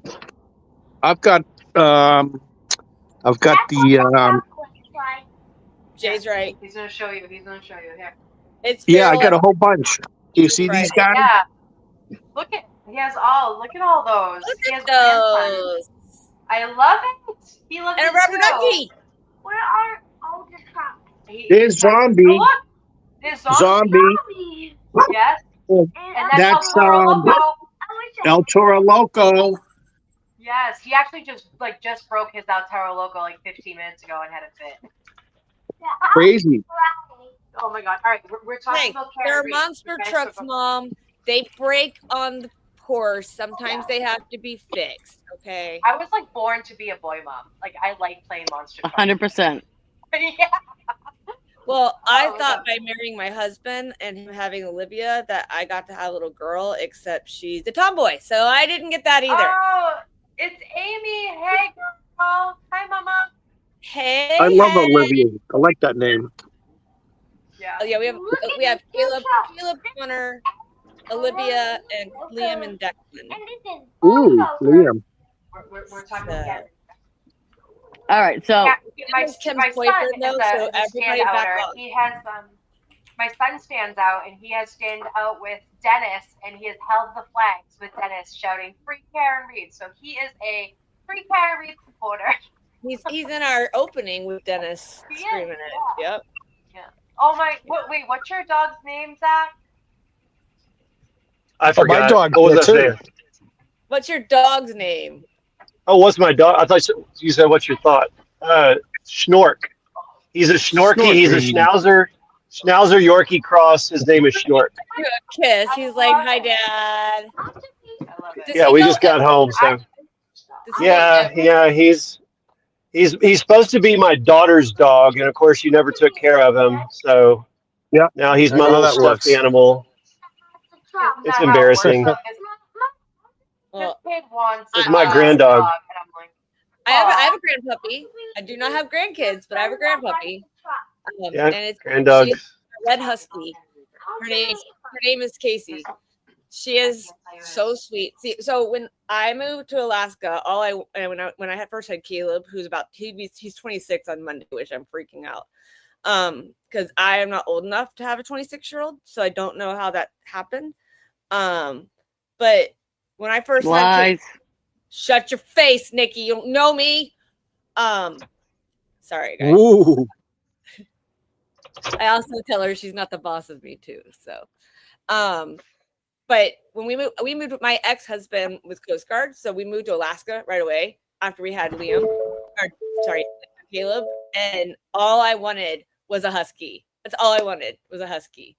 And so there was someone giving one away. I have to be across the street, and they gave her to us. So she was husky. She was husky and white shepherd mixed, but she looked just like just husky. And her name was Maggie May. And I have pictures of her and Caleb. They're best friends, being outside on the porch together. We had her till she was almost 17 when she passed away. And that's a really good life for a dog. I mean, 17's old. Yeah. She went from Alaska to California to Florida, and from Clearwater to Orlando with us, and she stayed here. She finally passed away, and so Caleb was so upset when she passed away because that was his dog. You know what I mean? And as soon as he moved out and got a house, he came over. He's like, "Look what I got, Mom!" And she's a red husky. Oh, cute! Looks like a fox. All right. So, what do you guys think is going to happen after lunch? I think that Alan Jackson has destroyed He's Gemma going Cade's to attack credibility. her about her last little comment. First of all, what was her last little comment? Refresh my memory. He was taillight there. I knew what happened, and there was taillight. I know somebody caught it. I know Alessi caught it, and I guarantee Alessi's telling Jackson right now. Yeah. That's what she said. Because I don't think Jackson caught it because it was the last comment. She was answering. Bev was already getting up, and she made the comment. Yeah, she was trying to get it out there like a sneaky little bitch. Like the sneaky little bitch she is. Yep. And I caught it, and I was like, "Oh, the fuck she Again, did." controlling the narrative, just like she does with the cops. So I kind of missed some of it, but I know he was asking her about the 227 thing, either a yes or no. And I think she did admit that she did a search, but not the search for Haas Long to die in the cold. But didn't that Mr. Green point out that it was 227? It was the Hockomock Sports one. She said that she looked up at that time. Did, Rosie. But if you look at the stuff, and they haven't, I don't know why this hasn't been brought up. It was brought up last trial. It was in a different tab. It's not the tab numbers are not the same. Because like even when I open my Chrome, I have an Android, and like I'll open my Chrome for a new like whatever, and I can see like 17 tabs open from my previous. Guess how many I deleted this morning, or I closed this morning, because I want to make sure my timestamps are correct if I ever go to jail. I closed 48 tabs. Yeah, they stay open. Look, I was like, honey, I haven't opened that 48 times, but they're all different things. They're different things I've searched. So Lucas, what were you gonna say? Lucas, sorry. What were you gonna say? Yeah, I was just off the back of what Kelly just said. Ian Whiffin didn't show you the hash values, and he didn't show you the UUIDs, which are used to corroborate information over different databases. Right. So without showing that, he could make up whatever he wanted, and he did.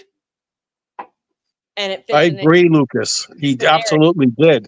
He didn't even know the temperature, the ambient temperature outside at the date in question about the approximate time.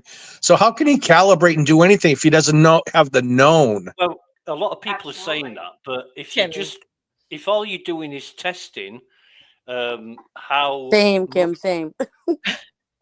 if all you're doing is testing how much temperature drop there is on a Android or iPhone, then you know you're going to put it in a cold environment like he did. He put it in a freezer and then he put it outside.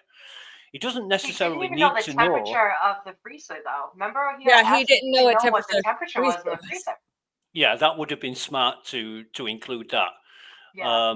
But I think Yeah, it it was should, more of an example rather than factual evidence because absolutely. the situation wasn't the same, the conditions weren't the same. Bingo. Lucas, you So got it, dude. Did you guys catch that the report was never put into evidence? His report is not in evidence, so that will not go back with the jury. But Oh, it's the ridiculous. presentation is put into evidence. So everything he failed to put into the report that Alessi called out is what the jury is going to not have in front of them. That's yeah, right. Roz is right that Richard Green testified that when they did the initial search, they used a previous version of Celebrite, which didn't bring up the 227 search. And wasn't it the feds who used an updated version of Celebrite that did bring up the 227 search? Well, it was Richard Green. Nailed it, Lucas. Richard Green found the 227 search, and that was because he actually did it through 6 different softwares. Yeah, well, you've got to do that. You know, you've got to use different including softwares. Sorry, Kelly. I said including Ian Whiffins. Sorry, there's a delay on my end. Nah, screw Ian Whiffin. I don't trust that. You go look at his website, right? Which is called oh shit, what is it now? You mean Double the blogger? Black. It's double black blak.com. That website is absolutely jam packed with facts and methods and processes and evidence. It's absolutely chock-a-block, and it's really, really good. Why the guy couldn't fall back on all that work that he's done in court, I don't know, because he's obviously he's not stupid. Lucas, when I looked at that website, I said to myself, why is everything he's saying on the stand contradictory to all of his information on his website? Everything was contradictory to what he has actually studied and done. He made himself look like a fool and had no integrity. But I bet the guy is extra smart and he can do what he does. But he was a paid fucking thug for Hank. Yep. He got that Celebrite to change programming. He's a hired gun. Yeah, he is. He's a thug. Put it this way. He's talked about the databases. You know, he talked about the different databases. He's got pages and pages on his website about why timestamps are not reliable. And he explains it to the nth degree of why timestamps can be so inaccurate that they're sometimes not even worth looking at. And yet, as Amy just said, he testified in court that these timestamps were due to the monotonic clock. Oh yes, wow, what a big monotonic. Yeah, it just he basically was like saying it. In Greenwich time. He could just say Dr. Seuss instead. Any clock which only goes forwards and isn't affected by anything else is a monotonic clock. So it's not affected by NTP, time zones, system clock. It's a clock on its own. GPS uses a monotonic clock because it's always accurate. But anyway, I'm not getting into this. It's too technical. Can I ask you a question, Lucas? Or anybody that knows? No, unless you're naked and you've got beer. You want to see my boobies? Oh God, Your yeah. face. Hey, that wasn't the conversation. Where did we go? Where this? It is Farrell Friday. Amen. It is. It's Farrell noon. Why are they Let me covered put up? my glasses on so I can see. Usually when you show me boobies, they're not covered up. Why are they covered up? But Zach, You can't or tell the not public, Zach, Lucas. Lucas said It was- today in Resistance to Silence, he had an erotic dream about me last night, and I was like, Shh, don't tell them, Lucas. Stop I know, it. I know half those people were like, whoa, what? Well, why do you think I said it? It was a channel full of people, and I did include baby oil and coconut cream. If Oh, you yes, remember. he did have baby oil coconut. That reminds me of summer. Like I love smelling like coconut oil. I don't know. Have you guys ever No, put like Hawaiian Tropics on? Hawaiian Tropic, They're yes. white as but paper. I get like black. Cocoa butter after being pregnant. You see how we can all get distracted when Amy Yeah, puts a I boobs up even to the forget camera. my fucking question. So there's Amy that. said boobs. We all went sideways. Okay. Yeah, exactly. I do. They're fake. They're not fake. They're on your body. Yeah. Anyway, do you guys think that they're real, the real expensive? jury this time, because we were talking in the chat about how old the jury is. I forget because there's so much information flying around. I can't really distinguish whether I heard this the first trial or the second trial. From what I heard, they were all older, and then I forget who said it. Maybe Calypso had said that she heard that they were from the age of 18 to 40. I So, heard that too, but I don't that's a huge remember difference. because I know that they were being very selective on what they were releasing about the jury. Like they weren't allowed to say what they were wearing or anything like that, like their race. Like they could only say that they're male or female and stuff like that. So I don't know. Like, I don't know if I heard that or if somebody else said it and it was in my head. Kind of like, not all. I thought the group they had there now was quite a bit younger than the last group. That's Most what of them were like from 20 to 30 because they weren't paying attention to mainstream news covering this stuff. Well, the thing, everybody knows about it. I know that almost everybody on the jury has heard about the case. Yeah, they had to have. If they're from they Norfolk said- County, you heard about the case. It was the ones who said, "Have you heard about the case? Do you have an opinion on the case?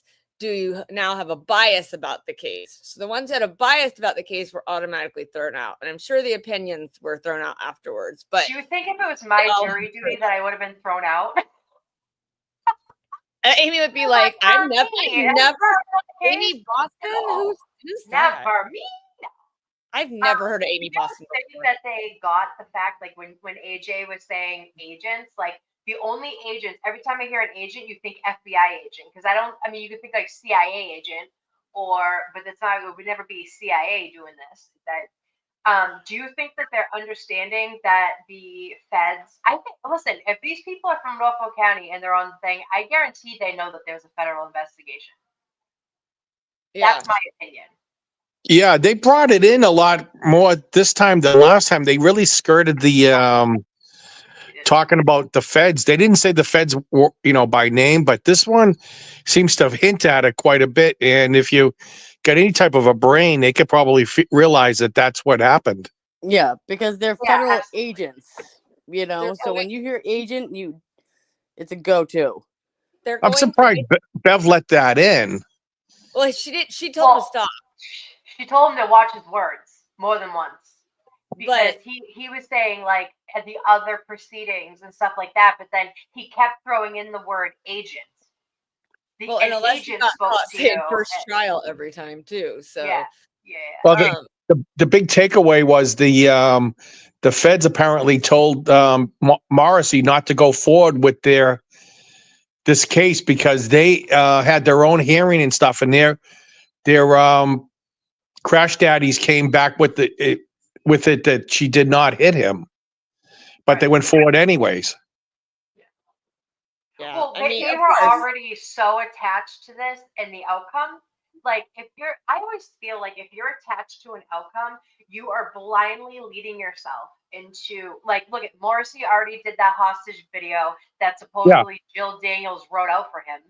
Okay. You have Jen McCabe calling the DA's office when feds show up at her house, and Brian Albert, and listen, I don't believe in coincidence at all, but I will give someone the benefit of the doubt. If one coincidence happens, I'll be like, all right, maybe it just so happened, but all of these put together is collusion and corruption. Amy, did you say that Jill Daniels wrote that statement that Morrissey read? Are you serious? No, it was In Julie. emails. Oh, How do you Julia. know? Yeah. Julia. Bettero's letter. Because of Bettero's letter. It said that it was was it Julie Albert? The Chris Albert's wife? She's the one that wrote it. Because she emailed that guy that retired or walked away from the DA's office or was let go. I forget his Yeah. name.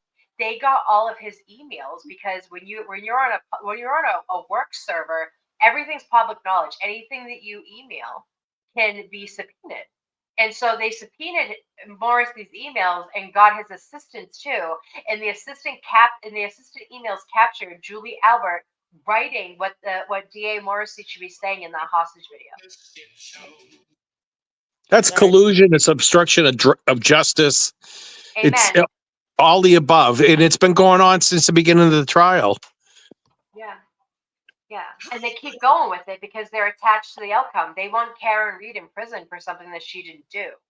I don't know what happened that night, but I know that it happened in the house and Karen Reed didn't kill him. Yeah. So I go back to what I said originally. I mean, I've maintained this through the beginning that he went in the house, they shuffled him to the kitchen to the basement door, kind of pushed him down the bottom, and there was three of them at the bottom of the stairs on him. And he got hit from behind with, I think, the weight from the lock on the barbells. Hit him square in the back of the head. That would have took him to his knees, and then they just pummeled him. I agree. Something happened downstairs and he hit the back of his head, got in a fight. Chloe jumped in because Chloe's owners were involved and grabbed onto his arm. And then they took him out through the bulkhead and put him on the lawn thinking that Lucky hit him and that's who they were going to blame it on. Poor fucking They Lucky. went to straight panic mode. Oh, 100%. There's more to it than that because he had vomit on his underwear, but not on his shirt or jeans. So he was having seizures, Lucas. I think he was having seizures, right? Oh, yeah, no, but definitely. in between whatever happened, that that was discovered by the post-mortem, wasn't it? So Yeah. But like, And why that was throw up on his boxers and not on his jeans that were pulled up? Did they pants him? Mm-hmm. You know what I mean? Like, how did throw up just get on the boxers and then Mhm. he was found with his pants pulled completely up? Right. Well, that and there was 5 Make male it make DNA sense. on his shoe. Right? 5. There was 5 male DNA on his, and it was so degraded that they couldn't get a profile, but there was other male DNA on his jeans. That's huge. Yeah. So he went down swinging because he hurt Brian Albert's shoulder because apparently he was seen for the next the next 2 weeks with a shoulder cast or sling. Yeah. Yeah. But that could be why he didn't come out of the house either, is because he was hurt. That's right. Exactly. You know what I mean? Like, he knew what was going on outside, but he's like, I can't go out there, I'm hurt. They'll think that it's me because it was. You know what I mean? Listen, I will tell you, dead weight bodies are heavy. They are fucking heavy. Oh no, I know they are. I work at a hospital, so I have to log roll people in. Right. You can get hurt easy trying to move them. Yeah, with Liam. Especially if you're panicking and trying to do it quick. Right. Yeah, so I think they, how his belt was missing, and I guess it was, they could have picked him up by his belt and then had him in a sheet or something and took him outside. This belt's there. His belt was in the evidence But bag. how did Yeah. his throw up get on just his boxers inside his jeans? And why is the blood pattern only down? Right. You don't And get blood where's all pattern the going blood? down your front if you got hit in the arm. And you were laying prostrate, yeah. Back of the head. Amen, Lucas. Yeah. What'd you say, Lucas? Make all this make sense. Lucas, He was laid. Oh no, he was lupine, wasn't he? He was laid face down. Prone, yeah. How did all the blood and vomit and everything else run down? Mm-hmm. Yeah. Yep. I mean, you So, could say that the vomit went. He went like, if he was like this and he's vomiting this way and his jeans were loose, it could have happened. But even that, he had to be like this, standing up and puke straight down. You know what I'm saying? So Yep. whether people are holding him up, But no. He didn't puke yet.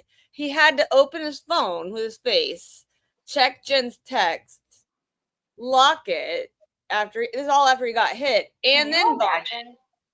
Listen, if this went down the way we're saying it went down, these evil people had to literally take his phone and put it up to his face to get it recognized to That's open up what his cops. phone. That's what cops do.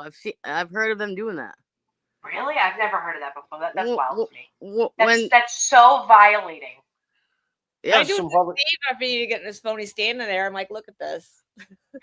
That's Opens some it. Hollywood movie shit, is that, Nikki? Where they cut somebody's finger off and use it on like one of these well, that's fingerprint pads. That's like Yeah. Whitey Bulger shit. That's Hank Brennan. That's who he defended. Whitey Bulger Yeah. used to do that shit. And Yeah, someone said they put his phone in a Faraday bag, this, that, and the other thing, and Brian Albert might have one, but Yeah, I think right. that's a stretch. Yeah. Yeah, I mean, I think they just panicked and they didn't get anybody. Like I said, people are like, oh, the injuries that he had wouldn't have lived. You don't fucking know that.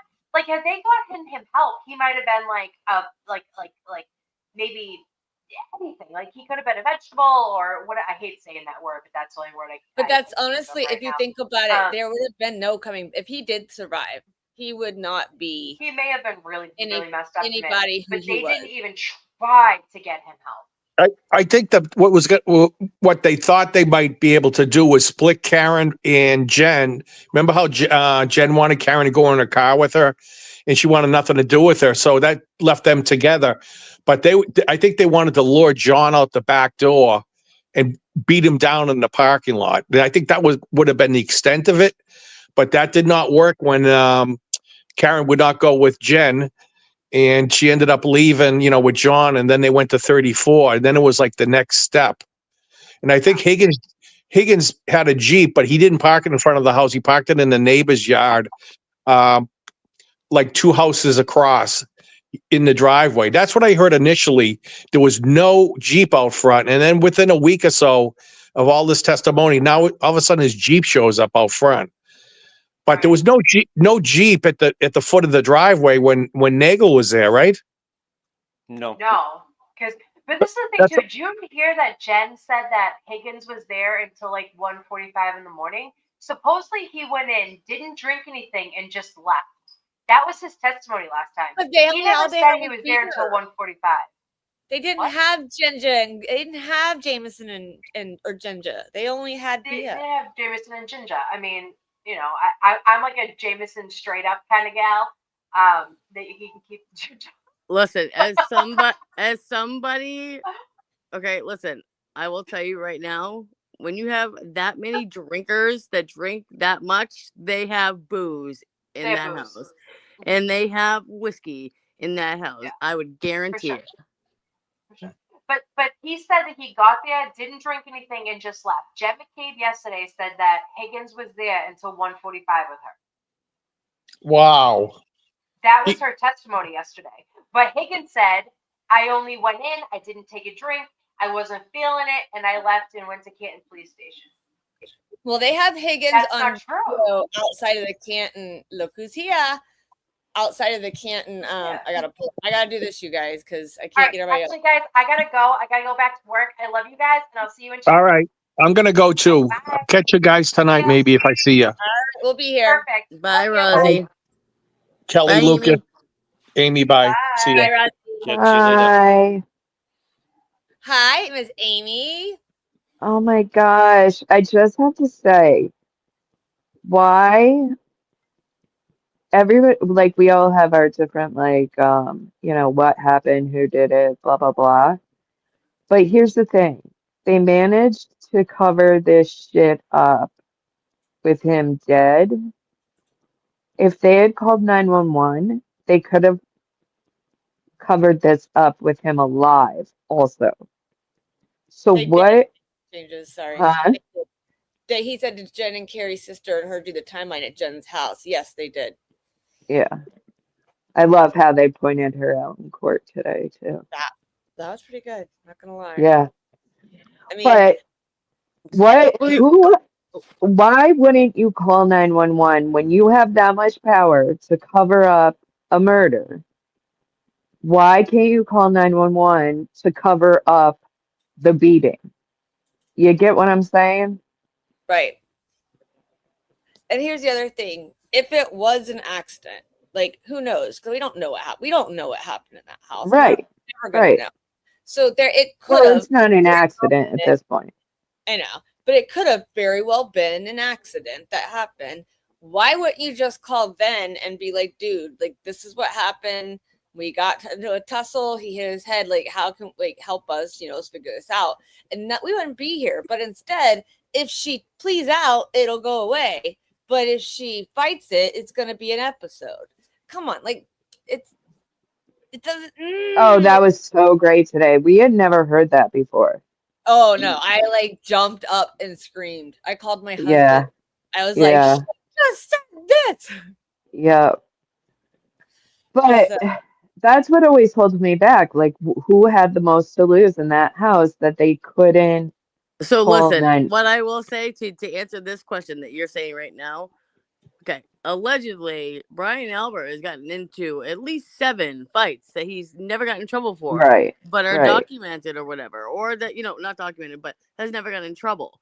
So this one right here would push everything over the edge and get him in severe trouble because he basically killed a guy in his house. Oh, okay. So it's like talked about, not talked about. This would like solidify it.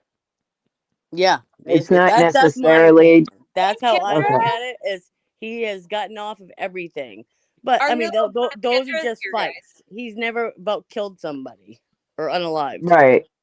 No, That's that exactly. makes sense. That's good. Look, our friend Kendra is here again. Hi, Kendra. So that's Looking why I beautiful. can't. That's why I Looking think like he my twin. panicked. And we, Yeah, you're that right makes sense, Nikki. about that, Kendra. About his arm being messed up. So you guys, Kendra found us last Wednesday afterwards when we were chit chatting. Afterwards because nobody else Poor was on. Kendra. So she's in Oklahoma, and she actually was at the buffers in the buffer zone with everybody doing the standout. Sorry, outside the buffer zone, doing the standout with everybody last couple days ago. She was in Massachusetts a couple days ago. Wow. So, and then she went back home, but we're glad she's here. And yeah, like there's just so so I didn't actually see him call his sister out. I was in the kitchen, but what did he do when he called her out? He said, "Is your sister in the courtroom? What is she wearing? Where is she sitting?" Like legit, it was Karen. Yeah, he wanted to call. He wanted to get that called out. Like, look how. Also, Bev calling Jen Karen again. Did she? Yes. That's fucking funny. That's the second or third, 2 or 3 times now. Denise is mad. I'll have to go back and watch it again because I was in the kitchen, but I was listening to it. I just look at Lucas surrounded by girls and Zach. He's loving that right now. So he's loving it. I'm trying to do something else right now, to be honest. You're doing something else and not like focusing solely on us? What? You're not allowed a life outside of us, Lucas. You're kidding. You signed the contract. Did I? You did with blood. Okay. I guess I screamed a couple of times this morning because my kids came down and they were like, "What's wrong?" Girl, I'm like, I was "What?" hollering. I'm like, "What are you talking about?" He's not done with Cross, and I pray and hope to God, pray that he finishes the day with her and does not let Hank get a chance, because then they go through the fucking weekend thinking It would be about nice too if if he could start off. Well, no, because he'll redirect or recross. yeah, he'll do redirect, and I don't want Hank to have redirect. So I'm hoping Yeah. that Jackson just drags it out just a little bit, couple more hours. Like, come on, I know he can do it. He's got plenty of stuff on his hands, so if he can drag it out, let them go home for the weekend. Like they went home for a day and a half already thinking about it. Let them go home for the weekend thinking about it. And when they come back Monday, Hank's gonna have a hell of a lot he's gonna need a bigger shovel because she just buried them. I mean, she looks so guilty. I mean, to the fact that even when Jackson said, "Your Honor, can we have the court just have her answer my question, please?" Because she was skating so much around. She was like, well, sidebar. What? Just make her say it. Why wouldn't we make her say it? Yeah, no, the rules do not apply to Jim McCabe, and I think the jury figured that out today. I hope, yeah, I think so too. You know what I mean? You have to be a pretty stupid person to not see through this shit. Yeah. I did not make that Google search. But my fingers don't work. I mess up a lot. My MS and I get cold. My MS. I get cold too. My fingers mess up too. Half the time my letters are messed up. Let's not even talk about Kim. Doesn't mean I'm searching 227 for how long to die in cold. So I want to throttle her. Like Well, she can't. Guys, her blowout only lasted one day too. Oh, her blowout is gone. You know she's been yanking her hair back on breaks, like pulling it back. Like Yeah. Go ahead, God, Lucas. I look like this while I'm getting hammered by AJ.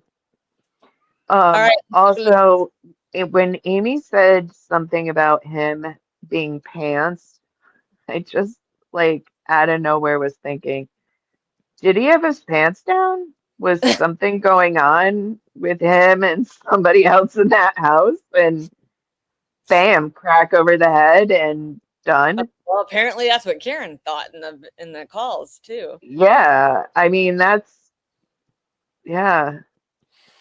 Well, it does look like he's been beat up. He's not been hit by a vehicle because there's no No. bruising, no broken bones, and no indication of any kind of impact or collision with a 6,000-pound SUV. So it had to happen somehow. Yeah. Yeah, no, he was not hit by a car. He'd have bumper bruises. He'd have broken ribs. Yeah, he'd have bruises at least on his body, parts of his body. Seen him on the lawn when she Yeah. looked out at 12:45. Also, these people are so stupid. Like, he would have been crushed by Higgins' plow if there really was a freaking plow sitting there. Maybe the plow was intended. Well, no, there's no point in pontificating or guessing, but Yeah. yeah. There's like, but it's just the fact that she can't answer a straight question. Jackson asked her, "Is this what you said to Lank?" Well, you see, I went shopping and then I walked the dog and then I had to think about bathing the kids and then, I was wondering what type of toothpaste I was going to get from that. And you're thinking, just answer the fucking question, please. That's where she can slow down and be nicer and blah blah blah. But that's where she fucks up every time. Every time. It's exactly because that's just who the person she is. She can control her like demeanor a little bit, like don't react, but she cannot physically. That's a narcissist. Narcissists cannot look bad, so they have to try to get out of it, and they almost dig themselves deeper. Yep. She doesn't make sense. I didn't realize too. I today listening to the Times, that's pretty fucked up that this whole time they've been saying like, oh yeah, we dropped, because the jury could believe this. We dropped them, what's her name off at Lanks right after Meadows. It was 4 fucking hours later. Mm-hmm. And she had gone home first. Right. Yeah. And like, so when AJ says, was the kid even in the car with you? Like, really? The kid really got dropped off? I'm like, fuck no. Nicole, she went and picked up Nicole, and her and Nicole went to Lynx. Correct.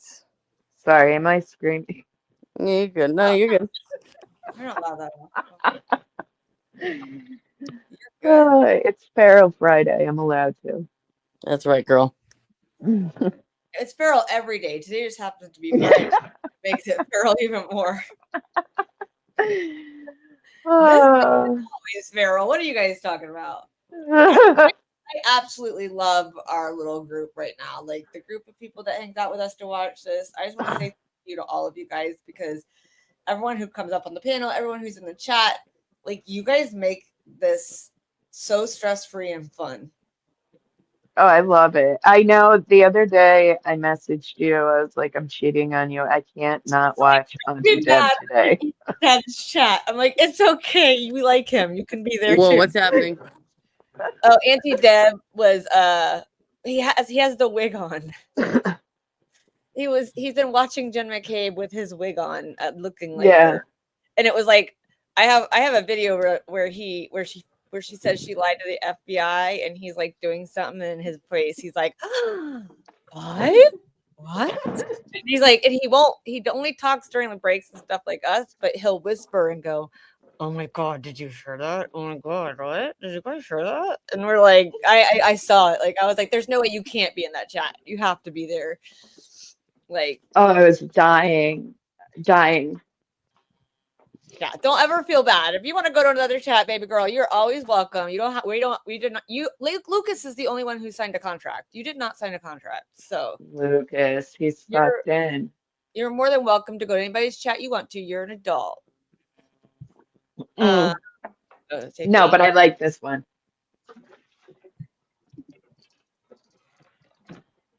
And Amy, you're off of it. But I don't see Amy up there. You guys,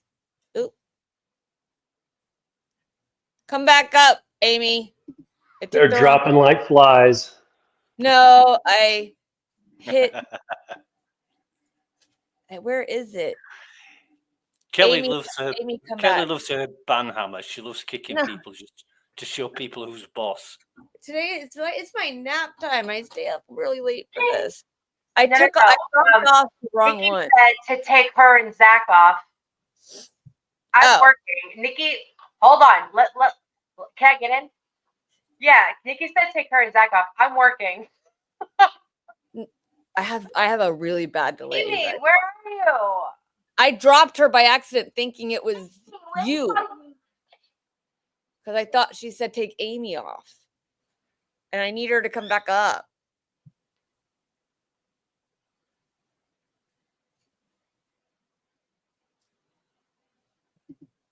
Girl, I think it was my fault. Come back up. Yeah, I'm not used to this 8-hour stuff. This is a job. I mean, not you guys don't make it a job, but my body feels like it's a job. So, because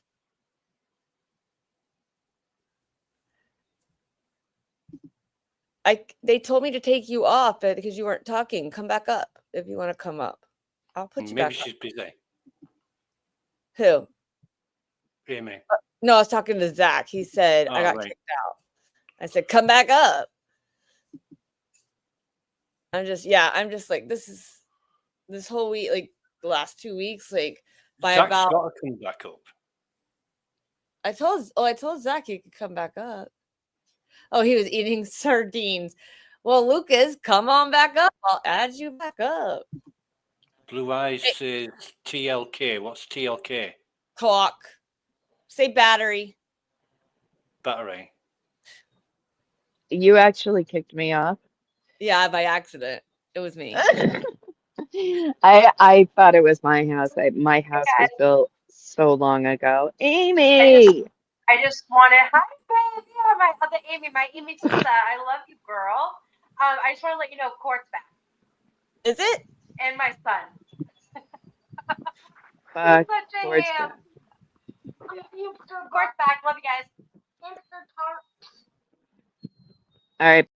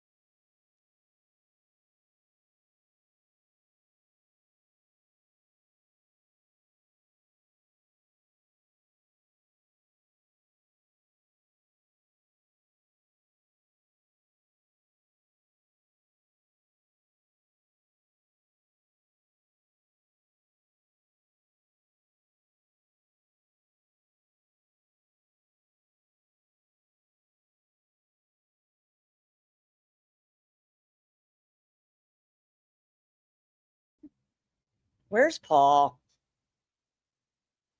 That's weird. Peggy, both of them are not there.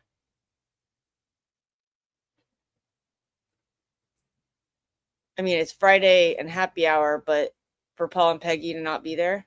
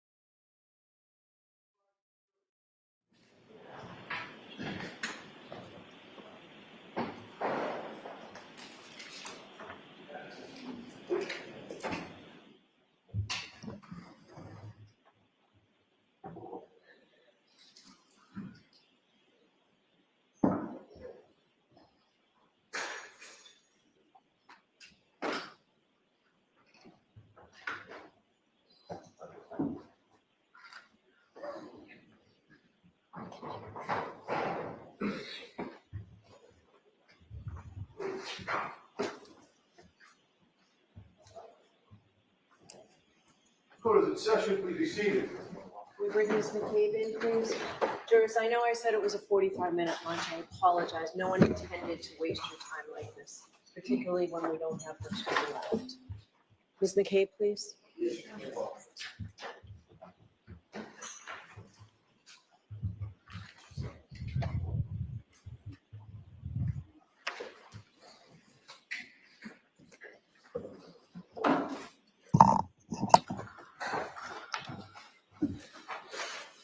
All right, whenever you're ready, Mr. Brennan. Thank you, Your Honor.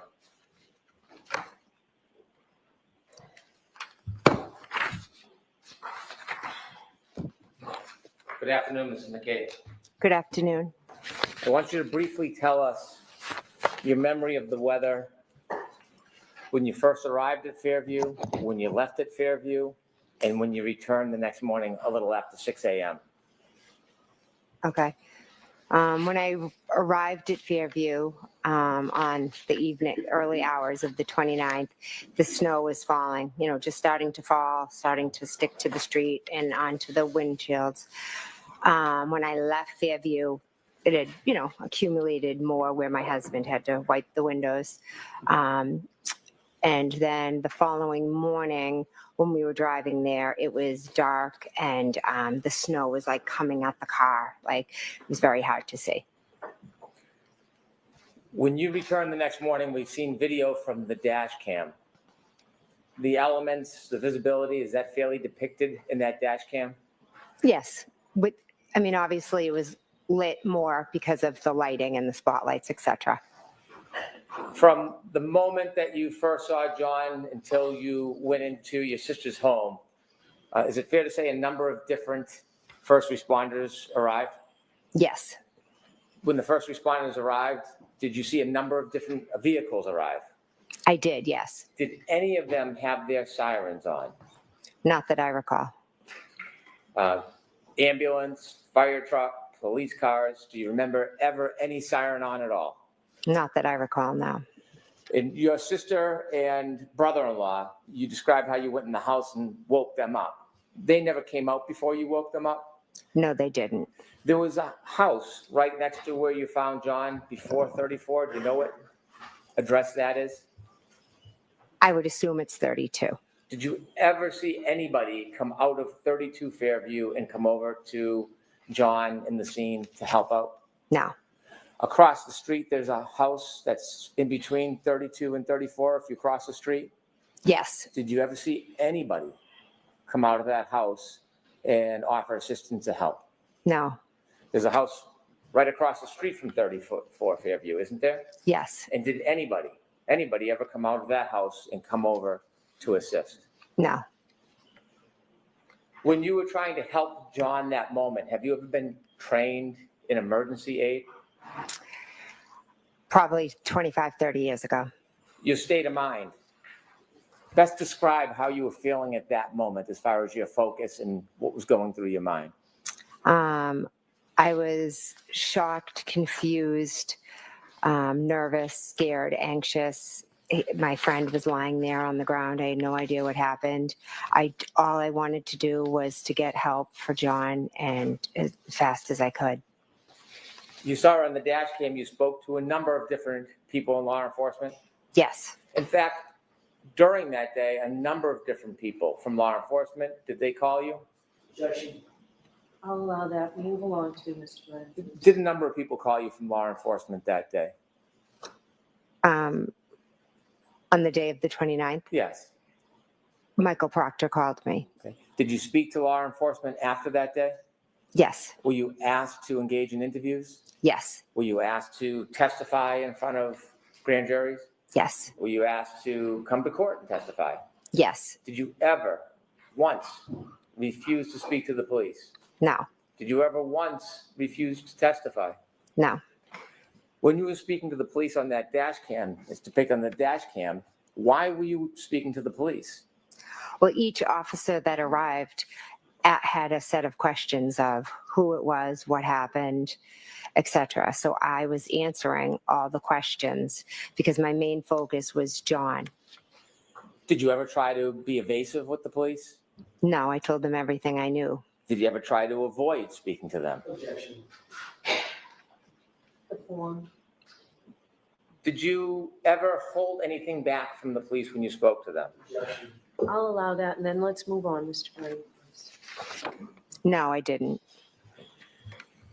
When you interviewed with many different law enforcement and people involved in this case, were you ever given an opportunity to review somebody else's report after it was written and provide edits or your input?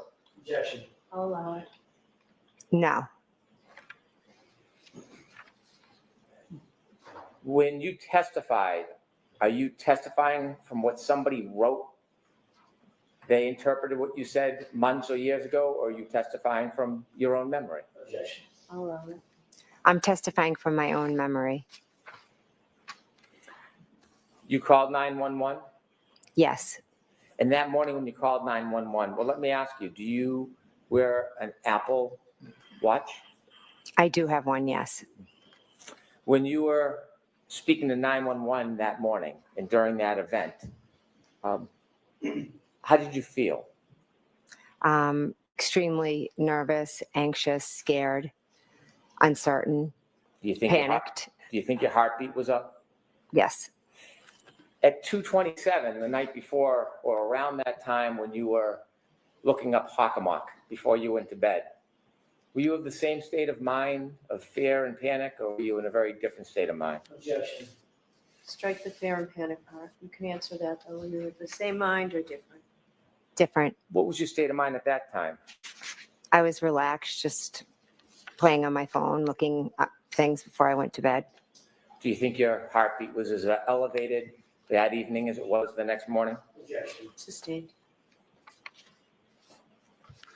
When you made a search for how long to die in the cold or how long to die in cold, is that something that you thought of for yourself?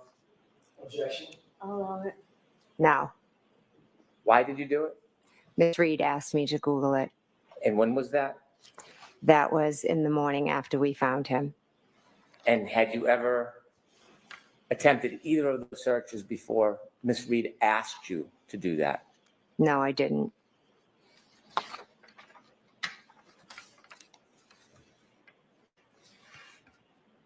You were asked questions about the next day when you visited the O'Keefe home.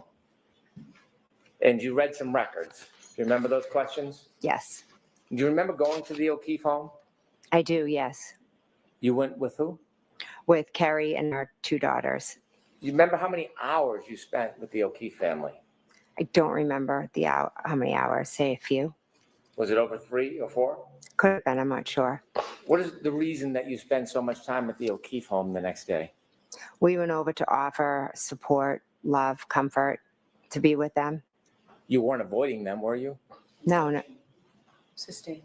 After you left the O'Keefe home and reading the records, I don't know if this is your memory, it was suggested it was 5:12. Do you remember going to Fairview?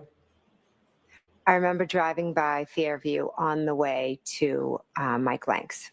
When you went to Fairview, you were asked questions about when you stopped by, whether that meant you went in or were outside. Do you remember whether you went in or were outside? We never went in. Have you seen your phone records that there are no calls to your sister when you went by Fairview at that time? Objection. I'll allow it. I haven't, no. And when you went by, you were asked about that. In fact, you had been asked about that before, hadn't you? Whether Yeah. you stopped by? Yes, And Attorney Jackson showed you part of that statement. yes, Did you, when you were saying that's part of the statement, did you read the whole statement to yourself? I did. And to put that in completeness, had you, under oath, talked about the fact that you went by that day? I'm confused by your question. Okay, may I approach? Yes.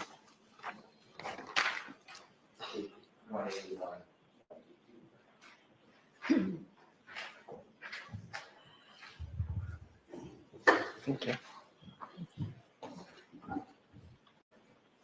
You were shown page 181 and then 182? Yes. And so when you were asked about that before, had you in fact offered under oath that you did go by Fairview? Yes.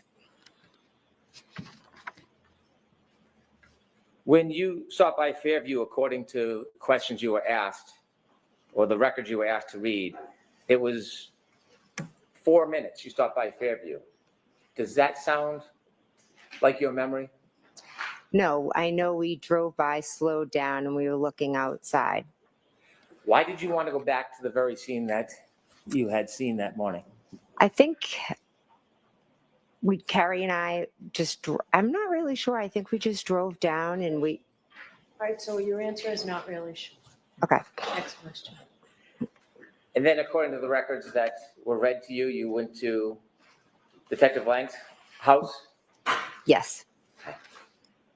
and you were at that address for about 40 minutes, 50 minutes? Yes. You were read or shown certain text messages between you and some of your family. Yes. Was that a complete listing of the text messages in order that were on your phone? I had a lot of text messages with them on my phone. Yes. Were some missing from what you were shown? I'm not sure. Okay.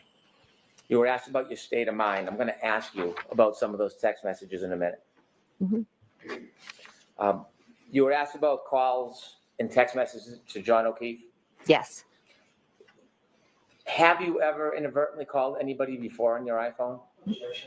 I'll allow it. Yes, many times.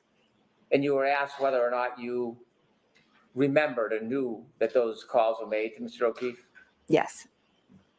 Did you purposely make those calls? No, I do not believe so. If you inadvertently called on purpose, it wouldn't be inadvertent, would it? True. Did John ever answer any of your calls after that 1218 call? No, he didn't. And when you were reaching out to him, did you reach out to him the next morning after you heard from the defendant? I did, yes. What? No, next question, Mr. Board. Why were you reaching out to him?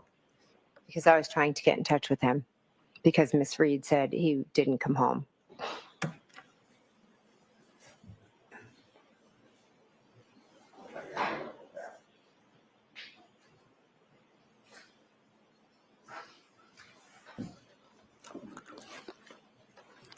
You were asked about your state of mind over the next couple days. Yes. And I'd like to ask you about some of the text messages reflecting your full state of mind over the next couple days. All right, this has to be really brief.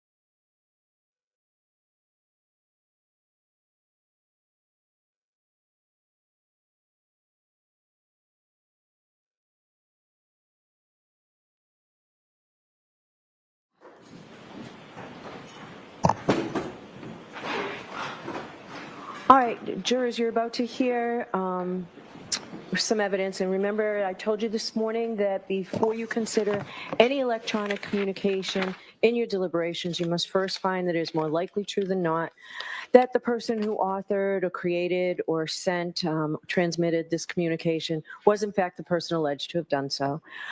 If you do not find it is more likely true than not that the person alleged to have transmitted, created these messages, then you may not consider the electronic communication in deciding this case. And remember, what you're about to hear, you're not to use for the truth of the statement. It goes simply to the state of mind of Ms. McCabe at the time of the message. All right. Go ahead, Mr. Brennan. Thank you. May I approach with a copy for the witness? Yes. Thank you. Jeez.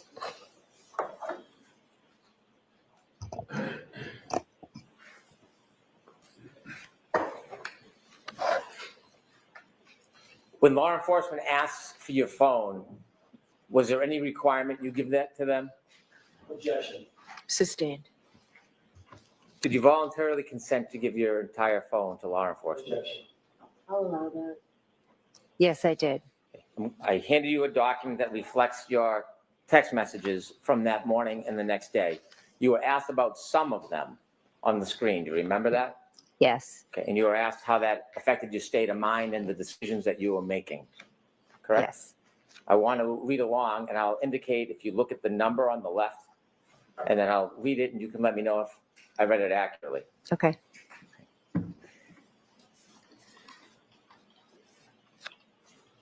Starting at number 17, there's a phone call saying, please answer. Who are you calling?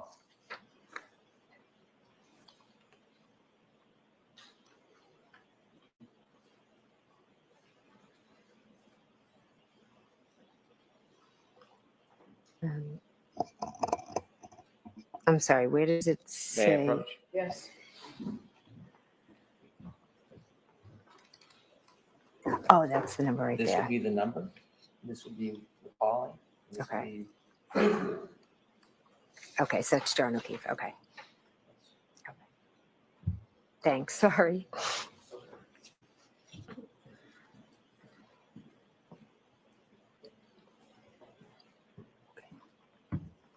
All right, number 17, phone call, please answer. Who are you calling? John O'Keefe. Do you know at that point where he is? No. 459-49, number 18. Karen is worried. We need to find you. John O'Keefe. 504-40, number 19. Please answer so I know you're okay. Who are you calling? John O'Keefe.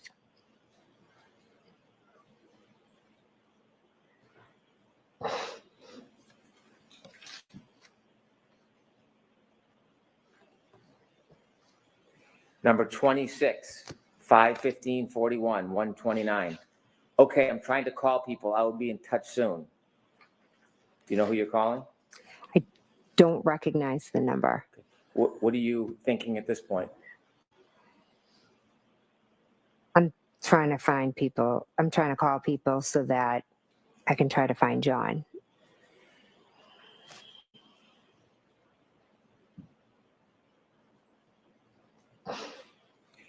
Number 31, 522-57, 129. Okay, I tried to Beatty. Okay, I just talked to her. What are you referring to?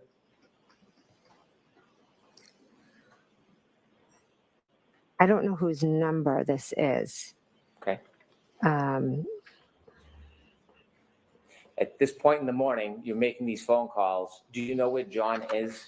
no, I have no idea where he is.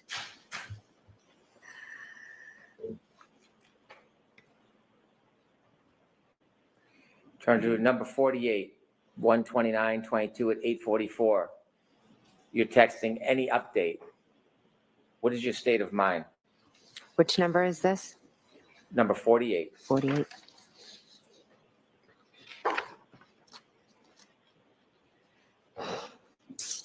I believe That may be to Kerry Roberts, and I'm trying to get an update from the hospital. You were asked about your relationship with Kerry Roberts. At that time, before that night, how many times had you met her? Once. And you said in the moment, did that relationship change? Yes, instantly. Was it for collusion? No. Let me ask you, number 160, this is 129 at 2 in that afternoon. Do you have 160? Sorry. It's okay.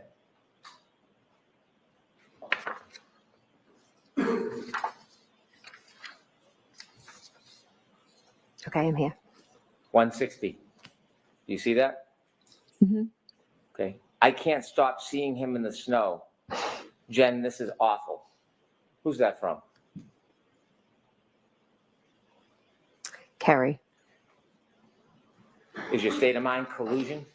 No. I'll allow it. Don't ask it again, please, Mr. Mayor. 168.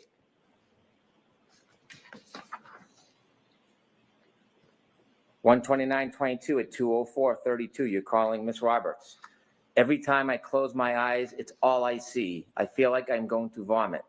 I just can't even. I know how close you two were. Can't imagine how hard the situation is for you. Does this reflect your state of mind that day? Yeah. I'll allow it. Objections noted. Next question. We need to approach on this particular text. Come to sidebar. Oh, sorry.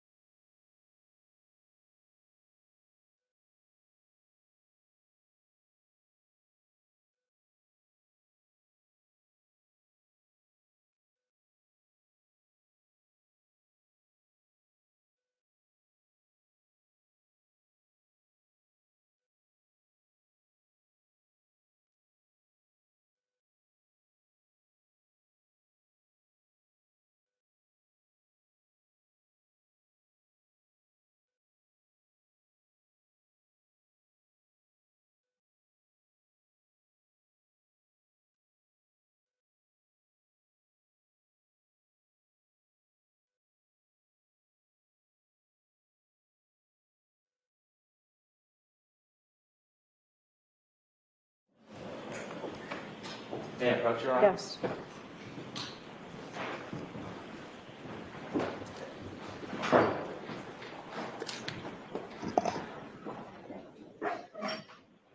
This number's, I won't read it. This number on top, whose number is that? That is 9. And the bottom number is who it's going to? Yes. So this text message, is this what you wrote Yes, it is. to Kerry? Yes, it is. Okay.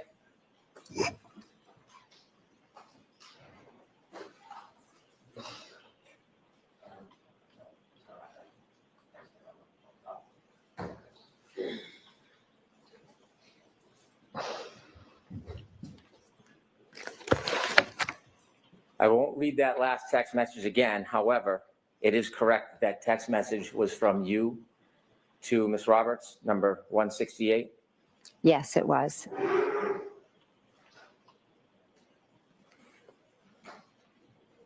And the response in this text message, number 169, from Ms. Roberts to you, you were also, this is awful, Jen, I'm in shock. Yes.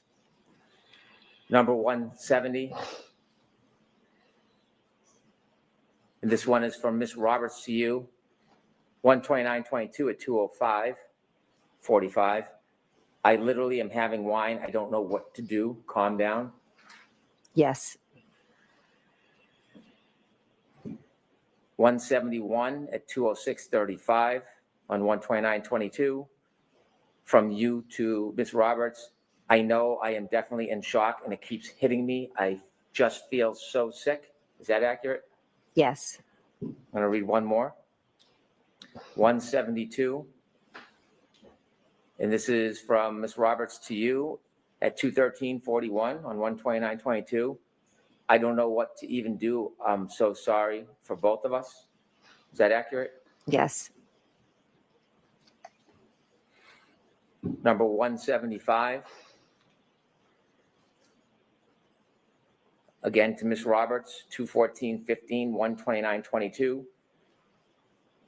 Do you text, I talked to Peggy, I am devastated for them? Yes. And did you follow up seconds later at 2/14/56 on 1/29/22? I am so sick to my stomach. Yes.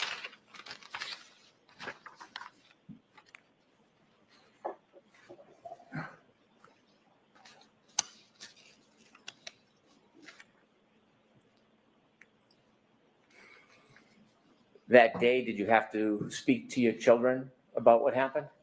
I did. Yes. Was that part of your state of mind that day? Yeah. I'll allow that. Number 208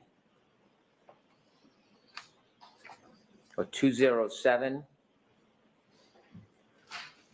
You receive a text from this number. I don't want to say it out loud, but if you could read it, 207, do you know who that's from? I don't. Okay, we'll move to the next one then. 208, 129/22, 342:06. I've never felt so sick. Is that accurate? Yes.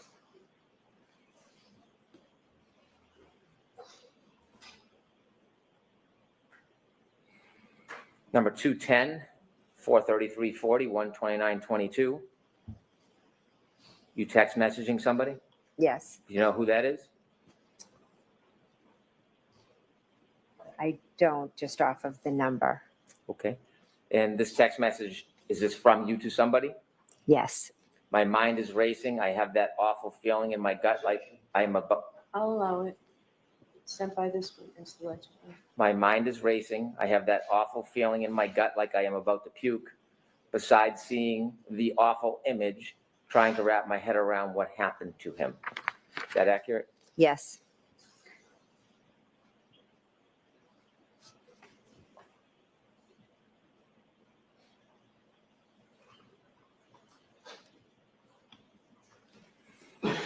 $213.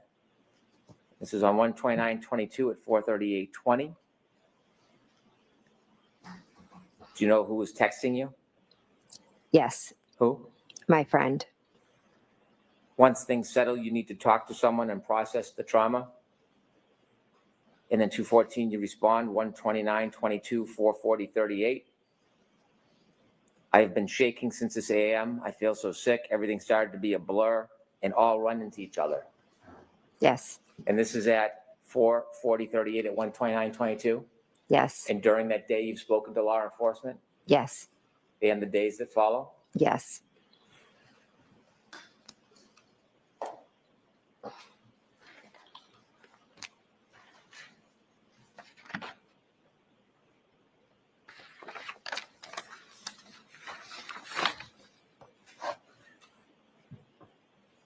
I'm going to move to 129/22, 752. If you look at number 289, please.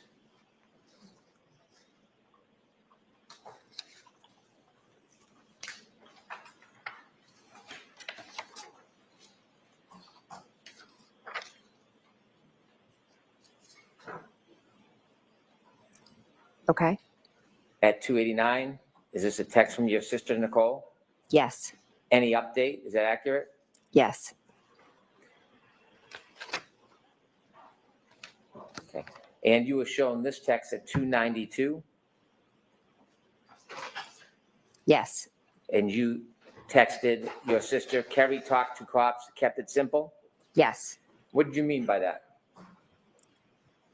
I mean, the cops had gone to her house, but she had had a long day and been drinking some wine. So she said she just made it quick. And you were sharing that with your sister? Yes. And was your sister part of many of these texts as part of your support group? Yes. Did anybody tell you that you shouldn't rely on your family and have a conversation about what you went through? Objection. I'll allow that. No, no one did.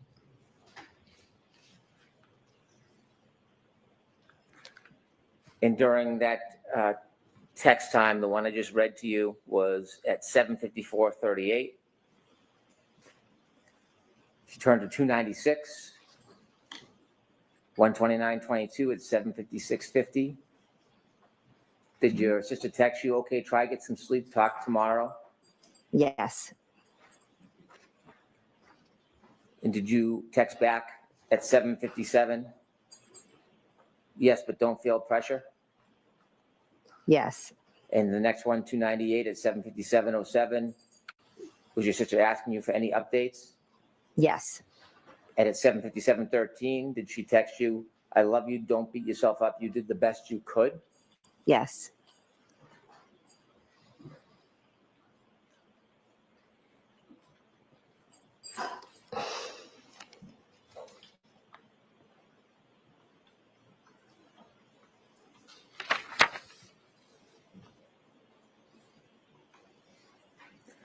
And just a few minutes later, one at number 308, please, 129:22 at 8:01 p.m. Mhm. Did your sister again write to you, okay, text me in the AM if you hear anything later? Yes. And you continued texting with her? Yes.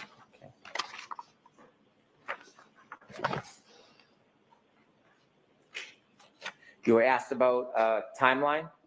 Yes. If you turn to number 761, please.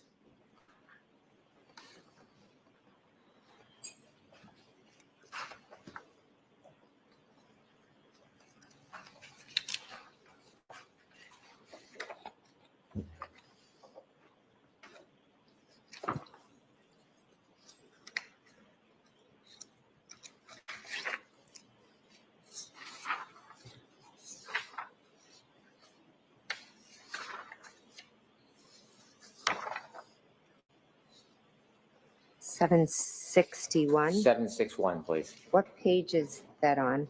248. I'm missing page 248. You don't have a 2-page 48? No, it stops at 212 and picks up at 253. May I stand with the witness, Your Honor? Yes.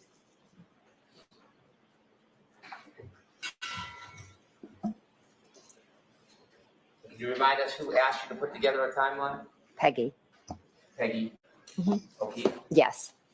2 days later, January 31st, 2022, and this is at 10:26:29 a.m. Are you texting Ms. Roberts? I am. I have spent the AM trying to process that he is really gone and try to piece together all the events. Is that part of the process of the timeline? Yes.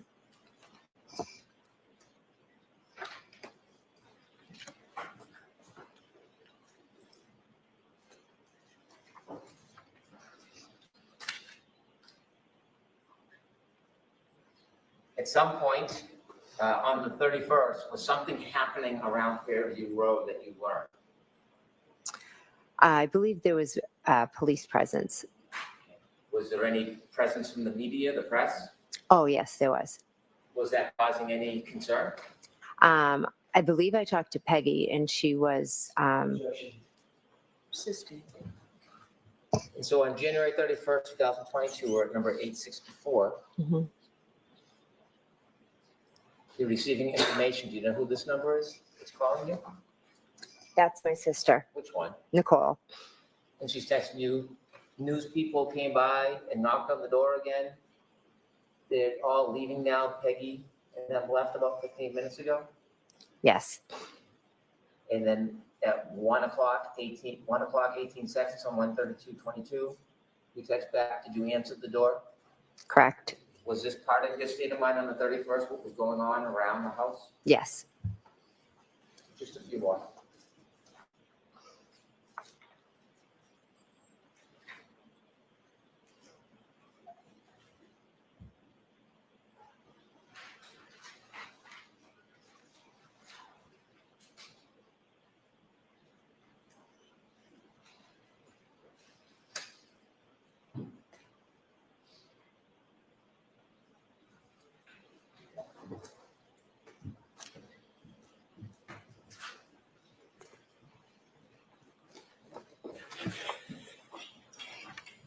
In trying to recount for people who asked you that morning and over the next couple days, some of what's reflected in those text messages, was that part of your state of mind? Yes. Was it in any way affecting the way you were remembering and thinking about what had happened? Objection. I'll allow it. Yes. Your Honor, subject to redactions, I would seek to introduce all of Ms. McCabe's text messages. So we'll deal with that. Wait. Is there an objection? There is. We'll deal with that later. Thank you. I have no further questions.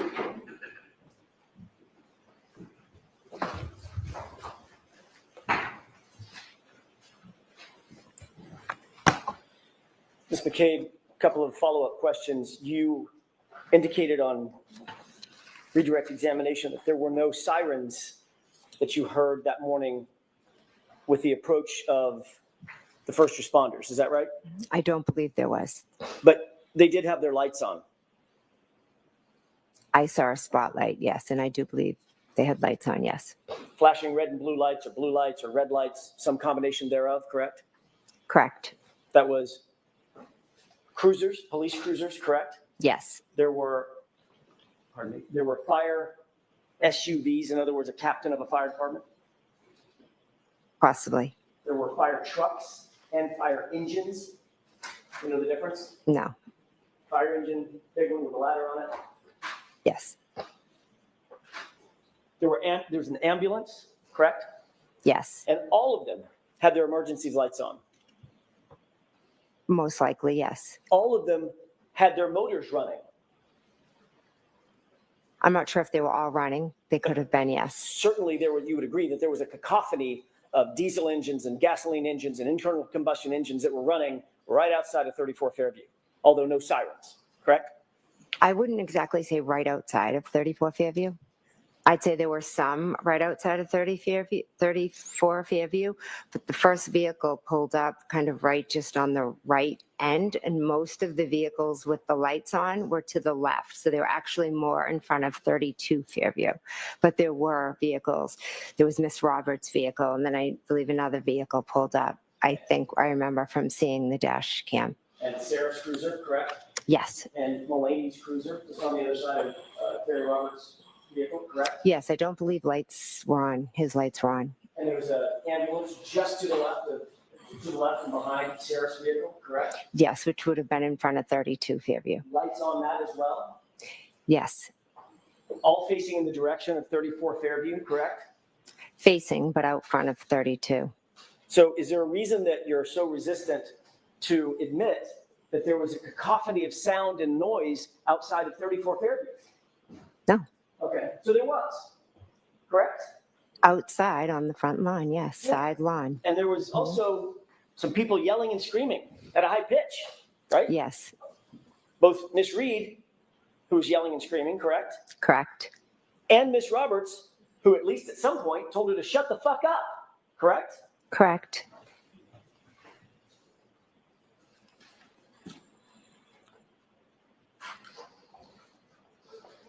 You were asked about the stop at 34 Fairview on the way to Sergeant Lang's house on redirect examination by Mr. Brennan just now, correct? I was, yes. He showed you a couple of pages of your transcript from that question and answer, correct? I believe he showed me a page, yes. And you noted that this was a question and answer from a hearing last year in this courtroom? Yes. And you admitted that you stopped, but actually, let me rephrase that. You were confronted with the fact that you stopped at 34 Fairview on the way to Officer Lang's house, Sergeant Lang's house, by me on cross-examination, correct? Yes, you asked me. You also indicated that you have never refused to speak to the police, any law enforcement officer in this case, correct? I've spoken when but asked to, yes. But in point of fact, when you were approached by the two law enforcement agents who were not connected to Massachusetts State Police or to Canton PD, you suspended that interview and refused to answer further questions, correct? I welcomed them in my house, sat with them, and then I stopped, and then I met with them a few times after, and I answered all their questions that they asked. I helped clear up some misconceptions that they had been told, and as you know, I know they're no longer investigating, so I think I helped them well. And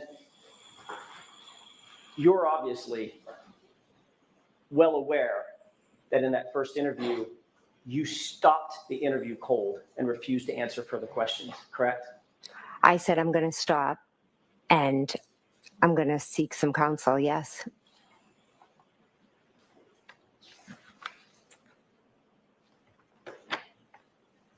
The text messages. You just read a series of text messages that Mr. Brennan actually read for you and you agreed with, correct? Correct.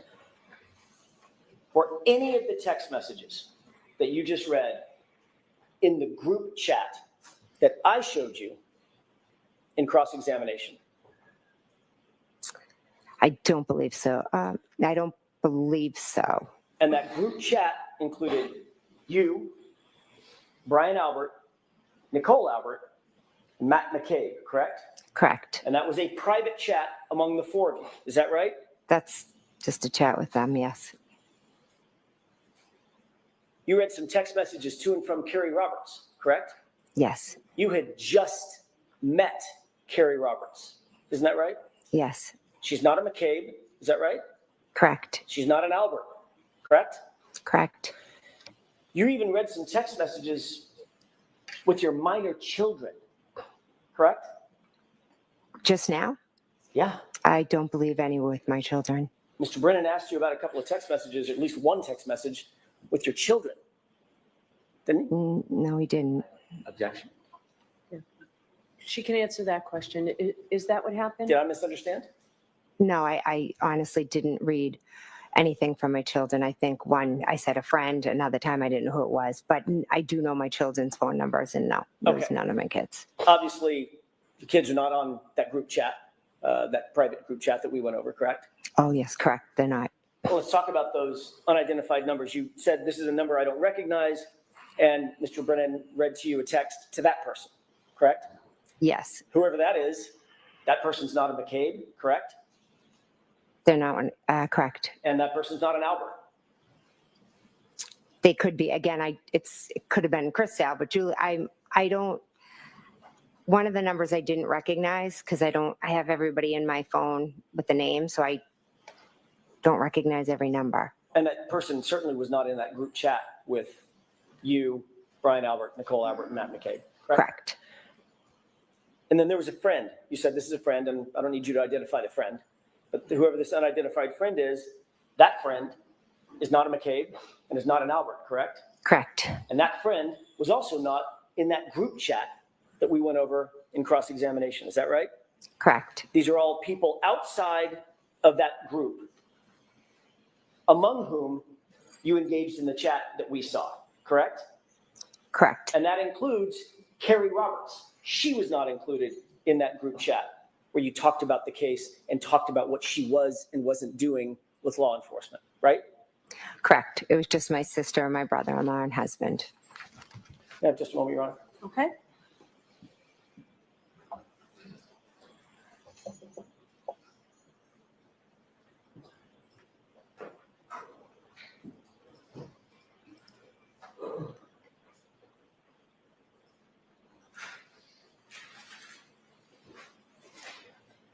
No, that's all I have.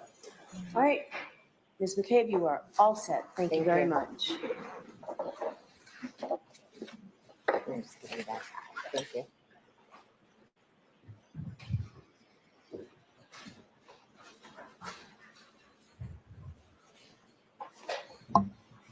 All right. I'd like to play a couple of clips, Your Honor. Yeah, I'd ask you to just wait 10 seconds. I'm sorry. All right, you can play them now. Okay. May I proceed? Yes. I'd like to play clip 12, please.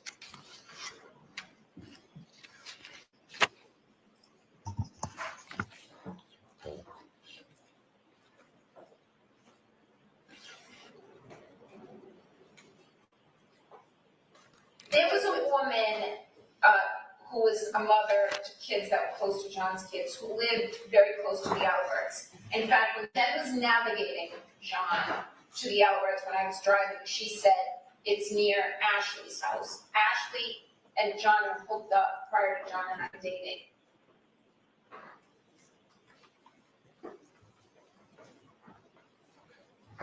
There was a woman. Hold on, hold on before we play it We've again. already played that one. We don't need to play it again.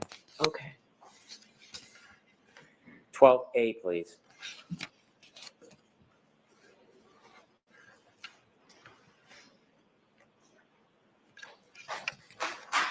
Two things. Either he's hurt himself and is incapacitated. He could be passed out on someone's couch, which is just weird. We're not on a campus. Everyone lives in their own home with children, or he's sleeping with someone. And there were multiple women in the neighborhood of Fairview that John had been with. And one of them very recently, before I started dating John. Clip 16, please.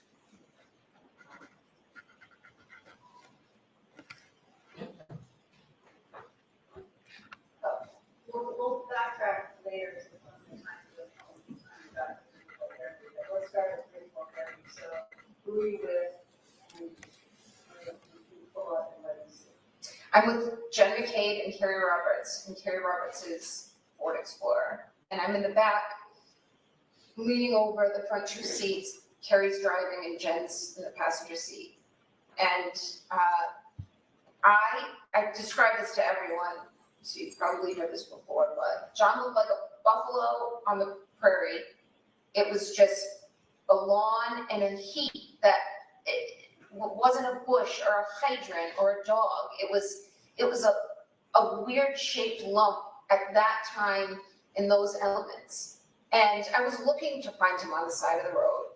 I was expecting I'd find him. And the fear of what I was going to see is the worst feeling I've ever experienced. The anticipation of what is awaiting me was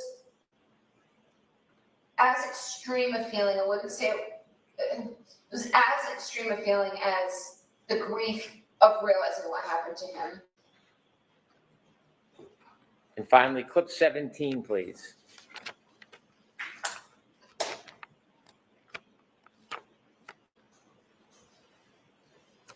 We need to see the court before this one's played. All right, hold that, please.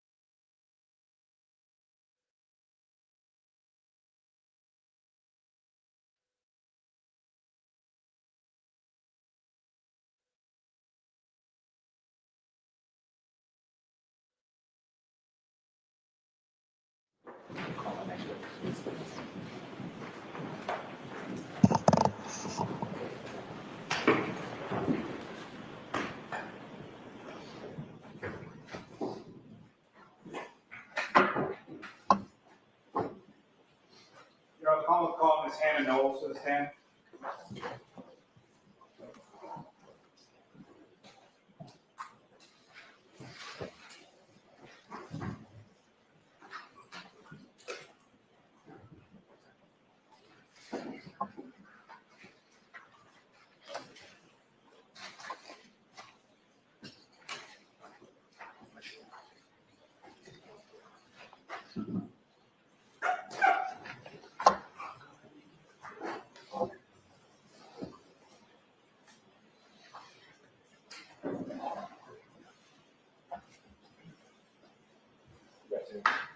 Switches.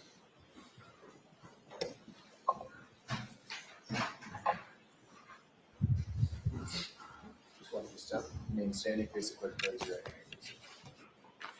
Do you solemnly swear that the testimony you shall give to the court and the jury in the matter now pending shall be the truth, the whole truth, and nothing but the truth, so help you God? Yes, I do. Jeff.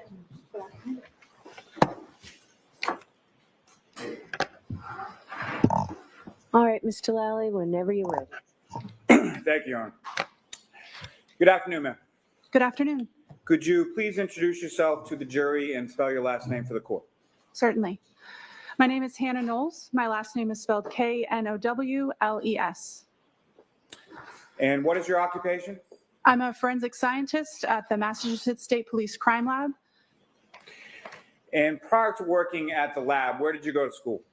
I have a Bachelor of Science from Simmons University in Boston and a Master's of Science in Forensic Science from the George Washington University. And how long have you worked at the State Police Lab? Since October of 2006. And in what capacity do you work there now? I'm currently a Forensic Scientist 4 in the Toxicology Unit. Now, when you joined the State Police Lab, what was your position and title that you were initially hired for? Was initially hired as a Chemist 1 in the Drug Identification or Narcotics Unit. After about a year in that position, I was promoted to a Chemist 2 position. After about a year, there was a position available in the Toxicology Unit, so I applied for that available position, transferred to the Tox Unit in about August of 2007. And have been in the Toxicology Unit ever since. And Ms. Knowles, briefly, if you could describe sort of what is the difference between a Chemist 1 and a Chemist 2? At the time, the job series for folks that worked at the crime lab was the Chemist series. A Chemist 1 was an entry-level or trainee type position where the individual was responsible for progressing through the training program, assisting with casework as they are authorized on different modules. Chemist 2 was a bench level analyst, someone who had completed training or had a significant amount of authorizations and could work on casework and worked independently from that point forward. And similarly, what is sort of the difference between a Chemist 2 and a Chemist 3? The Chemist 3 series that was in place prior to 2014 was a first level supervisory role. It was somebody who oversaw the day-to-day operations and the work of forensic scientists 1 and 2, or chemists 1 and 2. And what are your current duties and responsibilities at the State Police Lab?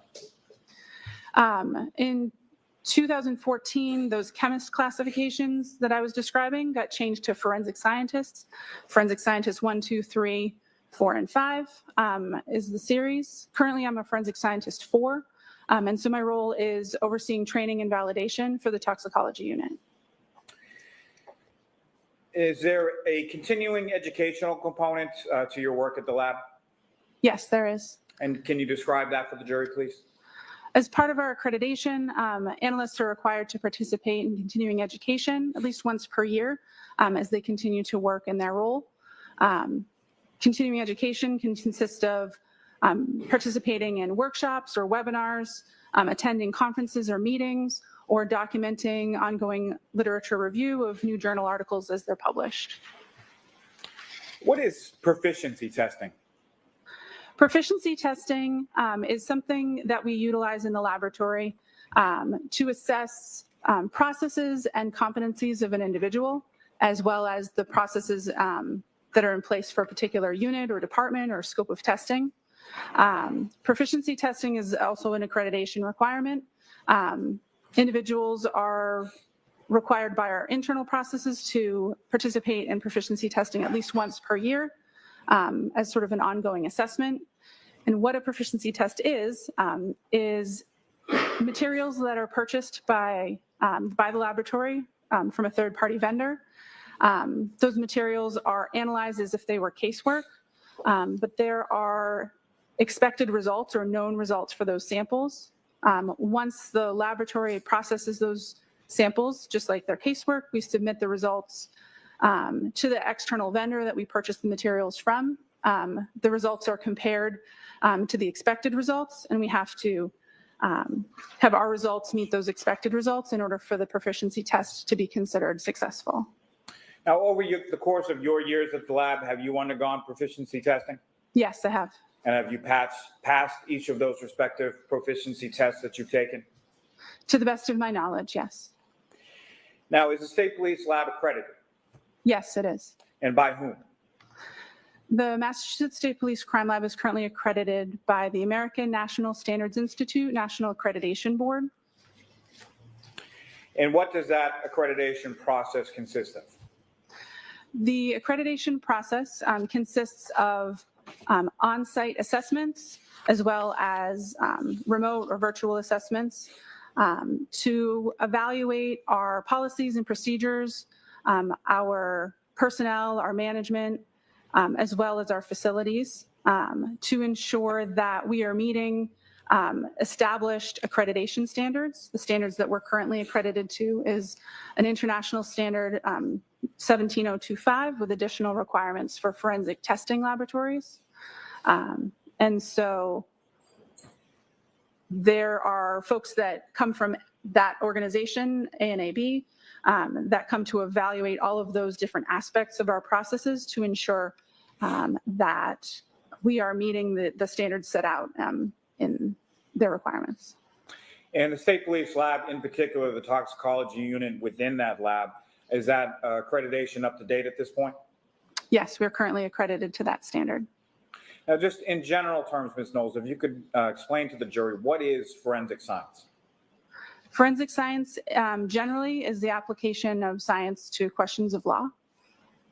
And just again, in sort of general terms, if you could explain to the jury, what is toxicology? Toxicology generally is a study of chemicals and other substances and how they impact a living organism or a person. Now, asking a little more specifically, what is forensic toxicology? Forensic toxicology is generally looking at drugs and alcohol in the human body and how it affects the individual and applying chemistry and other disciplines to measure the concentration or determine the presence or absence of relevant substances.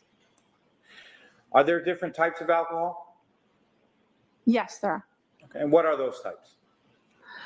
Generally, alcohols are a family or a group of drugs or chemicals that have a specific functional group or a specific structure.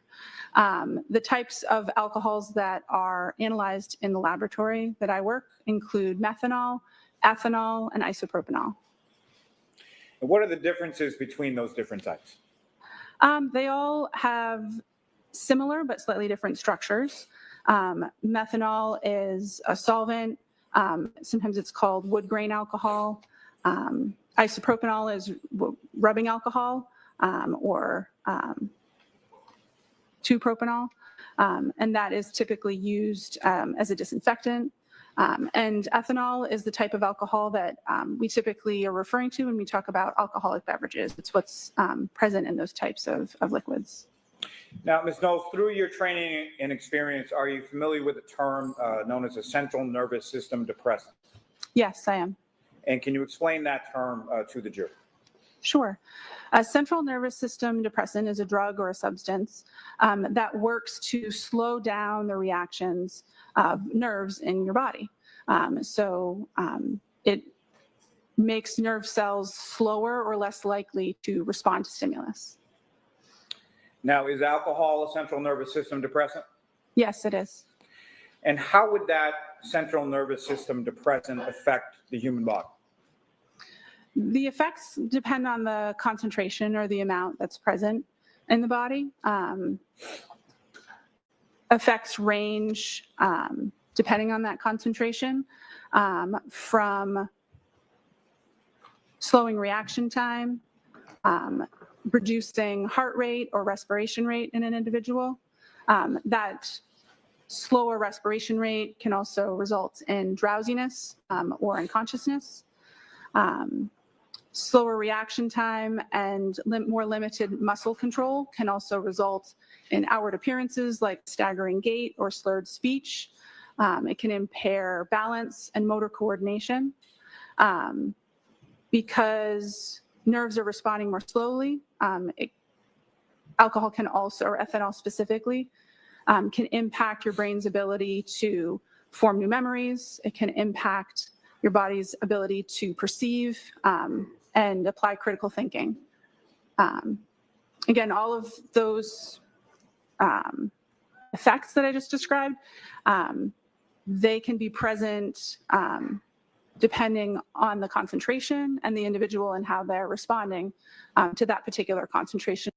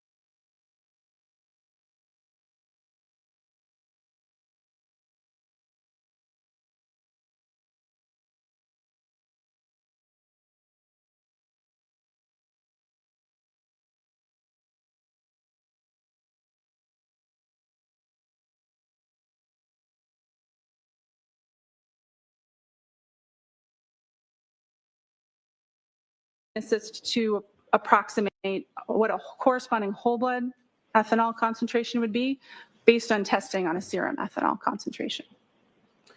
And did you have occasion to perform a serum conversion with respect to this defendant? Yes, I did. And what materials or documents did you receive in order?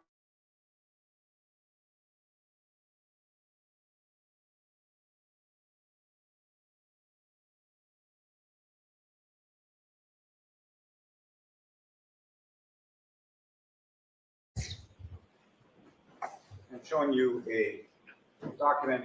You recognize that document?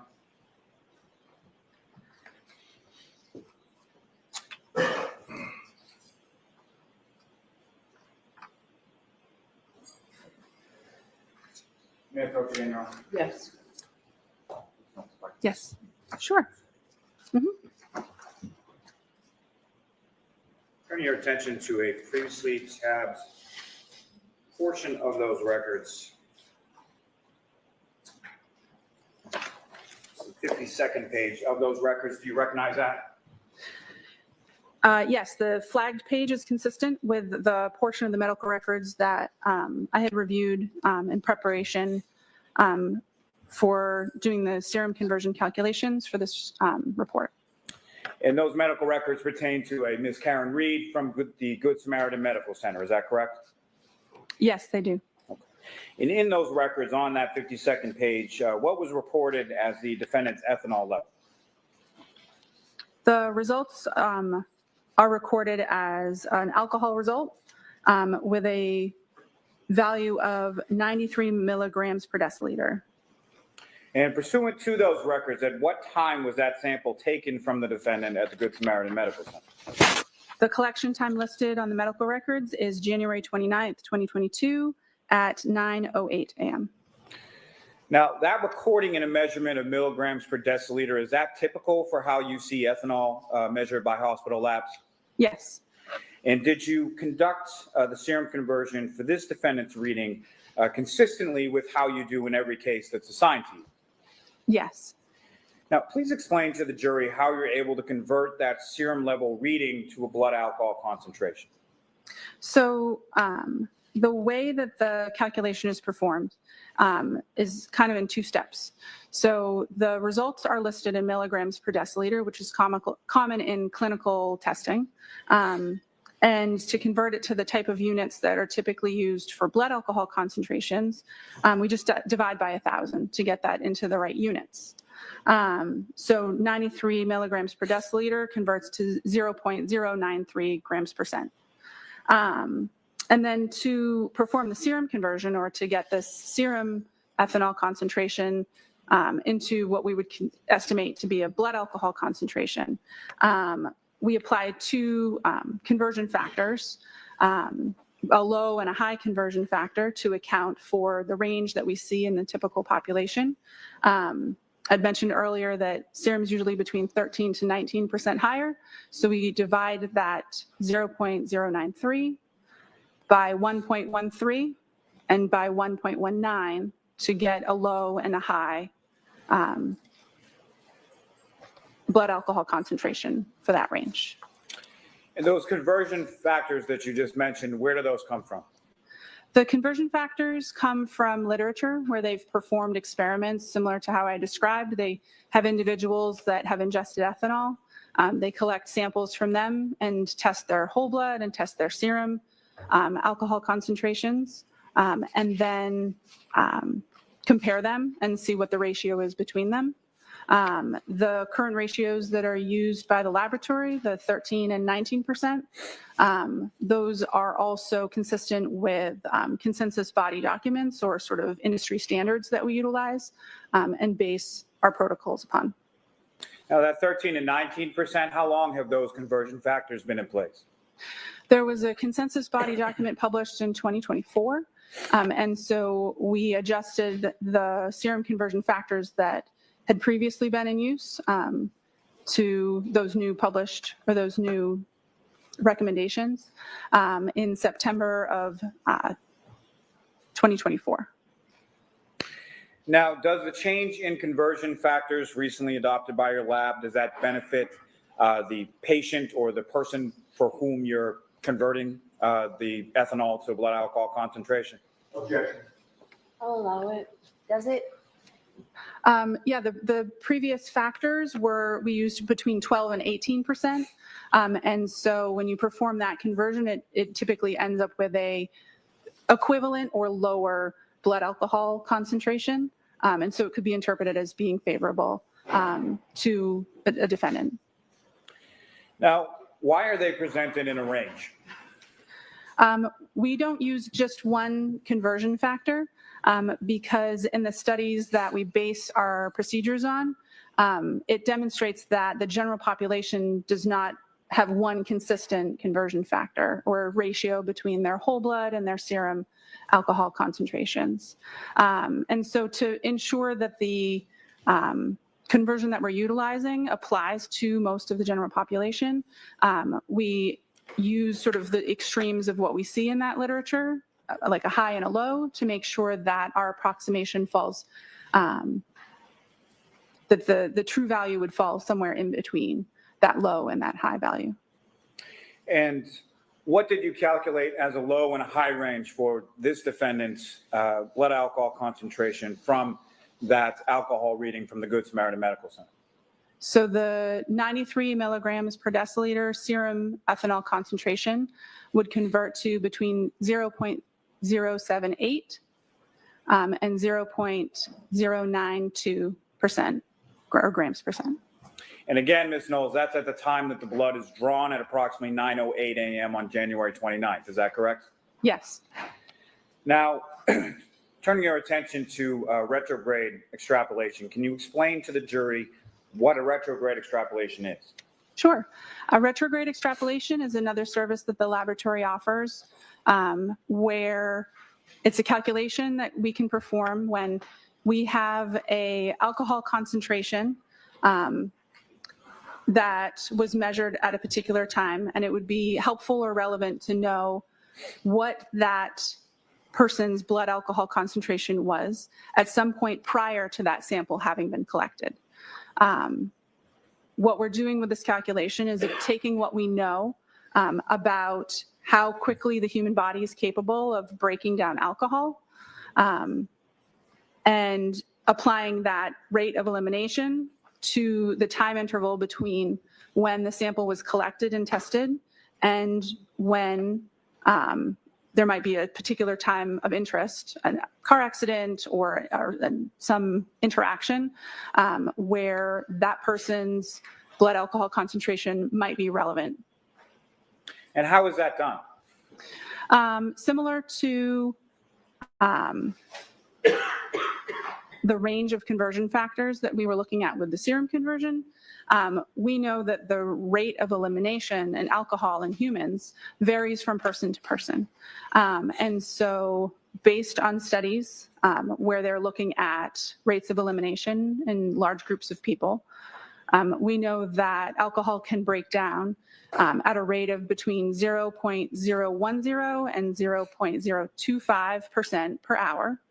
And so we take when we're looking at a serum conversion and then being combined with a retrograde, we take the smaller of the serum conversion range and we add that to the slowest elimination rate multiplied by a time interval. And then we also take the larger of the serum conversion values, and then we add that to the fastest elimination rate multiplied by the time interval.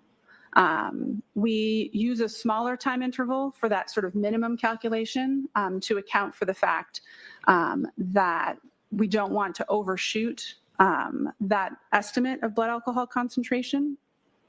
If there was some unabsorbed alcohol, we don't necessarily always know when we perform these calculations, the drinking history or like when the person had stopped drinking that day. And so we usually subtract 2 hours from the time interval when we're doing that minimum calculation to have a more conservative estimate. So we're applying the time interval, the rates of elimination, and looking at what we have for blood alcohol concentrations, all to be considered when we're performing the calculation. Now, what categories of information do you need in order to perform a retrograde analysis? We need to know what the blood alcohol concentration was at the time that the sample was collected. We need to know the time the sample was collected, and we need to know the incident time or the time of interest that we're sort of calculating back to. There's a couple of requirements to be able to perform this calculation that we have to ensure. We have to make sure that there's at least been 2 hours in that time interval between the time of collection and the time of interest that we're looking at. We can't calculate backwards with that very narrow window because we can't be sure that the person is entirely in the elimination phase, that their body has reached a maximum blood alcohol concentration and they're just breaking down alcohol at that point.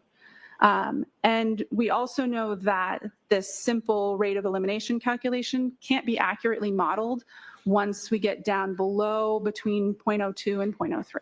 So we have to make sure that the starting blood alcohol concentration is at least an 0.03 or higher in order to be able to apply that math. Now, how is it that alcohol is metabolized within the body?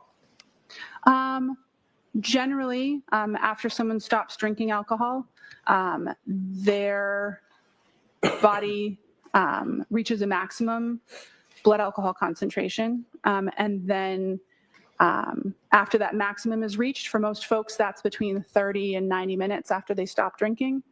And then the body breaks the alcohol down over time in a very predictable linear fashion, down until it gets down into about 0.02 and 0.03.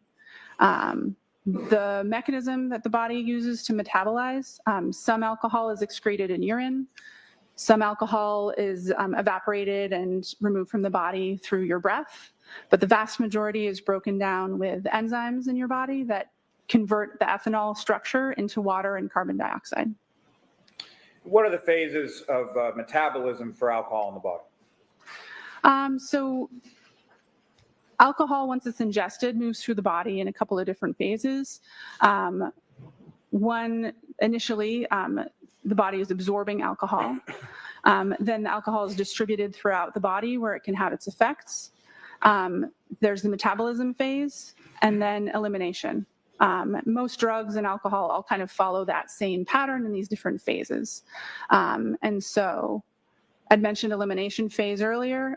That's after you've reached a maximum blood alcohol concentration and your body is no longer absorbing, it's fully distributed in your body, and then you're just breaking it down and your body's removing the alcohol or the ethanol from your system. Now, in a retrograde analysis, are you calculating for a single number or something else? So because we don't know an individual's particular rate of elimination, we use a maximum and a minimum, a fast and a slow elimination rate. Our results for this calculation are always expressed in a range to ensure that that individual's actual blood alcohol concentration lies somewhere between the range that we provide. And can you please explain sort of that range and the size of it for the jury?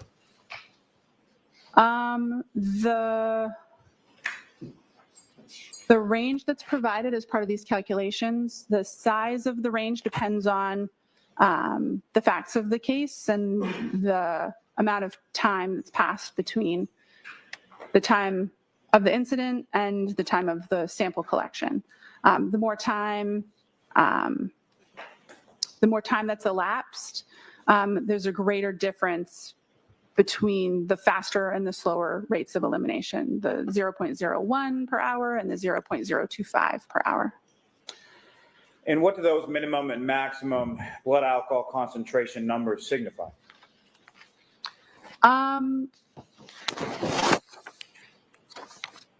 They signify the smallest and the largest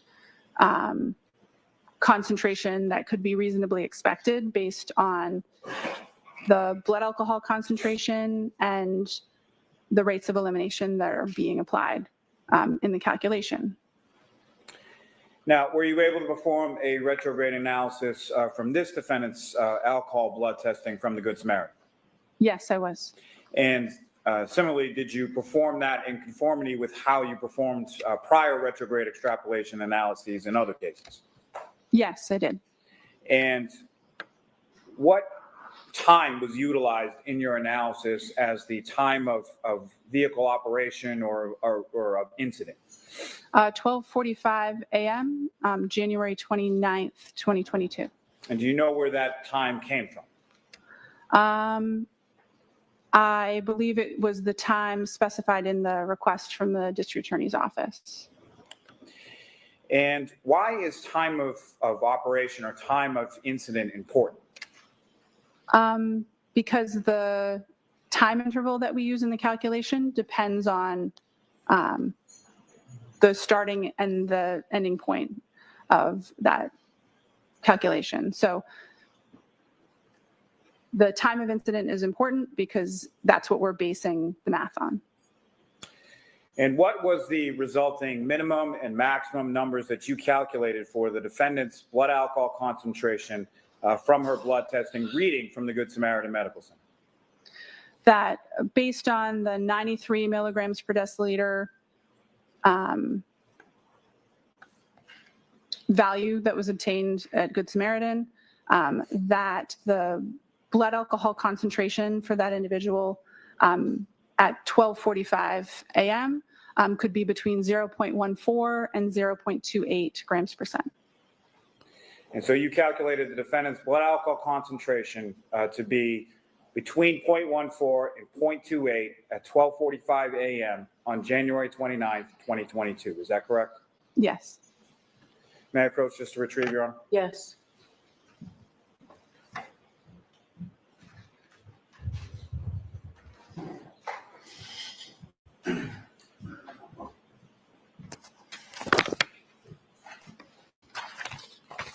Thank you, ma'am. I have no further questions. All right. Mr. Nady? Thank you, Ron. And at this point, I'm only going to give you about 5 minutes. I was going to ask the court to cut me off so that Okay. nobody's late today. Thank you. Good afternoon, ma'am. Good afternoon. The Mass State Police Crime Lab you mentioned is an accredited forensic lab, correct? That's correct. That means that your lab has met specific internationally recognized standards for both quality and competence, correct? There are aspects of quality and analyst competence that are addressed in the accreditation standards, yes. It also means that your lab has demonstrated a commitment to best practices and to ensuring the reliability and accuracy of its forensic work, correct? Yes. And there are several requirements in order to become accredited, right? Yes. One of the most important requirements is an independent external review of your lab's quality management system, correct? Yes, that's definitely one important component of the accreditation process. That independent external review also evaluates your lab's technical systems, correct? Yes. And its procedures. Yes. And an external review means that experts from outside your lab come into your lab to review your work, right? Yes, the review includes the procedures and the operating protocols, and there is some element of case file and specific work review. Within your lab. Correct. And they make sure that you're following established and proper protocols, correct? Yes. Now, as a forensic scientist is one of your responsibilities to ensure compliance with the lab's administrative policies, quality assurance, and control requirements to make sure that you're complying with accreditation standards? Yes. And you take pride in your lab's accreditation status, correct? Yes, it's an achievement that's obtained by the hard work of a lot of folks at the lab working together. You make sure, or you do your best to make sure that the lab is in compliance because you don't want to lose that accreditation status, correct? Correct. It's important to ensure confidence in our results, to maintain the quality and maintain the accreditation. Okay. In contrast to the accreditation standards for a forensic lab like yours, the standards for a hospital lab may be different, correct? Correct. Typically, accrediting bodies for clinical chemistry or hospital systems are different accrediting bodies or different standards than forensic standards. Okay. And a forensic lab exists for a different purpose than a hospital lab. Is that right? Correct. They have different customers and sort of different scope or intention for the use of their results. Sure. A hospital lab tests and analyzes blood for its use in diagnosing medical illnesses and for medical purposes, correct? That's consistent with my understanding, yes. Sure. And it's not for meeting court admissibility standards like your lab, right? Not that I'm aware of, no. Your lab follows strict procedures that an expert from your lab can have confidence in the lab results when they come to testify in court like you're doing today, correct? Yes. As you testify here today, you have no information that the lab at Good Samaritan Hospital is an accredited lab, correct? Correct. And in addition, Good Samaritan Hospital is an external party in terms of its relationship to your lab, right? Yes, and for that reason, the type of calculations that we performed based on medical records from Good Samaritan are outside of the scope of accreditation in the crime laboratory system. Right. It has no relationship to your crime lab, the Good Samaritan lab, right? Correct. The same policies and procedures are applied when our laboratory analyzes serum, or if we needed to do a retrograde extrapolation on testing that was performed internally that's covered by the scope of accreditation. But as you're mentioning, the testing was not performed in my laboratory. I don't have any direct knowledge or understanding of their QC procedures, of their accreditation requirements, or their testing procedures at all. You anticipated my next question. So basically, you cannot personally vouch for the ethanol testing that was performed at Good Samaritan, correct? That's accurate. The reliability of the results that my calculations were based on, my calculations are only as good as the numbers that I was provided. And like I said, the same math that I did here, I would do to my own internal standard or my own internal testing, anything that I performed testing on in the lab myself. But the results that I started from, I don't have any direct knowledge on their accuracy or reliability. Right, Ms. Giannetti, we can bring Ms. Knowles back on Monday if you want. I don't want to cut you short. That was the time frame. And I'm perfectly fine with that, Your Honor. Thank you. Okay. All right. And Mr. Lally, you're done? Okay. Ms. Knowles, thank you very much. You're all set. You can step down. Ms. Giannetti, I think everybody appreciates it. So, all right, jurors, that's it for us for this week. I'll have to give you those cautions in a minute. I can tell you that it looks like next week we're full days every day.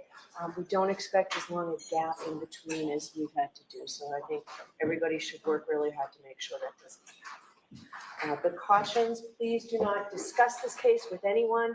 Don't do any independent research or investigation into this case. If you happen to see, hear, read anything about this case, please disregard it and let us know. Please be very careful with your social media use, and we'll see you on Monday. Have a good week.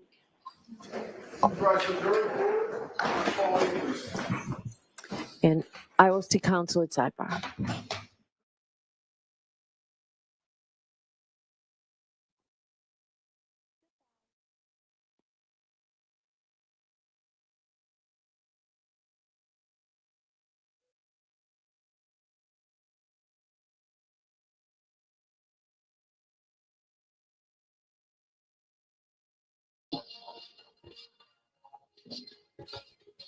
I think we're gonna wait a minute and see if it's over, but it might be over for the. I mean, she released a jury, but they might come back.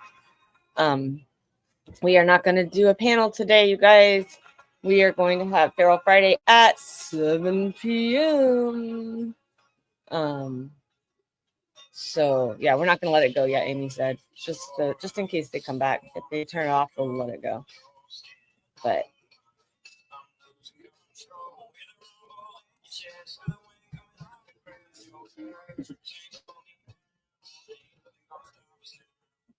seems like today was a lot shorter. Hold on. Lucas.